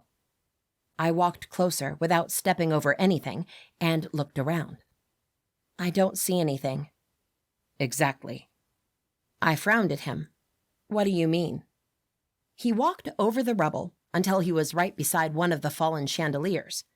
It was broken in several pieces, and even then, the thing was almost as big as Keeran.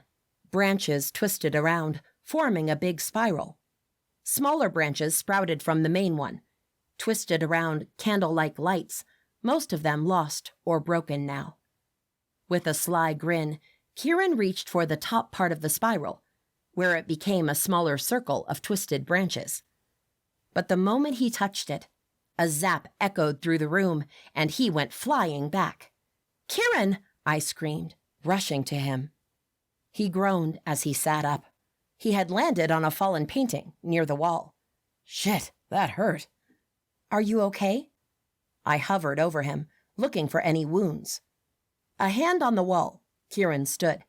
"It hurt like a bitch, but I'll live." "What happened?" Wyatt asked from behind me. Keeran rolled his shoulders, as if shaking off the shock that had sent him flying. "That's the crown. I think it's protected." He looked at me. "I guess only someone who is destined to have it can grab it." I gulped. That was the crown? A bunch of coiled branches on top of a chandelier? And I had to get it? And risk getting shocked too? What was I saying? I wasn't afraid. Getting shocked and thrown across the room was a small price to pay for retrieving the crown and becoming the alpha of the Starlight Pack. With determined steps, I walked over the rubble and stood beside the broken chandelier. My fingers trembled as I reached for the top. Bracing myself, I touched the branches with 2 fingers. Nothing happened. I closed my hand around the circle of branches and pulled. It cracked, as if I had taken a piece of the chandelier apart. I stared at the thing in my hand. This was the crown? Really? It looked like a circle of branches a child would have woven together, not a powerful crown. I looked at Keeran. "Are you sure this is it?" He nodded. "I think so. When Soren came here, he felt power coming from it, but it was faint. He believed it was the magic from the lights that had been stored in the chandeliers. But when I was looking closer at his memories, I realized that out of the 5 chandeliers in this room, this is the only one with that top part. It was also the only one that still had magic in it." He jerked his chin to the circle in my hand. "I can still feel some magic in it." Some magic? I glanced at the crown again. "I bet I could snap it in 2 if I applied a little pressure." "You mean little magic. This is supposed to be a powerful item." "I know. And to be honest, that's the only part I'm not so sure about," he admitted. "Put it on," Farah said. "If it is the crown of all branches, I bet you'll feel something when you put it on." Wyatt shrugged. "It's worth a try." I glanced at Farah and Wyatt. Despite everything going on between them, it was nice to see them agreeing on something, even if it was about this. I returned my attention to the crown. It seemed so fragile and rotten and spiky. Holding my breath, I raised it high and placed it on my head. A whirlwind of power enveloped me, ruffling my hair and my clothes. I stilled as the crown moved, as if fitting around my head. By the moon, this really was the crown of all branches. Keeran stared at me with proud eyes. "You unlocked it. Now I can feel it.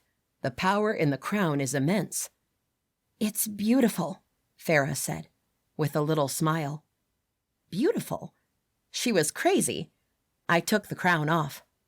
Upon touching it, I felt it was different, but I was surprised seeing it had changed. The wooden crown had transformed into a beautiful and slim, dark blue metal circlet. In my hands, the crown trembled and became a bunch of woven branches again. "What the—" "It's amazing," Farah whispered. "What now?" Wyatt asked. "That's the 3rd item. Do you feel your magic back?" I frowned, disappointed. "No." "Since you needed the 3 objects, maybe you need them all together," Keeran said. "We should go back to Unity and gather them all." The disappointment was replaced by hope again. That seemed like a good idea. "Let's go." Chapter 20. Keeran. It was the middle of the night when we arrived back in Unity. We hadn't slept in 2 freaking nights, and after a short break, another 3 if we counted the days Luana, Wyatt, and Farah had been gone when they went to retrieve the dagger. I had stayed behind, but I hadn't slept much either. In the end, we were exhausted. The only thing that kept us going was the anticipation of putting the 3 objects together and finding out what happened. The 4 of us went directly to the cabin Luana and I shared. Luana left the crown of all branches on the coffee table, then rushed to the bedroom, where she got the mirror of all seeing and the dagger of all hunting. I could see how tense and nervous she was as she deposited the objects side by side on the coffee table. She stepped back and stared at them. Nothing happened. "What's going on?" she asked, irritation lacing her words. "These are the 3 damn items. Where's my magic?" "Maybe you have to put the crown on and hold the others." Farah shrugged. "You know, like you activated the crown when it was on your head." I nodded. "I bet that's it." Sucking a sharp breath, Luana put on the crown. Instantly, it transformed into the dark blue diadem. Then she held the dagger in one hand and the mirror in the other. Instantly, the object shone a dark purple light and magic filled the room. Luana started shifting, but instead of turning into her usual black wolf, she turned into a beautiful dark blue one with a soft coat and bright white eyes. The objects fell on the floor, but the magic remained. It was done. Luana was now a real starlight wolf. "You did it," I said, proud of her. She jumped over the couch, then spun around a couple of times, like a child with a new toy. I couldn't help but smile. Wyatt turned off the lights, and I gasped. Luana shone a dark blue light, as if her skin was neon.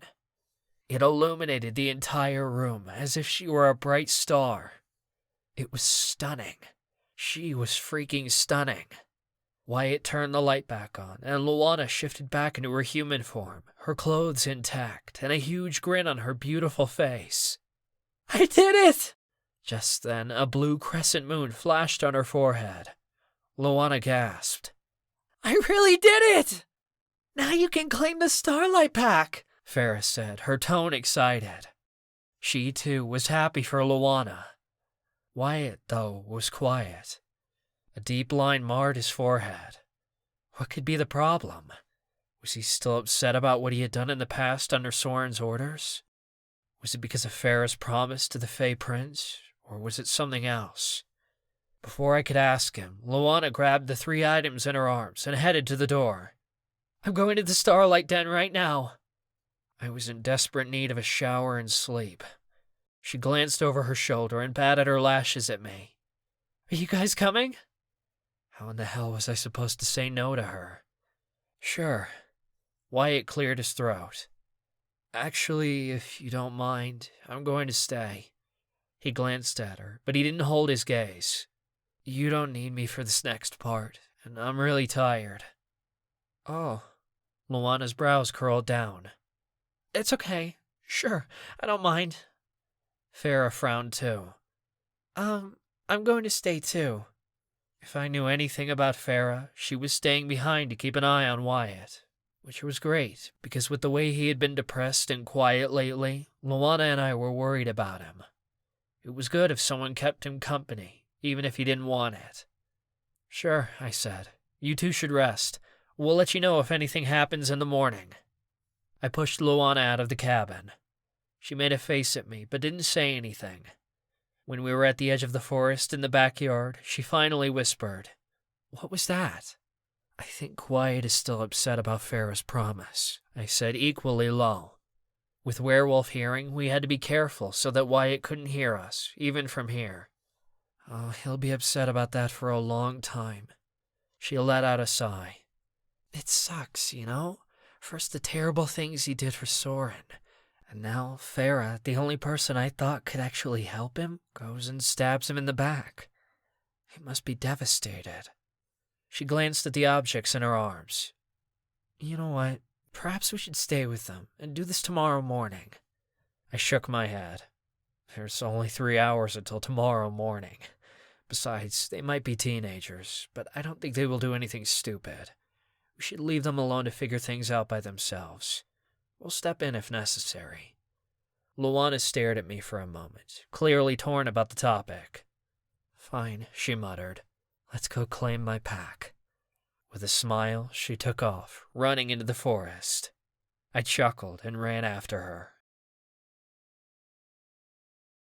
I hadn't been in the Starlight Den before, and I hadn't seen any other Starlight Wolf before, other than Luana a few minutes ago.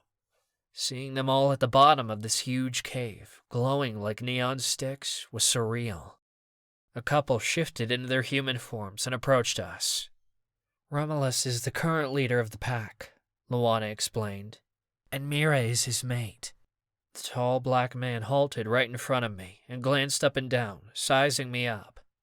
You're Luana's mate, he said, not a question. I am. I stood tall, wanting to show him I could hold my own. My name is Keeran. But you're a Warlock, Mira said, her gray eyes suspicious. Yeah, well, it happened that way, Luana said. You want to be alpha of our pack with a Warlock for a mate? Romulus asked. I could see as Luana's temper rose. Her face hardened and her shoulders squared. She took a step forward, defying them. I am the damn alpha of the Starlight Pack, and who is or isn't my mate isn't your concern. She dipped her chin to the 3 objects she was holding. Now, here are your 3 items. She shoved the objects in Romulus's arms. And this. Luana shifted into a Starlight Wolf. Gasps and low barks resonated within the cave. Magic flashed. The werewolves lowered their heads. Romulus and Mira folded onto one knee. My alpha, Romulus whispered. Welcome home, Mira said. Luana shifted back, her clothes intact. That was some neat magic. The dark blue crescent shone in her forehead again. Romulus and Mira ran their finger down their foreheads in a crescent shape, leaving behind a trail of blue light. The crescent moon gleamed on the wolf's forehead throughout the den. Then it was gone. Luana looked around the room. My wolves, I don't want us to hide anymore. I want us to rise and take back our home. I want us to rebuild the Starlight Vale and start anew. Low howls filled the cavern. I hoped they were signs of agreement. But before we can do that, the she-wolf who killed my parents and destroyed our pack is threatening all supernaturals. We need to defeat her. She paused. Will you fight with me? This time the howls were loud and long. Romulus answered. We'll go to war with you, my alpha. We remained at the Starlight Den for a while. Luana and I got together with Romulus, Mira, and other higher-ranked wolves. We explained to them the entire situation. Isalia was pregnant, and until she had the baby, we had to wait to attack. Meanwhile, Romulus and Mira would train with Luana, teach her how to channel and use her unique magic, so she would be ready and strong when she faced Isalia. When we got back to our cabin, the sun was already up, and I could barely feel my legs. I planned on pushing Luana down in bed, snuggling with her, and sleeping all day. However, my mother had other plans. She was waiting for us at our cabin. Now that you're well, it's time for you to become a leader too, she said. I narrowed my eyes. What do you mean? There are a handful of warlocks in Unity, she said. As the Warlock Lord, you should talk to them. You could even order them to join you, but I won't do that, I said, shaking my head. I won't force anyone to do what they don't want to. I don't want to be that kind of leader. A small smile spread over her lips. That's exactly what I wanted to hear. Now go talk to them. What? Now? We haven't slept in over 2 days. Not to mention the other 3 nights I barely slept while I anxiously waited for Luana. I know, she said, as if staying awake for over 48 hours was no big deal. But you'll sleep much better once you talk to them and convince them to join your side. She glanced at Luana. Right? Won't you rest better now that you have found your pack and you know they will have your back? Yes, Luana said, dragging out the S. I knew she didn't want to disagree with my mother, but she was also too tired to take another step. See, I'm right. My mother waved at us. Now go talk to them. I groaned. Seriously, we still have a month until Isalia gives birth. This can wait until tomorrow. She shook her head. Keeran, just do it. I wanted to stomp around and yell at her and rage that I wouldn't do it, but I knew she would keep bugging me and not letting me sleep until I did it. Why had I been so eager to find my mother when she nagged me nonstop? Never mind. Despite everything, I was glad I had found her. And because of that, I dragged my feet down the hill to the school building near the marketplace. My mother had already called the Warlocks for a meeting, and they were waiting for me. With Luana by my side, I walked into the classroom and found 8 Warlocks seated at the desks, like students waiting for a teacher. I had seen most of them around town before. The Warlocks ranged in age from early 20s to 50s, but they all seemed capable and strong. I could feel their magic in the air. I bet they could feel mine, too. The Warlock Lord, Finch said. He was the oldest, with gray hair and a few wrinkles around his dark eyes. He was a potion master, and his teas were sought by every supernatural in town. You finally defeated your father. I halted in front of the desks, doing my best to look composed and alert. Something like that. Almay said you wanted to talk to us, Boy said. He was younger, probably the youngest of all of us. He had shaggy, sand-blonde hair and green eyes. What about? I would start this in a different way. Why are you in Unity? The Warlocks exchanged glances. What do you mean? Soren was a strong Warlock lord, and the Warlocks seemed to worship him, I said. Why didn't you stick with him? Why did you come to Unity? Soren was crazy, okay? Aspen snapped. He had long, dark dreadlocks and tattoos covering his arms and neck. He was batshit. He murdered supernaturals right and left. And the witches, Ray said. He had short black hair and a messy beard. He hunted witches like they were animals. Then he locked them up and abused them. He shuddered. He was evil, Finch said. I nodded. Soren is gone now, but a she-wolf, as evil and mad as he was, took his place. She commands an army comprised of hungry werewolves and powerful warlocks, and she wants us dead. I gestured to Luana and me. We'll fight her. We'll win. We'll claim our warlocks and our werewolves back. We'll teach them good from evil, and we'll punish the ones who don't want to learn. We'll restore peace and glory to all of our races. That's good, I guess, Boy said. What does that have to do with us? Ray asked. If we don't go after her and stop her, Isalia will come for Unity, Luana said. She'll destroy everything and everyone. She'll kill our families and friends. The Warlocks muttered their discontentment.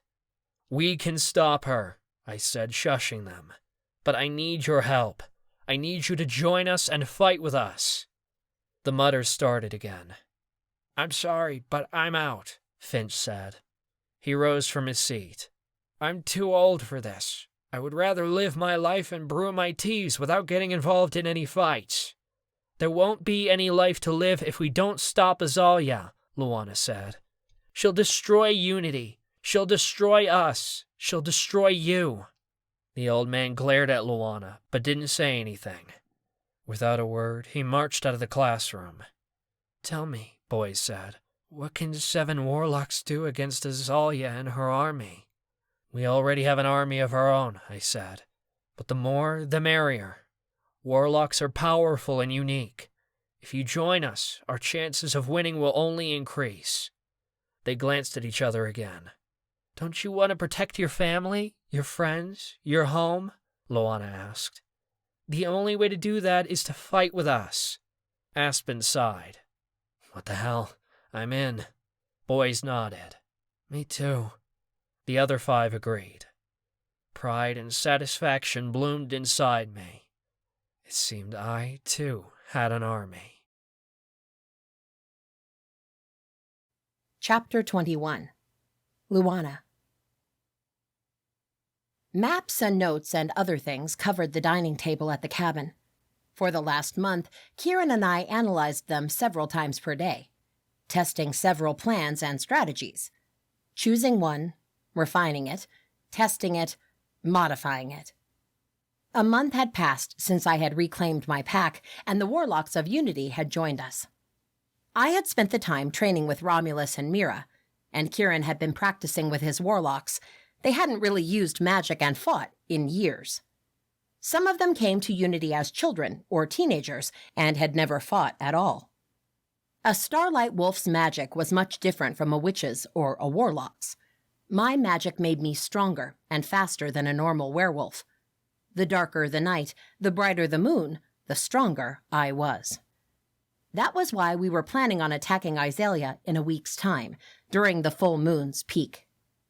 Yesterday, a messenger had arrived with news from Isalia. She had given birth to a son. Keeran had a half-brother. A half-werewolf, half-warlock. I still felt nauseated when I thought about killing the innocent baby's mother, but what other choice did I have? It was either that or let him be raised by her, which would certainly make him evil too. Besides, if I didn't stop her, she would destroy us all. I couldn't allow that. I pointed to the map of the Chateau of the Cursed and surrounding areas. We'll surround the chateau on all sides.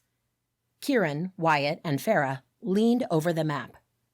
My warlocks and I can take the east side, Keeran said. If you give me half the wolves, I can take the south side, Wyatt said. Make that 1/3, Farah said. Then I'll take the west side with a third, and you take the north side with the other third. Sounds good. I nodded. We'll block all exits, then I'll challenge Isalia.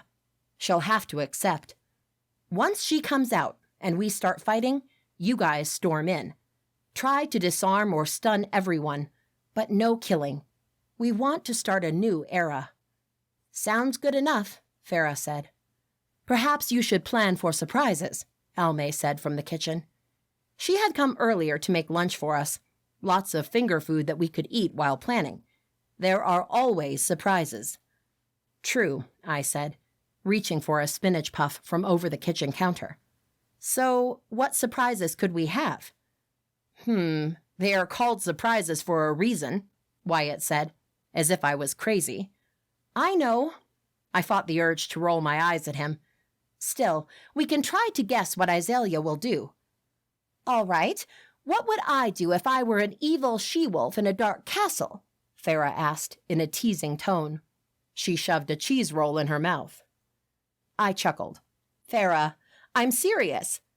I know, but you have to admit that was funny. She winked. I rolled my eyes at her. Maybe. The clatter of glass shattering made me jump back, ready to shift and summon my magic. But I tensed for a totally different reason when I realized it had been Almay.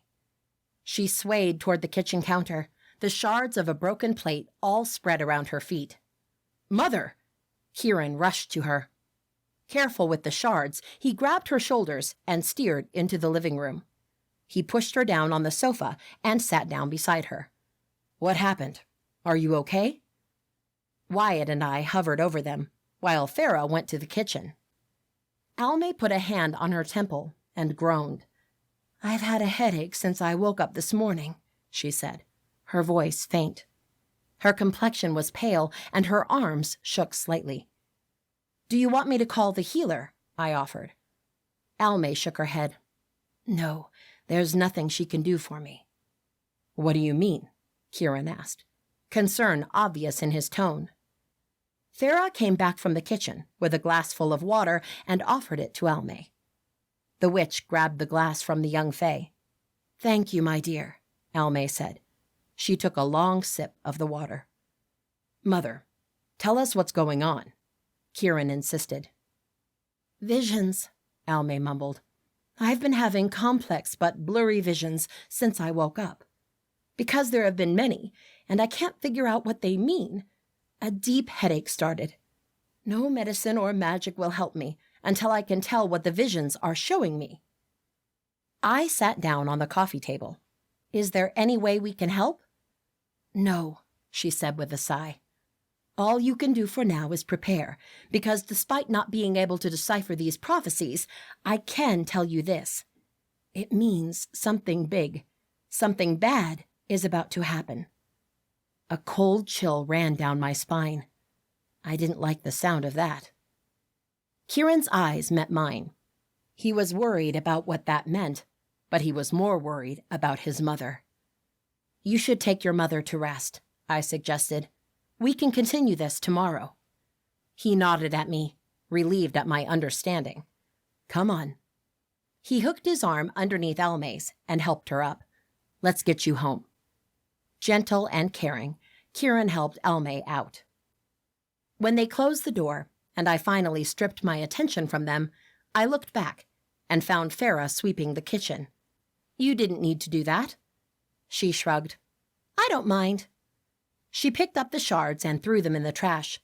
So, are we continuing our meeting without Keeran? I shook my head. No reason why we should. I waved them off. Go. Spend some quality time together. Have fun.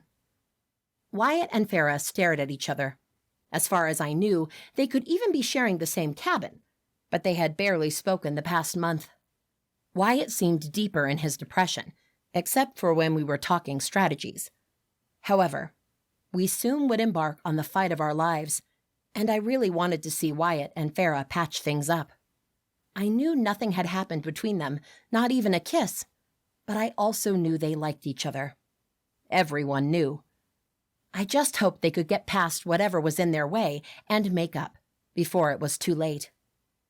Wyatt's cheeks flushed. I'll just go. He turned on his heels and walked out of the cabin through the back door. Farah let out a long sigh and followed him. Alone, I found I had nothing to do either. I wouldn't train with Romulus and Mira until this evening, which meant I had a few hours to do whatever I wanted. Well, one thing I hadn't done in a while was to go out on a mindless run. That would certainly relax my muscles and clear my head. I shifted. It was so cool to be able to shift without worrying about clothes, and left the house. I ran into the forest and let my paws take me wherever they wanted. Chapter 22. Keeran. In the end, I caved and called the healer. My mother didn't look well, pale, nervous, with sweat on her forehead and hands, and I couldn't sit by doing nothing. The healer came in and gave her some tea. It'll knock her out, the witch healer said. She'll wake up tomorrow. But she'll be fine? I asked. The healer nodded. Let's just hope that when she wakes up, these visions are gone. The healer left soon after, and I stayed beside my mother's bed, watching over her for a little while more. At first, I was afraid to leave her alone, but after a couple of hours, I realized she was in a deep sleep, and if the healer was right, she wouldn't wake up anytime soon. So I went back to my cabin. Luana was probably in the forest, training with Romulus and Mira. Wanting to see her, I packed a light dinner for us and headed out to the clearing where she usually trained. When I arrived, they had already finished. You've improved a lot, my alpha, Romulus said, a hint of pride in his voice, bowing his head.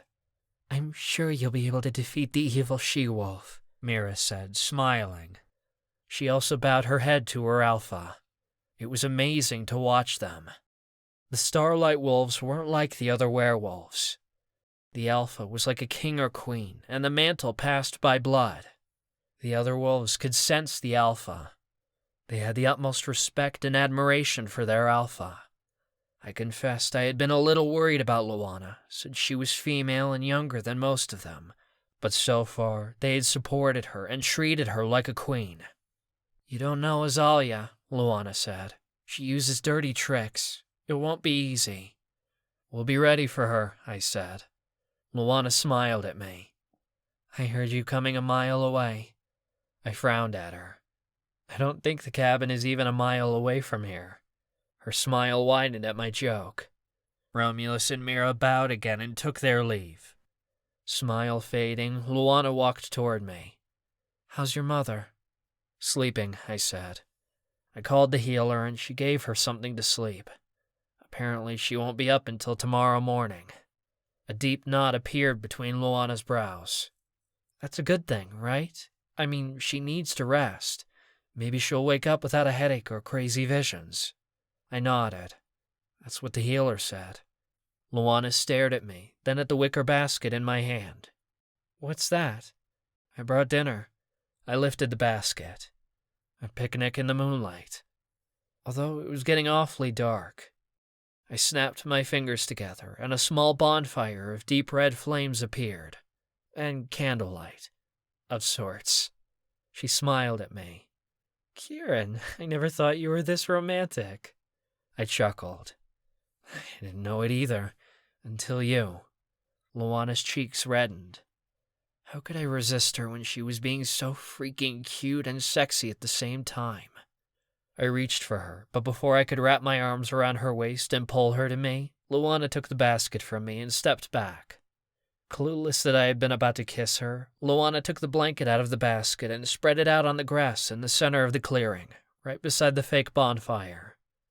On this unusually warm night, under the starry sky and enveloped by the scent of the trees and flowers, Luana sat down on the blanket and patted the spot right next to her. Like a puppy, I sat beside her. Let's see what we have here. She spied inside the basket. There had been leftover chicken pot pie in the fridge. I had heated it up and put it in a sealed container, hoping the heat would maintain for a little while. I threw in some salad and toasted bread and softened spread, a bottle of wine and glasses, and hoped it was enough. You know I can't cook much, I said. She took out the bottle of wine. It looks good to me. I smiled at her. How could I be so lucky? She was beautiful, kind, fun, caring, and I had almost lost her because of the darkness that had consumed me. Despair snaked around my chest at the thought. I didn't know how I could live without her. I didn't want to. I pushed those terrible thoughts out of my mind. She was here now with me. Nothing would happen. I opened the wine bottle and poured the red liquid in the 2 glasses. Luana and I clinked our glasses and drank a long swallow. She lowered her glass and stared at the flickering flames of the bonfire. This is it, she said, her tone serious. I've used the dagger of all hunting. I've marked Isalia for death. My heart stopped. You did what? If I remembered correctly, if she marked someone for death and that person didn't die, then she would die instead. Why would you do that? Because I don't have a choice. She turned her hazel eyes to me. Isalia has to die. I wish there was a way to immobilize her like you did with your father, but I don't believe I could take her werewolf genes out of her, or her evilness. She paused. One of us will die soon. I held her hand in mine. That won't happen. I won't let you die. Luana shook her head. You know that's not how it works. I have to take her down by myself. But you're already the alpha of the Starlight Pack. You don't need to become alpha of her pack, too. I know, but if I don't become alpha of her pack, no one will be able to control her she-wolves. They will keep fighting until we're forced to kill them all, and I would rather stop with one death. That made sense, but there has to be another way. Besides that, I need to do this. She set the wine down and pressed her hand on her chest. For me, she killed my parents. She tried to kill me as a child. Moreover, she broke my pride when she won that challenge from me. But she cheated. It doesn't matter. She still won. I'll only be able to have peace of mind if I win. The right way. No cheating. She gave me a pointed glance. I knew what she meant. Drake and I had once cheated and helped her win against Ulrich, Isalia's mate. That means you can't help me. Even if I'm dying, you can't help me. I shook my head. Luana, you can't ask that of me. I'm not asking, Keeran. I'm telling you. You won't help me. Not this time. How could she say that? Didn't she know how much I loved her? How much she mattered to me? I couldn't stand there and watch her die. Luana, one more thing, she said, interrupting me. If I die, you have to promise you'll take care of everything. You'll take care of Unity, and you'll help my pack get back their home. They will have to move on and choose a new alpha, but I'm certain that if they are pointed in the right direction, they can do it. I don't like when you talk like that. She reached to me and rested her hand on my cheek. Hopefully, nothing like that will happen, but I would like to be prepared. I placed my hand on hers, holding hers in place, wishing I never had to let go. Promise me you won't help me, even if I die. My throat went dry. I can't promise that. Please, Keeran. The glint in her eyes, the pleading tone in her voice. My next words practically broke my heart. I promise. Luana let out a long, relieved sigh. Thank you. She was thankful that I might have to let her die. No, that wasn't fair. She had to live. We all had to live. We were young, and because of our powers, we would live long lives. And I wanted to live with her. My chest squeezed, and I was suddenly certain. Despite being sent by fate and being my mate, I was certain that she was the love of my life. I couldn't and wouldn't live without her. I picked up a grass blade from the ground and got up on one knee. Luana, I love you more than everything in this entire world. Her eyes widened. Please, will you marry me? She gasped. Keeran, all you have to say is yes or no. Tears brimmed in her eyes, and a smile spread over her lips. Yes! My heart squeezed again, but this time in delight. I took her hand and placed it on my knee. Then I tied the grass blade on her ring finger. I sent my magic into the grass blade, and it transformed into a black ring with a red stone in the center. Luana stared at the ring. It's beautiful. She scooted closer to me and wrapped her arms around me. I love you. Holding her tight, I leaned into her. I love you more. I pressed my lips to hers, kissing her slow but deep. Luana moaned against my mouth, and I almost lost it right then. In a swift move, I laid her down on the blanket and claimed her. I claimed all of her. It was past midnight when Luana and I made our way back to our cabin. Holding my hand, Luana still teased me about being a sappy romantic. As far as I knew, werewolves didn't usually get engaged. Once they found their mates and accepted them, a celebration was held, sort of like a wedding ceremony, and that was it. Vampires were similar, though most didn't have true mates, and witches never got married, though they sometimes had partners. Though Thea married Drake, but that was because they wanted to celebrate their love in a grand way. I would take a guess that Warlocks also didn't marry, but that might be because most of them had been under the thumb of an evil leader so far. I didn't know much about Fae, though with Farah's situation, I believed being engaged and having a big wedding party was the norm. I wasn't sure what Luana would want to do. A small, intimate event, or a big ceremony. As long as she was beside me for the rest of my life, I didn't really care. However, now wasn't the time to discuss it. We had to worry about the fight ahead before we could plan our future. I frowned. What's going on inside that handsome head? She asked when we reached our backyard. You, I said, which was true. I'm thinking about you. What about me? Keeran! Luana! I halted. That's all me, Luana whispered. We both took off down the side path to the front of the cabin. My mother was running up our porch, hand raised to knock on the door. Didn't the healer say she would sleep until morning? Mom, what happened? She turned to us, eyes wide. Thank goodness you're here. With disheveled hair and crumpled clothes, she looked like she had just rolled out of bed. What happened? Luana asked, walking to her. My mother reached a shaking hand to Luana. It's terrible. My heart, it's horrible.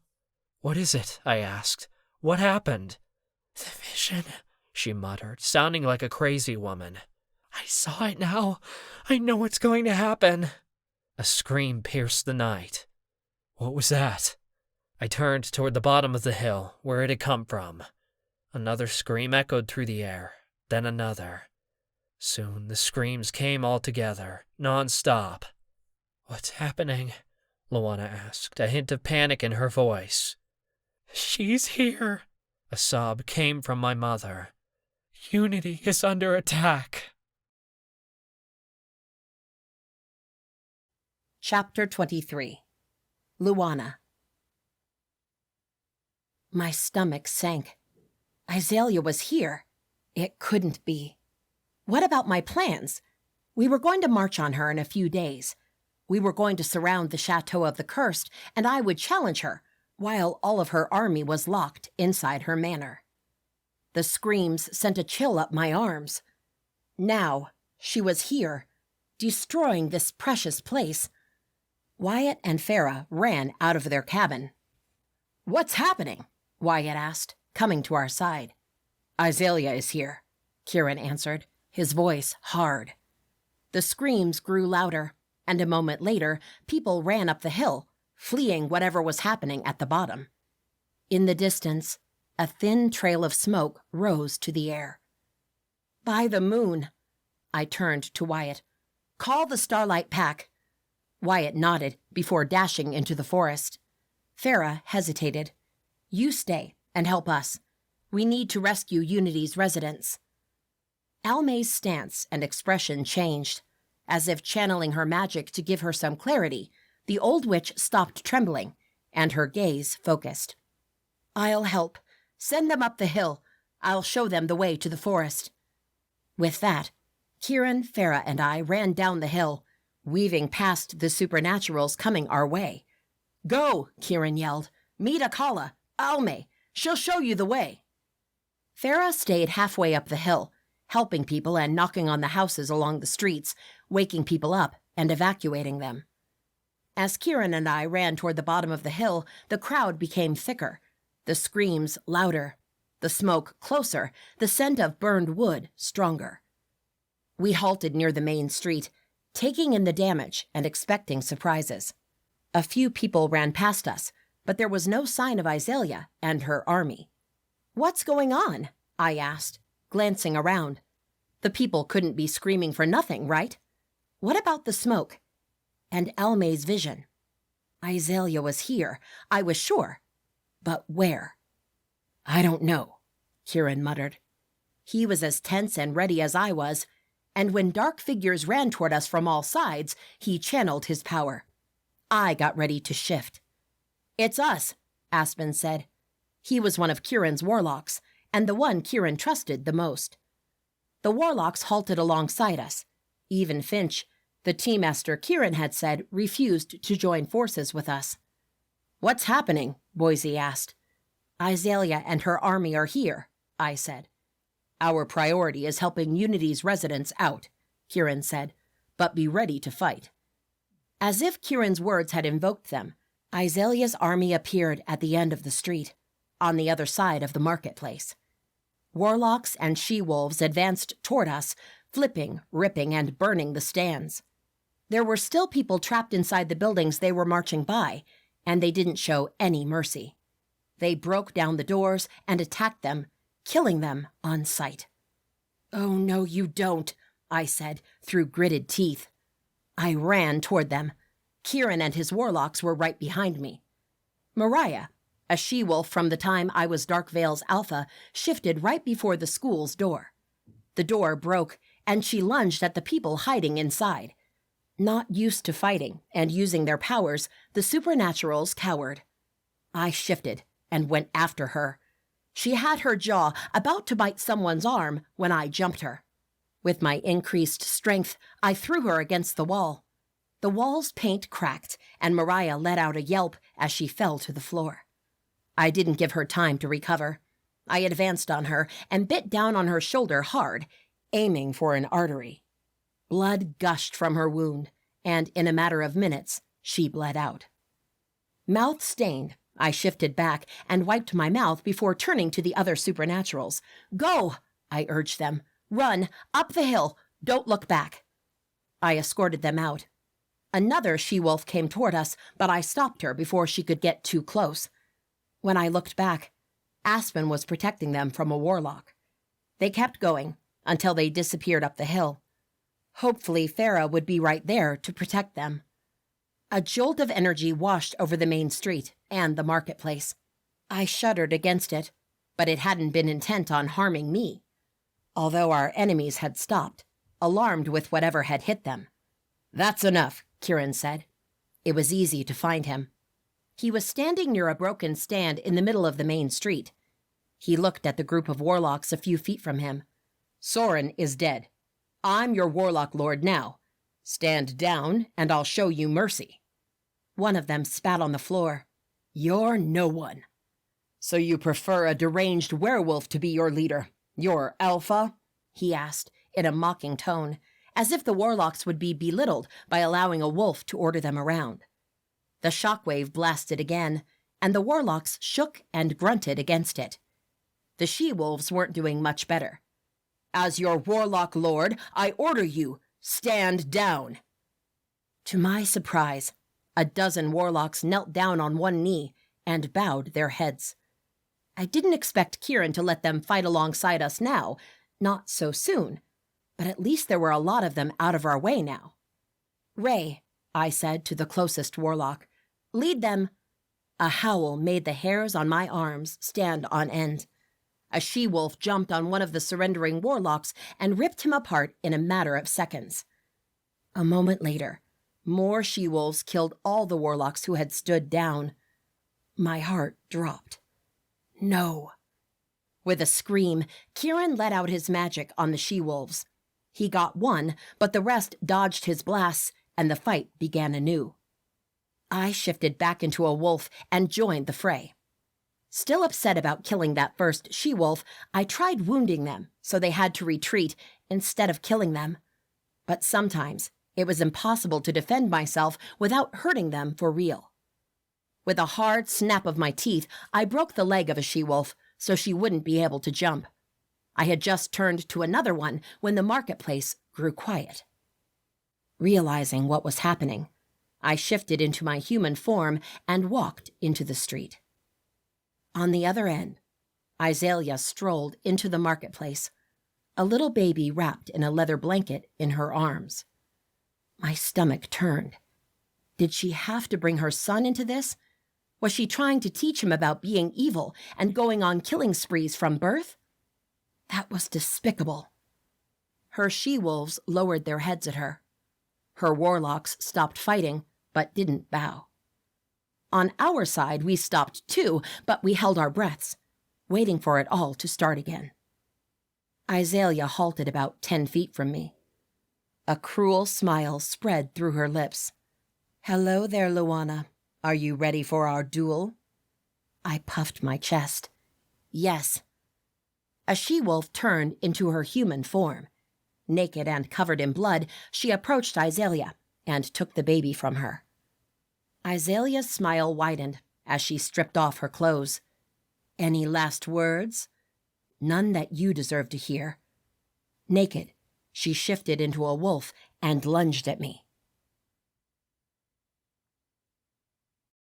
Chapter 24. Keeran. Isalia jumped for Luana, and my heart stopped. Luana turned into her starlight wolf and got out of the way just in time.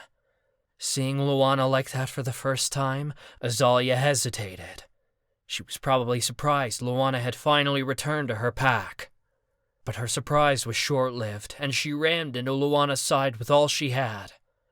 My temper rose, and a protectiveness tugged in my chest. I was ready to march to them when a hand closed around my arm, stopping me. "Don't," Romulus said. He and the rest of the Starlight Pack had finally arrived in town. "Luana said she wanted to do this herself. You have to let her." I groaned, remembering my freaking promise to her. Why the hell did I promise that? I jerked my arm free from his grip. "I won't interfere." I turned to him and the rest of the Starlight Pack. With them all here, defeating the she-wolves and the other warlocks would be easy. Let's take the others down, I said, my voice normal, knowing the werewolves could hear me. Stun without killing, if possible. The starlight wolves let out a short howl, then lunged toward our enemies. Among them, Wyatt, Farah, and my warlocks joined the fight. I wanted to help, but my attention was elsewhere. I couldn't fight knowing Luana was facing Isalia by herself. The two she-wolves circled each other, sizing up their fangs and claws. Isalia growled and jumped at Luana. My gut tightened. Isalia had always been strong and a fast, tricky player. But as the Starlight Alpha, Luana was strong and powerful too. Fast as lightning, Luana got out of Isalia's way. She spun in an arc and went for Isalia. The two of them met halfway, their paws off the ground, their jaws snapping for their throats. A swipe of Luana's paw hit Isalia right on the muzzle, sending the older she-wolf scurrying back. Isalia snarled and lunged at Luana again.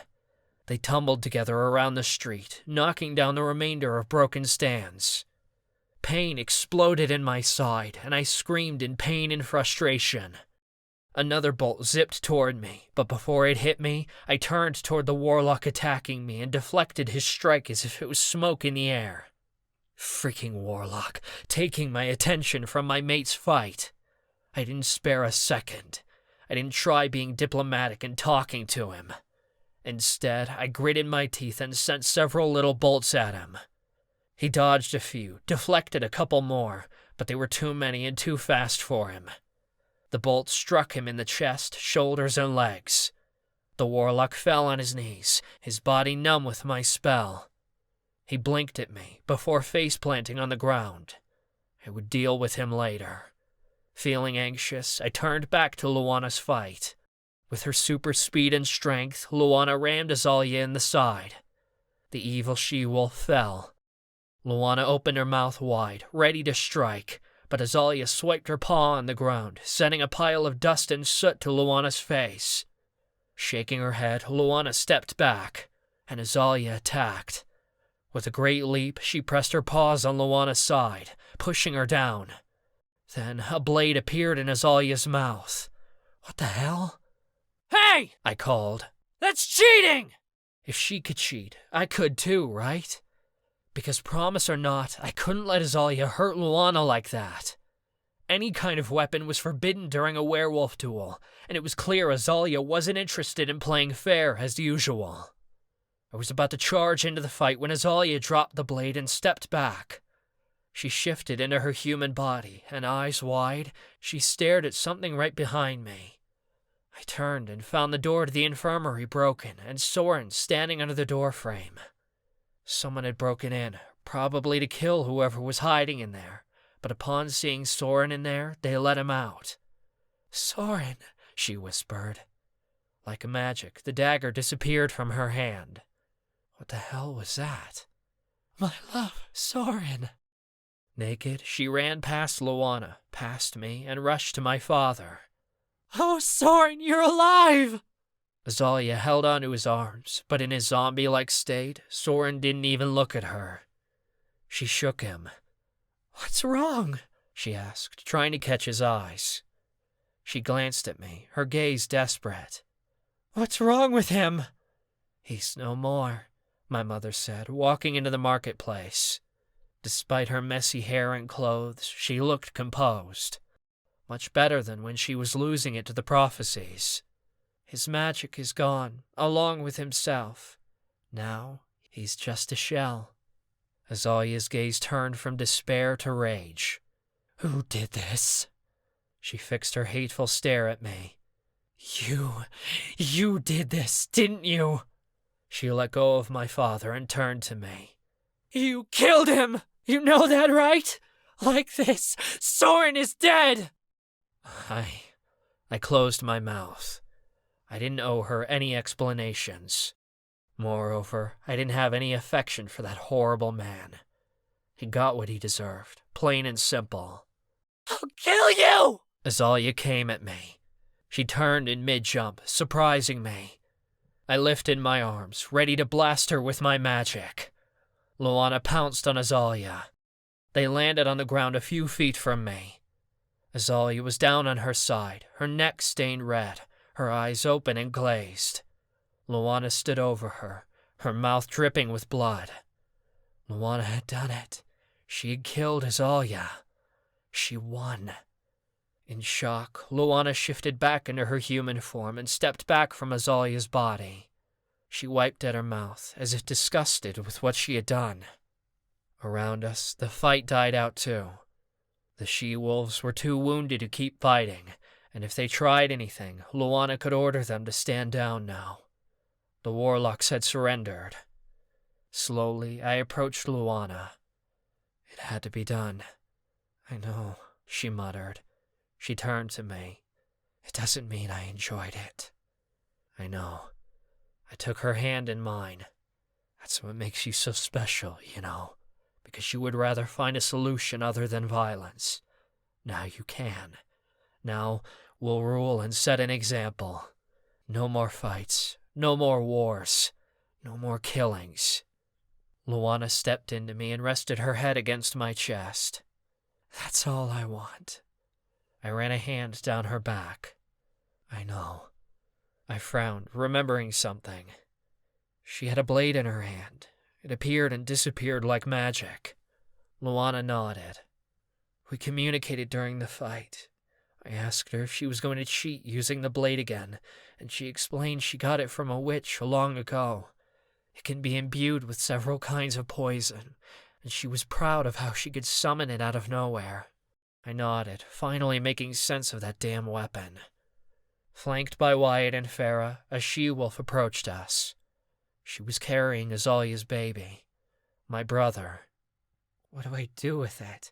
She asked, her voice disgusted. I don't want it. I swallowed hard. This was my brother. In some way, he was my responsibility, especially since Luana and I had taken down his parents. But I wasn't ready. I wasn't sure to have a kid of my own, much less one I wasn't sure how to feel about.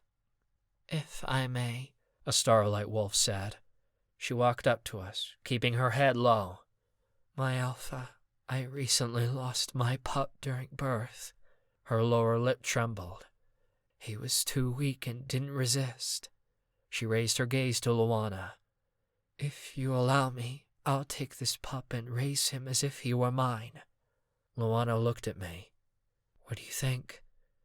I couldn't think of any other solution. I nodded. Luana offered a soft smile to the wolf. You may have him. With a huge smile, the wolf grabbed the baby and cradled him in her arms. Thank you.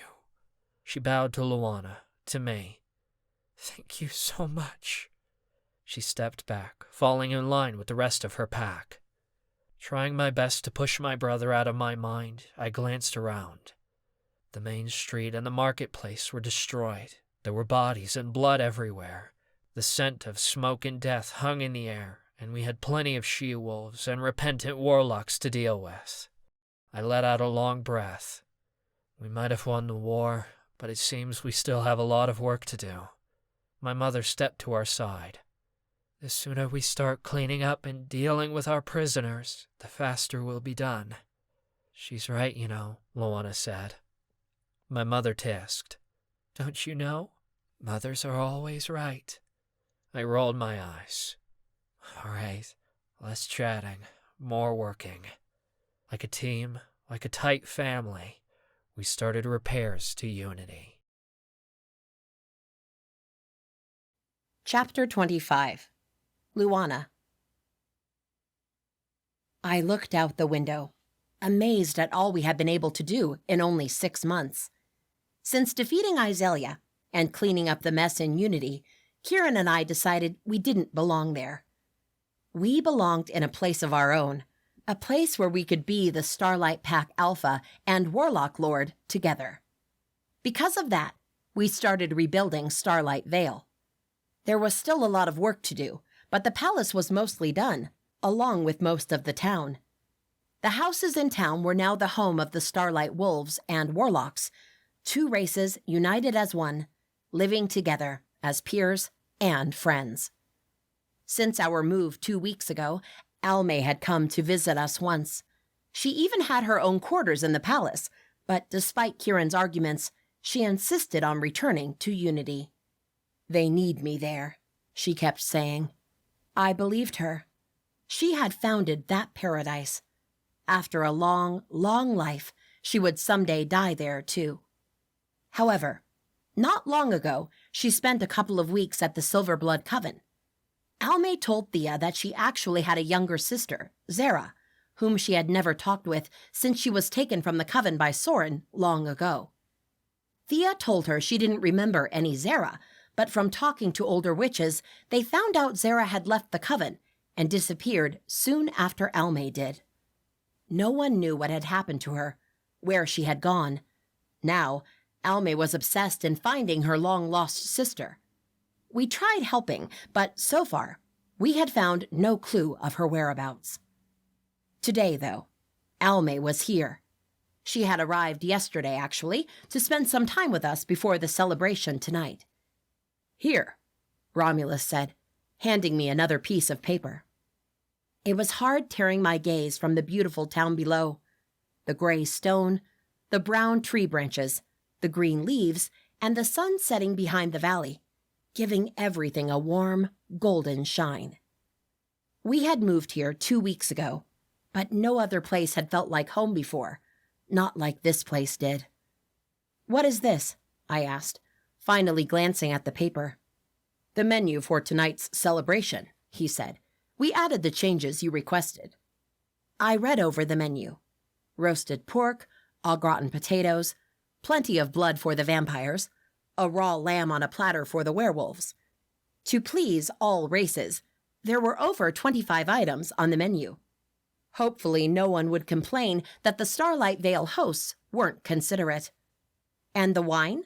I asked, returning the menu to Romulus. "Already chilled and ready to go." He took the paper from me. "Any more changes, my Alpha?" "Even if I had any, I don't think we would have time for that now, would we?" "You're right." He bowed his head to me. "I'll go check on the kitchen now then." I nodded once. "Thank you." Romulus left the large office. I watched him for a moment, but soon my gaze found the crystal rose on top of my oak desk, where it now rested in a simple glass vase. According to Keeran, the magic was still active, but I hadn't needed to use it in the last 6 months. I liked having it near me, though. I liked looking at it and remembering Keeran's love when he made it for me. Then, my eyes shifted to the second desk in the room, Keeran's. He was seated there, lost in thought while reading a thick leather book, with Aspen right over his shoulder. Since Isalia's defeat, Aspen had become Keeran's right hand, and Boise had become his left one. I smiled, completely smitten and happy about our life. Here my mate was, occupying the office which had once been my father's with me, ruling over our kingdom of sorts, sharing our every moment, loving each other unconditionally. It was the perfect life. There was only one thing missing. 2, actually. Wyatt and Farah. They had been here while we cleaned up Unity, had helped the wounded, had buried the dead, and had made sure everyone and everything were okay. But once the dust settled, once we started talking about moving to the Starlight Vale and everything that we would need to make a quick renovation of the town, they had disappeared. Wyatt left first, without saying goodbye.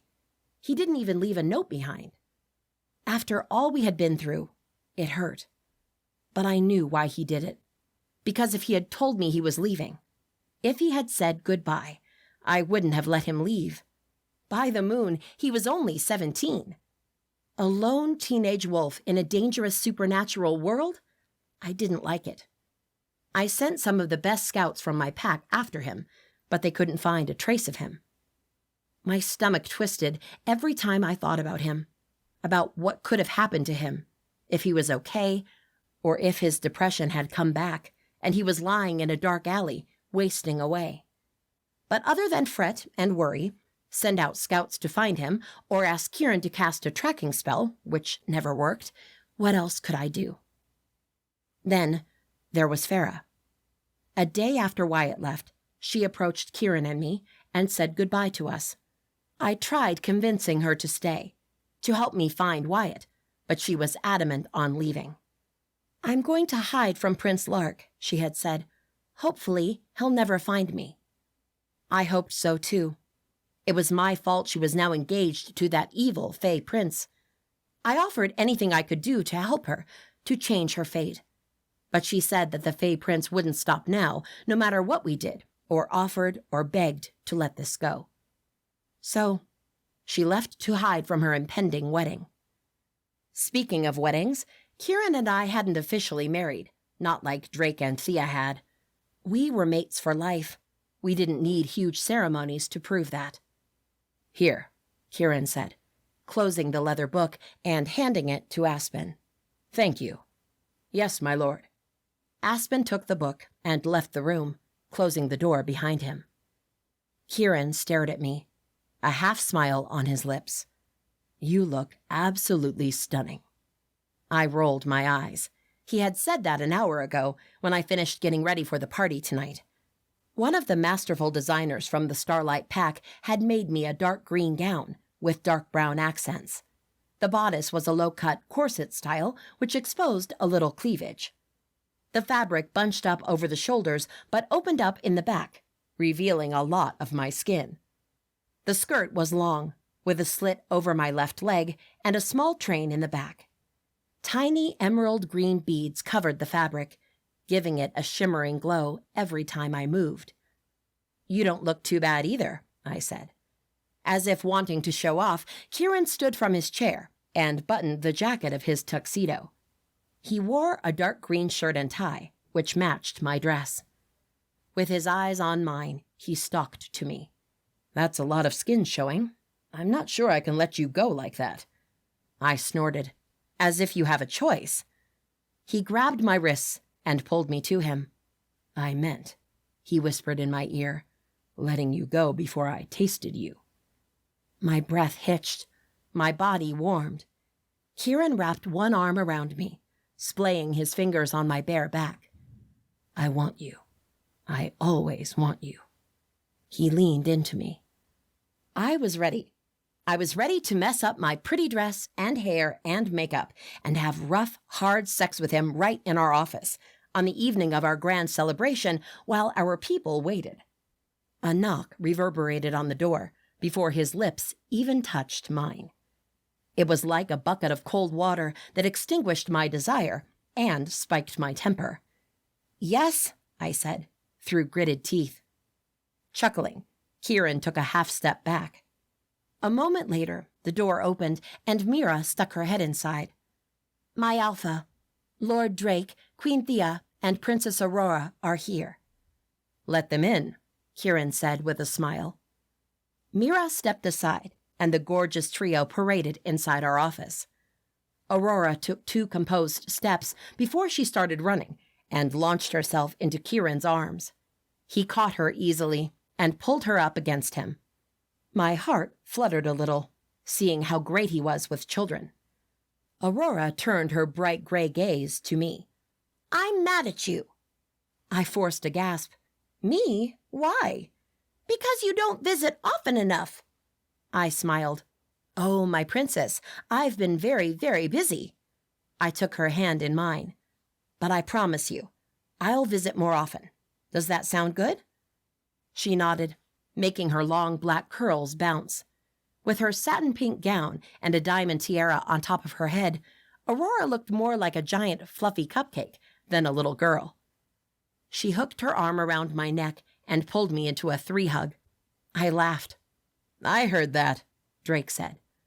Aurora turned in my arms, and I looked at them.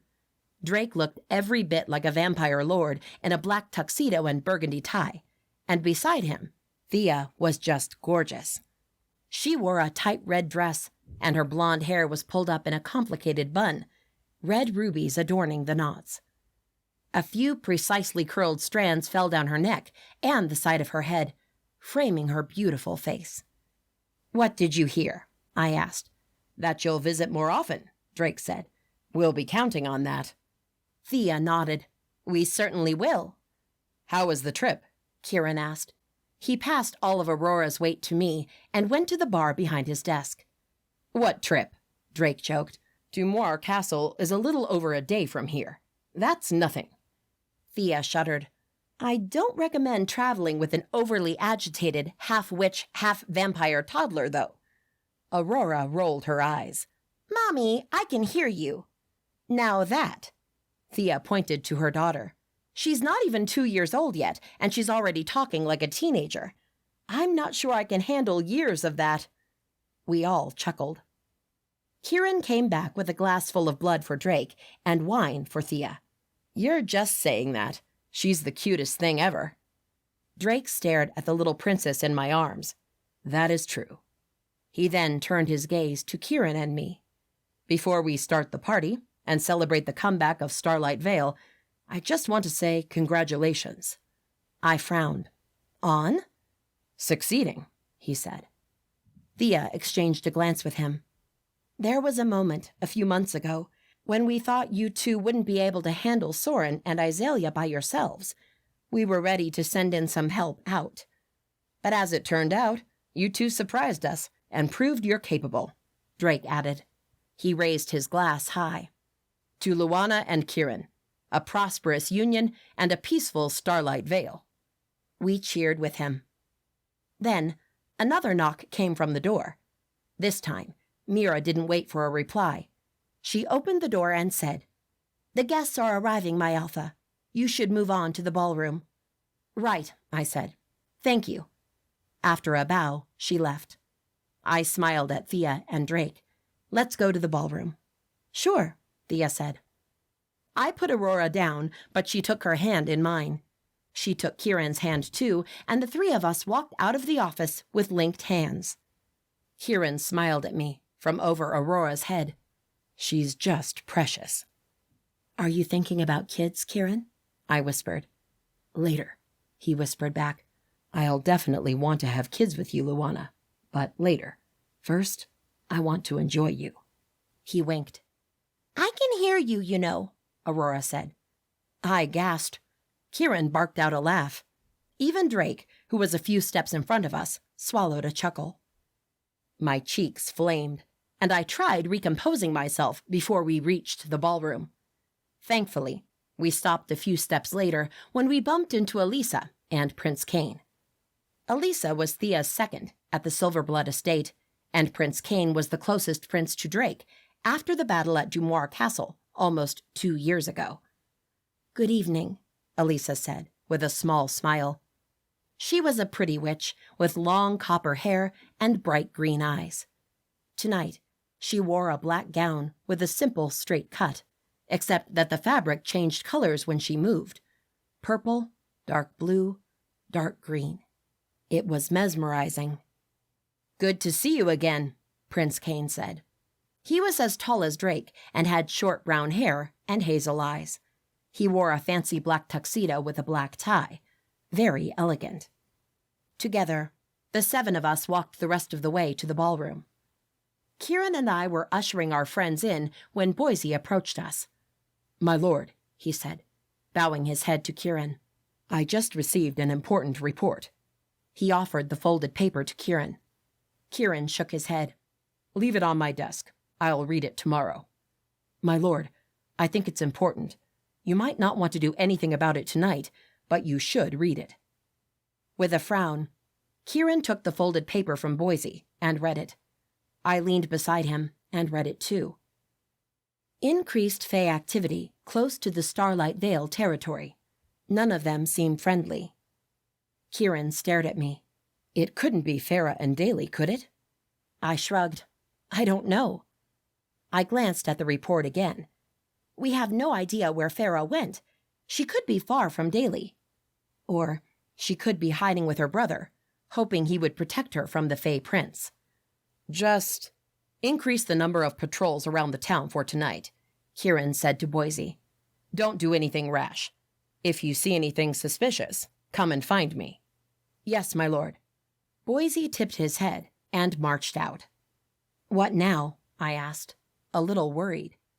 All we needed was an army of Fae warriors attacking our town, destroying our palace and terrorizing our people and our guests. Keeran frowned. I wonder if it's Prince Lark, searching for Farah. It was a possibility.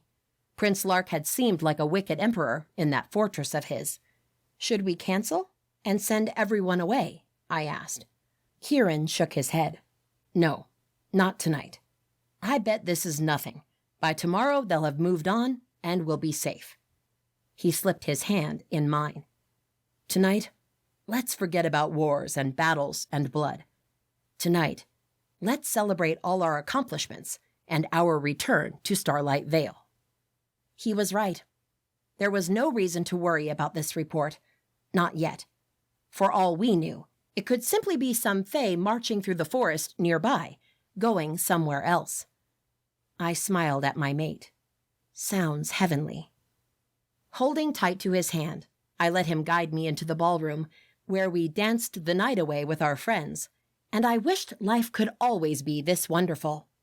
With Keeran, I knew it would be. This has been The Crystal Rose, Rite of the Warlock, Rite World, Book 6. Written by Juliana Haygert, Rite World. Narrated by Amanda Fichter and A.J. Carter. Copyright 2019 by Juliana Haygert. Production copyright 2024 by Juliana Haygert.